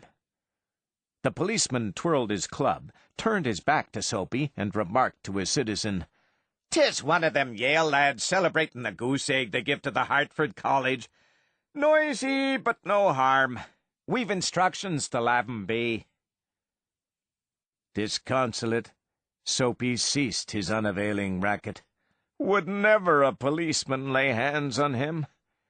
In his fancy, the island seemed an unattainable Arcadia. He buttoned his thin coat against the chilling wind. In a cigar store, he saw a well-dressed man lighting a cigar at a swinging light. His silk umbrella he had set by the door on entering. Soapy stepped inside, secured the umbrella, and sauntered off with it slowly. The man at the cigar light followed hastily. "My umbrella," he said sternly. "Oh, is it?" sneered Soapy, adding insult to petty larceny. "Well, why don't you call the policeman? I took it. Your umbrella. Why don't you call a cop? There stands one on the corner." The umbrella owner slowed his steps. Soapy did likewise, with a presentiment that luck would run against him. The policeman looked at the two curiously. "Of course," said the umbrella man. "That is, well, you know how these mistakes occur. If it's your umbrella, I hope you'll excuse me. I picked it up this morning in a restaurant. If you recognize it as yours, why, I hope you'll—" "Of course it's mine," said Soapy viciously. The ex-umbrella man retreated. The policeman hurried to assist a tall blonde in an opera cloak across the street in front of a streetcar that was approaching 2 blocks away. Soapy walked eastward through a street damaged by improvements. He hurled the umbrella wrathfully into an excavation. He muttered against the men who wear helmets and carry clubs. Because he wanted to fall into their clutches, they seemed to regard him as a king who could do no wrong. At length, Soapy reached one of the avenues to the east, where the glitter and turmoil was but faint. He set his face down this toward Madison Square, for the homing instinct survives even when the home is a park bench. But on an unusually quiet corner, Soapy came to a standstill. Here was an old church, quaint and rambling and gabled. Through one violet-stained window a soft light glowed, where, no doubt, the organist loitered over the keys, making sure of his mastery of the coming Sabbath anthem. For there drifted out to Soapy's ears sweet music that caught and held him transfixed against the convolutions of the iron fence. The moon was above, lustrous and serene. Vehicles and pedestrians were few. Sparrows twittered sleepily in the eaves. For a little while the scene might have been a country churchyard. And the anthem that the organist played cemented Soapy to the iron fence, for he had known it well in the days when his life contained such things as mothers and roses and ambitions and friends and immaculate thoughts and collars. The conjunction of Soapy's receptive state of mind and the influences about the old church wrought a sudden and wonderful change in his soul. He viewed with swift horror the pit into which he had tumbled. The degraded days, unworthy desires, dead hopes, wrecked faculties, and base motives that made up his existence. And also in a moment his heart responded thrillingly to this novel mood. An instantaneous and strong impulse moved him to battle with his desperate fate. He would pull himself out of the mire. He would make a man of himself again. He would conquer the evil that had taken possession of him. There was time. He was comparatively young yet. He would resurrect his old eager ambitions and pursue them without faltering. Those solemn but sweet organ notes had set up a revolution in him. Tomorrow he would go into the roaring downtown district and find work. A fur importer had once offered him a place as driver. He would find him tomorrow and ask for the position. He would be somebody in the world. He would— Soapy felt a hand laid on his arm. He looked quickly round into the broad face of a policeman. "What are you doing here?" asked the officer. "Nothing," said Soapy.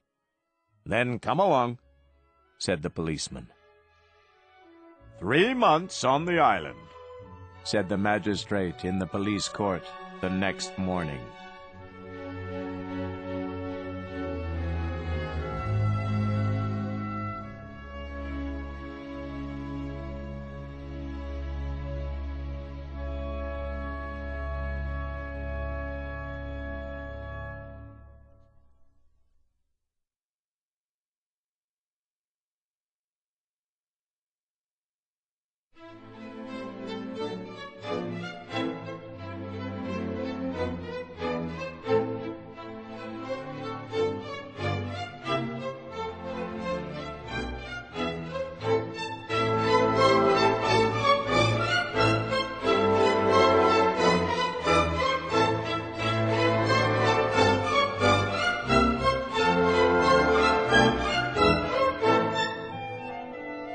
The Princess and the Puma by O. Henry.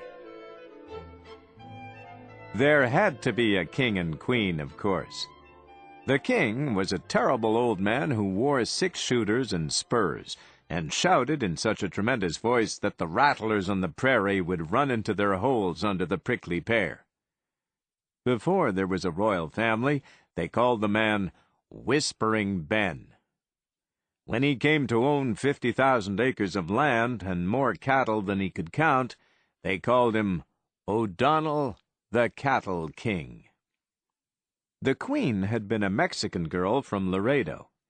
She made a good, mild Colorado Claro wife, and even succeeded in teaching Ben to modify his voice sufficiently while in the house to keep the dishes from being broken. When Ben got to be king, she would sit on the gallery of Espinosa Ranch and weave rush mats. When wealth became so irresistible and oppressive that upholstered chairs and a center table were brought down from San Antone in the wagons, she bowed her smooth, dark head and shared the fate of the Danai. To avoid lèse-majesté, you have been presented first to the king and queen. They do not enter the story, which might be called The Chronicle of the Princess, the Happy Thought, and the Lion that Bungled his Job. Josepha O'Donnell was the surviving daughter, the princess. From her mother she inherited warmth of nature and a dusky, semi-tropic beauty. From Ben O'Donnell, the royal, she acquired a store in intrepidity, common sense, and the faculty of ruling. The combination was worth going miles to see. Josepha, while riding her pony at a gallop, could put 5 out of 6 bullets through a tomato can swinging at the end of a string. She could play for hours with a white kitten she owned, dressing it in all manner of absurd clothes. Scorning a pencil, she could tell you out of her head what 1,545 2-year-olds would bring on the hoof at $8.50 per head. Roughly speaking, the Espinosa Ranch is 40 miles long and 30 broad, but mostly leased land. Josepha, on her pony, had prospected over every mile of it. Every cowpuncher on the range knew her by sight and was a loyal vassal.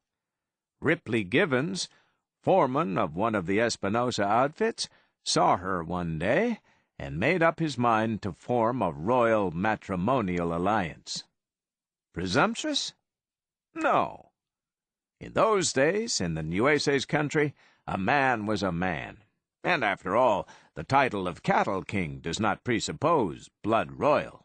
Often it only signifies that its owner wears the crown in token of his magnificent qualities in the art of cattle stealing. One day Ripley Givens rode over to the Double Elm Ranch to inquire about a bunch of strayed yearlings. He was late in setting out on his return trip, and it was sundown when he struck the White Horse Crossing of the Nueces. From there to his own camp it was 16 miles. To the Espinosa Ranch house it was 12. Givens was tired. He decided to pass the night at the crossing. There was a fine waterhole in the riverbed. The banks were thickly covered with great trees, undergrown with brush. Back from the waterhole 50 yards was a stretch of curly mesquite grass, supper for his horse and bed for himself. Givens staked his horse and spread out his saddle blankets to dry. He sat down with his back against a tree and rolled a cigarette. From somewhere in the dense timber along the river came a sudden, rageful, shivering wail. The pony danced at the end of his rope and blew a whistling snort of comprehending fear. Givens puffed at his cigarette, but he reached leisurely for his pistol belt, which lay on the grass, and twirled the cylinder of his weapon tentatively. A great gar plunged with a loud splash into the water-hole. A little brown rabbit skipped around a bunch of catclaw and sat twitching his whiskers and looking humorously at Givens. The pony went on eating grass. It is well to be reasonably watchful when a Mexican lion sings soprano along the arroyos at sundown. The burden of his song may be that young calves and fat lambs are scarce, and that he has a carnivorous desire for your acquaintance. In the grass lay an empty fruit can, cast there by some former sojourner. Givens caught sight of it with a grunt of satisfaction. In his coat pocket, tied behind his saddle, was a handful or two of ground coffee. Black coffee and cigarettes. What ranchero could desire more? In 2 minutes he had a little fire going clearly. He started, with his can, for the water-hole. When within 15 yards of its edge, he saw, between the bushes, a side-saddled pony with down-dropped reins cropping grass a little distance to his left. Just rising from her hands and knees on the brink of the water-hole was Josepha O'Donnell. She had been drinking water, and she brushed the sand from the palms of her hands. 10 yards away, to her right, half concealed by a clump of sacuista, Givens saw the crouching form of the Mexican lion. His amber eyelids glared hungrily. 6 feet from them was the tip of the tail stretched straight, like a pointer's. His hindquarters rocked with the motion of the cat tribe preliminary to leaping. Givens did what he could. His 6-shooter was 35 yards away, lying on the grass. He gave a loud yell and dashed between the lion and the princess. The ruckus, as Givens called it afterward, was brief and somewhat confused. When he arrived on the line of attack, he saw a dim streak in the air and heard a couple of faint cracks. Then 100 pounds of Mexican lion plumped down upon his head and flattened him with a heavy jar to the ground. He remembered calling out, "Let up, now! No fair gouging!"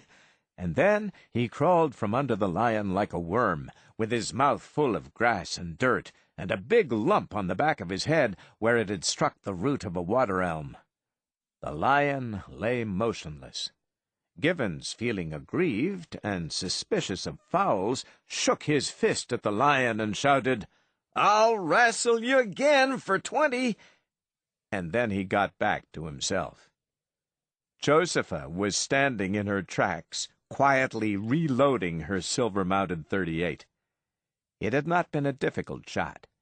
The lion's head made an easier mark than a tomato can swinging at the end of a string. There was a provoking, teasing, maddening smile upon her mouth and in her dark eyes. The would-be rescuing knight felt the fire of his fiasco burn down to his soul. Here had been his chance, the chance that he had dreamed of, and Momus and not Cupid had presided over it. The satyrs in the wood were, no doubt, holding their sides in hilarious, silent laughter. There had been something like vaudeville, say, Senor Givens and his funny knockabout act with the stuffed lion. "Is that you, Mr. Givens?" said Josepha in her deliberate saccharine contralto. "You've nearly spoiled my shot when you yelled. Did you hurt your head when you fell?" "Oh, no," said Givens quietly. "That didn't hurt." He stooped ignominiously and dragged his best Stetson hat from under the beast. It was crushed and wrinkled to a fine comedy effect. Then he knelt down and softly stroked the fierce, open-jawed head of the dead lion. "Poor old Bill," he exclaimed mournfully. "What's that?" asked Josepha sharply. "Of course you didn't know, Miss Josepha," said Givens, with an air of one allowing magnanimity to triumph over grief. "Nobody can blame you. I tried to save him, but I couldn't let you know in time." "Save who?" "Why, Bill. I've been looking for him all day. You see, he's been our camp pet for 2 years. Poor old fella, he wouldn't have hurt a cottontail rabbit. It'll break the boys all up when they hear about it. But you couldn't tell, of course, that Bill was just trying to play with you." Joseph's black eyes burned steadily upon him. Ripley Givens met the test successfully. He stood rumpling the yellow-brown curls on his head pensively. In his eyes was regret, not unmingled with a gentle reproach. His smooth features were set to a pattern of indisputable sorrow. Josepha wavered. "What was your pet doing here?" she asked, making a last stand. "There's no camp near the White Horse Crossing." "The old rascal ran away from camp yesterday," answered Givens readily. "It's a wonder the coyotes didn't scare him to death. You see, Jim Webster, our horse wrangler, brought a little terrier pup into camp last week. The pup made life miserable for Bill.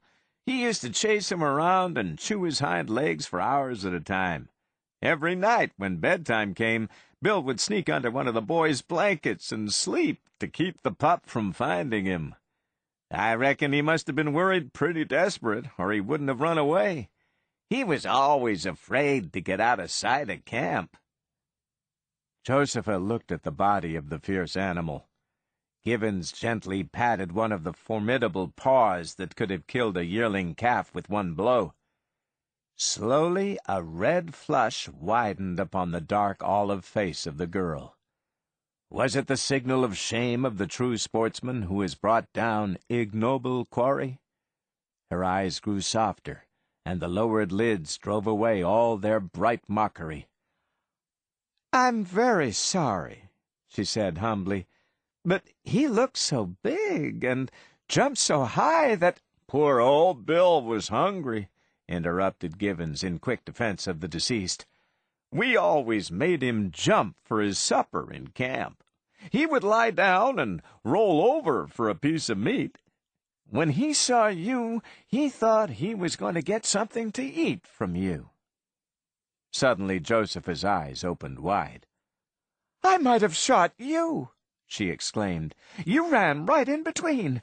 You risked your life to save your pet. That was fine, Mr. Givens. I like a man who is kind to animals." Yes, there was even admiration in her gaze now. After all, there was a hero rising out of the ruins of the anticlimax. The look on Givens's face would have secured him a high position in the SPCA. "I always loved 'em," said he. "Horses, dogs, Mexican lions, cows, alligators." "I hate alligators," instantly demurred Josepha. "Crawly, muddy things." "Did I say alligators?" said Givens. "I meant antelopes, of course." Josepha's conscience drove her to make further amends. She held out her hand penitently. There was a bright, unshed drop in each of her eyes. "Please forgive me, Mr. Givens, won't you? I'm only a girl, you know, and I was frightened at first. I'm very, very sorry I shot Bill. You don't know how ashamed I feel. I wouldn't have done it for anything." Givens took the proffered hand. He held it for a time while he allowed the generosity of his nature to overcome his grief at the loss of Bill. At last it was clear that he had forgiven her. "Please don't speak of it any more, Miss Josepha. 'Twas enough to frighten any young lady the way Bill looked. I'll explain it all right to the boys." "Are you really sure you don't hate me?" Josepha came closer to him impulsively. Her eyes were sweet, oh, sweet, and pleading with gracious penitence. "I would hate anyone who would kill my kitten. And how daring and kind of you to risk being shot when you tried to save him. How very few men would have done that." Victory wrested from defeat. Vaudeville turned into drama. Bravo, Ripley Givens. It was now twilight. Of course, Miss Josepha could not be allowed to ride on to the ranch house alone. Givens resaddled his pony, in spite of that animal's reproachful glances, and rode with her. Side by side they galloped across the smooth grass, the princess and the man who was kind to animals. The prairie odors of fruitful earth and delicate bloom were thick and sweet around them. Coyotes yelping over there on the hill, no fear. And yet, Josepha rode closer. A little hand seemed to grope. Givens found it with his own. The ponies kept an even gait. The hands lingered together, and the owner of one explained, "I never was frightened before, but just think, how terrible it would be to meet a really wild lion. Poor Bill. I'm so glad you came with me." O'Donnell was sitting on the ranch gallery. "Hello, Rip!" he shouted. "That you?" "He rode in with me," said Josepha. "I lost my way and was late."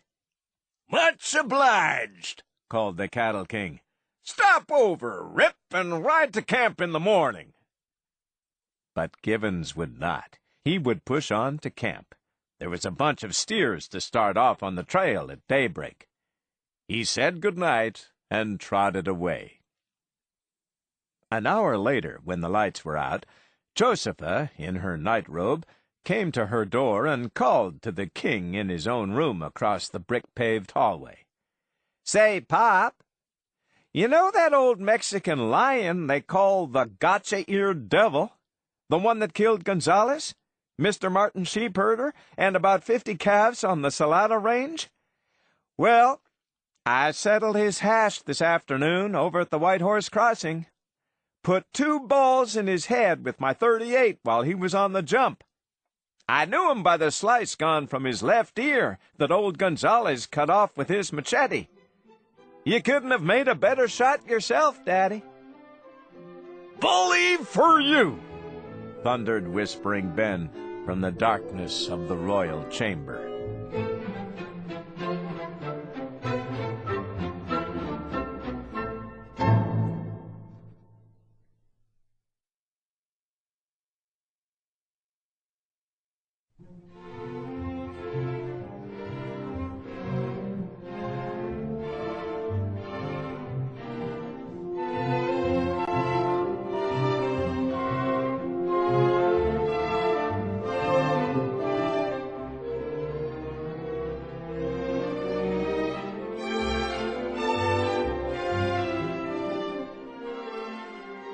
The Whirligig of Life by O. Henry. Justice of the Peace, Benajah Widdop, sat in the door of his office, smoking his elder stem pipe. Halfway to the zenith, the Cumberland Range rose blue-gray in the afternoon haze. A speckled hen swaggered down the main street of the settlement, cackling foolishly. Up the road came a sound of creaking axles, and then a slow cloud of dust, and then a bull cart bearing Rancy Bilbro and his wife. The cart stopped at the justice's door, and the two climbed down. Rancy was a narrow 6 feet of sallow brown skin and yellow hair. The imperturbability of the mountains hung upon him like a suit of armor.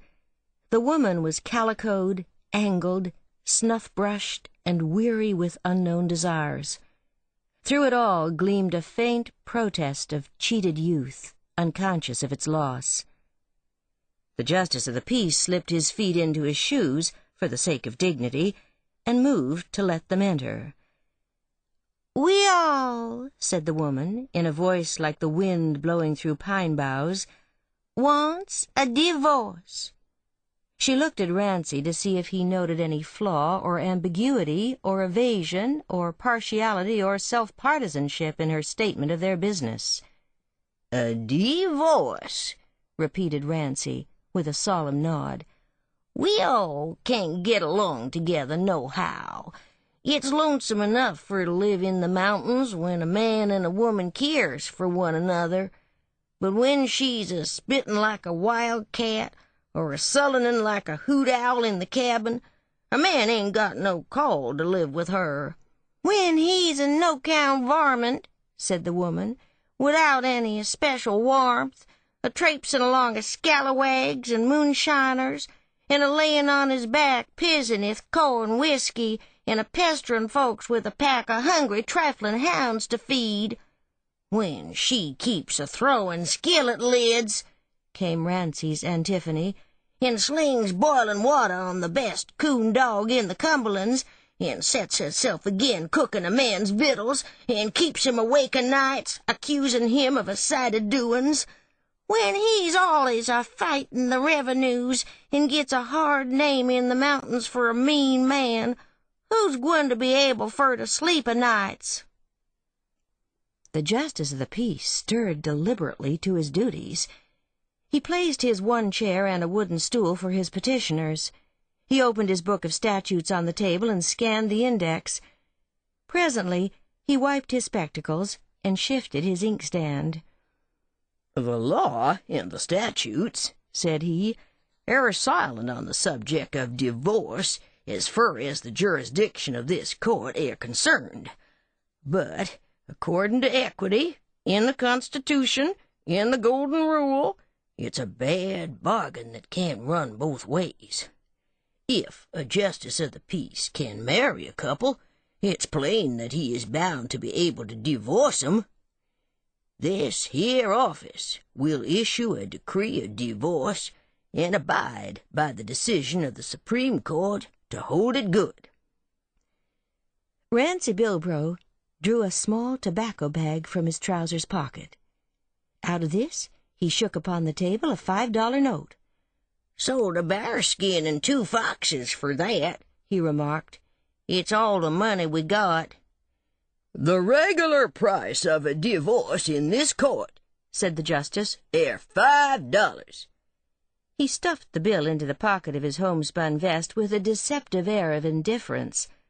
With much bodily toil and mental travail, he wrote the decree upon half a sheet of foolscap, and then copied it upon the other. Rancy Bilbro and his wife listened to his reading of the document that was to give them freedom. "Know all men by these presents that Rancy Bilbro and his wife, Ariella Bilbro, this day personally appeared before me, and promises that hereinafter they will neither love, honor, nor obey each other, neither for better nor worse, being of sound mind and body, and accept summons for divorce according to the peace and dignity of the state. Herein fail not, so help you God. Benazir Widdup, Justice of the Peace in and for the County of Piedmont, State of Tennessee." The justice was about to hand one of the documents to Rancy. The voice of Ariella delayed the transfer. Both men looked at her. Their dull masculinity was confronted by something sudden and unexpected in the woman. "Judge, don't you give him that air paper yet. 'Tain't all settled nohow. I gotta have my rights first. I gotta have my alley money. 'Tain't no kind of a way to do for a man to divorce his wife 'thout her having a cent for to do with. I'm a-layin' off to be goin' up to Brother Ed's up on Hogback Mountain. I'm bound for to have a pair of shoes and some snuffin' things besides. If Rance can afford a divorce, let him pay me alley money." Rancy Bilbro was stricken to dumb perplexity. There had been no previous hint of alimony. Women were always bringing up startling and unlooked-for issues. Justice Benazir Widdup felt that the point demanded judicial decision. The authorities were also silent on the subject of alimony, but the woman's feet were bare. The trail to Hogback Mountain was steep and flinty. "Ariella Bilbro," he asked in official tones, "how much did you allow would be good and sufficient alimony in the case before the court?" "I allowed," she answered, "for the shoes and all, to say $5. That ain't much for alimony, but I reckon that'll get me up to Brother Ed's." "The amount," said the justice, "air not unreasonable. Rancy Bilbro, you air ordered by the court to pay the plaintiff the sum of $5 before the decree of divorce air issued." "I hain't no more money," breathed Rancy heavily. "I done paid you all I had." "Otherwise," said the justice, looking severely over his spectacles, "you air in contempt of court." "I reckon if you gimme till tomorrow," pleaded the husband, "I mout be able to rake or scrape it up somewheres. I never looked for to be a-payin' no alimony." "The case air adjourned," said Benajah Widdup, "till tomorrow, when you all will present yourselves and obey the order of the court, following of which the decrees of divorce will be delivered." He sat down in the door and began to loosen a shoestring. "We mout as well go down to Uncle Zia's," decided Rancy, "and spend the night." He climbed into the cart on one side, and Ariella climbed in on the other. Obeying the flap of his robe, the little red bull slowly came around on a tack, and the cart crawled away in the nimbus arising from its wheels. Justice of the Peace, Benajah Widdup, smoked his elder-stem pipe. Late in the afternoon he got his weekly paper and read it until the twilight dimmed its lines. Then he lit the tallow candle on his table and read until the moon rose, marking the time for supper. He lived in the double log cabin on the slope, near the girdled poplar. Going home to supper, he crossed a little branch darkened by a laurel thicket. The dark figure of a man stepped from the laurels and pointed a rifle at his breast.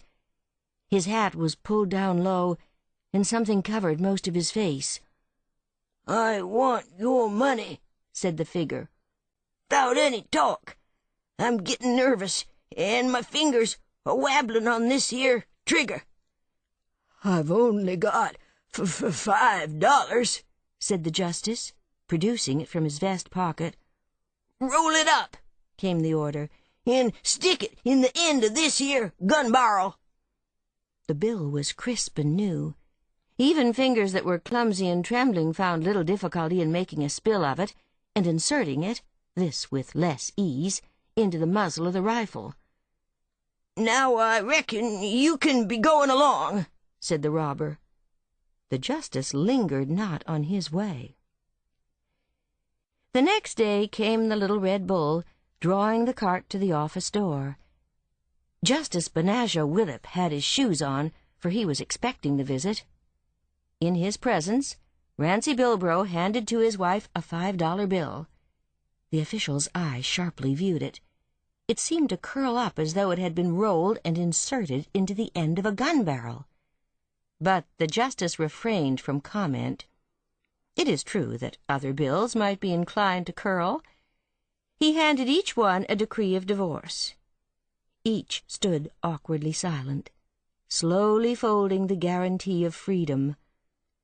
The woman cast a shy glance, full of constraint, at Rancy. "I reckon you'll be going back up to the cabin," she said, "along with the bull cart. There's bread in the tin box, setting on the shelf. I put the bacon in the bilin' pot to keep the hounds from getting it. Don't forget to wind the clock tonight." "You air a-going to your brother Ed's?" asked Rancy, with fine unconcern. "I was allowin' to get along up there afore night. I ain't sayin' as they'll pester theyselves any to make me welcome, but I hain't nowhere else fur to go. It's a right smart ways, and I reckon I better be goin'. I'll be a-sayin' goodbye, Rance. That is, if you care fur to say so." "I don't know as anybody's a hound dog," said Rancy in a martyr's voice, "fur to not want to say goodbye, 'less you air so anxious to get away that you don't want me to say it." Ariella was silent. She folded the $5 bill and her decree carefully and placed them in the bosom of her dress. Benazir Widdup watched the money disappear with mournful eyes behind his spectacles. And then, with his next words, he achieved rank, as his thoughts ran, with either the great crowd of the world's sympathizers or the little crowd of its great financiers. "Be kinda lonesome in the old cabin tonight, Rance," he said. Rancy Bilbro stared out at the Cumberlands, clear blue now in the sunlight. He did not look at Ariella. "I 'low it might be lonesome," he said, "but when folks gets mad and wants a divorce, you can't make folks stay." "There's others wanted a divorce," said Ariella, speaking to the wooden stool. "Besides, nobody don't want nobody to stay." "Nobody never said they didn't." "Nobody never said they did. I reckon I better start on now, to Brother Ed's." "Nobody can't wind that old clock." "Want me to go back along with you in the cart and wind it fur you, Rance?" The mountaineer's countenance was proof against emotion, but he reached out a big hand and enclosed Ariella's thin brown one. Her soul peeped out once through her impassive face, hallowing it. "Them hounds shan't pester you no more," said Rancy. "I reckon I've been mean and low down. You wind that clock, Ariella." "My heart hits in that cabin, Rance," she whispered, "along with you. I ain't a-gonna get mad no more. Let's be startin', Rance, so's we can get home by sundown." Justice of the Peace, Benazir Widdup, interposed as they started for the door, forgetting his presence. "In the name of the state of Tennessee," he said, "I forbid you all to be a-defyin' of its laws and statutes. This court is more than willin' and full of joy to see the clouds of discord and misunderstanding rollin' away from two lovin' hearts, but it air the duty of the court to preserve the morals and integrity of the state.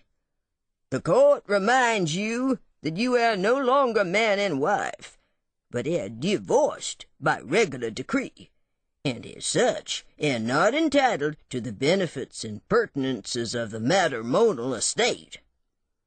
Ariella caught Rancy's arm. Did those words mean that she must lose him now, when they had just learned the lesson of life? "But the court air prepared," went on the justice, "for to remove the disabilities set up by the decree of divorce. The court air on hand to perform the solemn ceremony of marriage, thus fixing things up and enabling the parties in the case to resume the honorable and elevating state of matrimony which they desires. The fee for performing said ceremony will be, in this case, to wit, $5. Ariella caught the gleam of promise in his words. Swiftly her hand went to her bosom. Freely as an alighting dove, the bill fluttered to the justice's table. Her sallow cheek colored as she stood hand in hand with Rancy and listened to the reuniting words. Rancy helped her into the cart and climbed in beside her. The little red bull turned once more, and they set out, hand-clasped, for the mountains.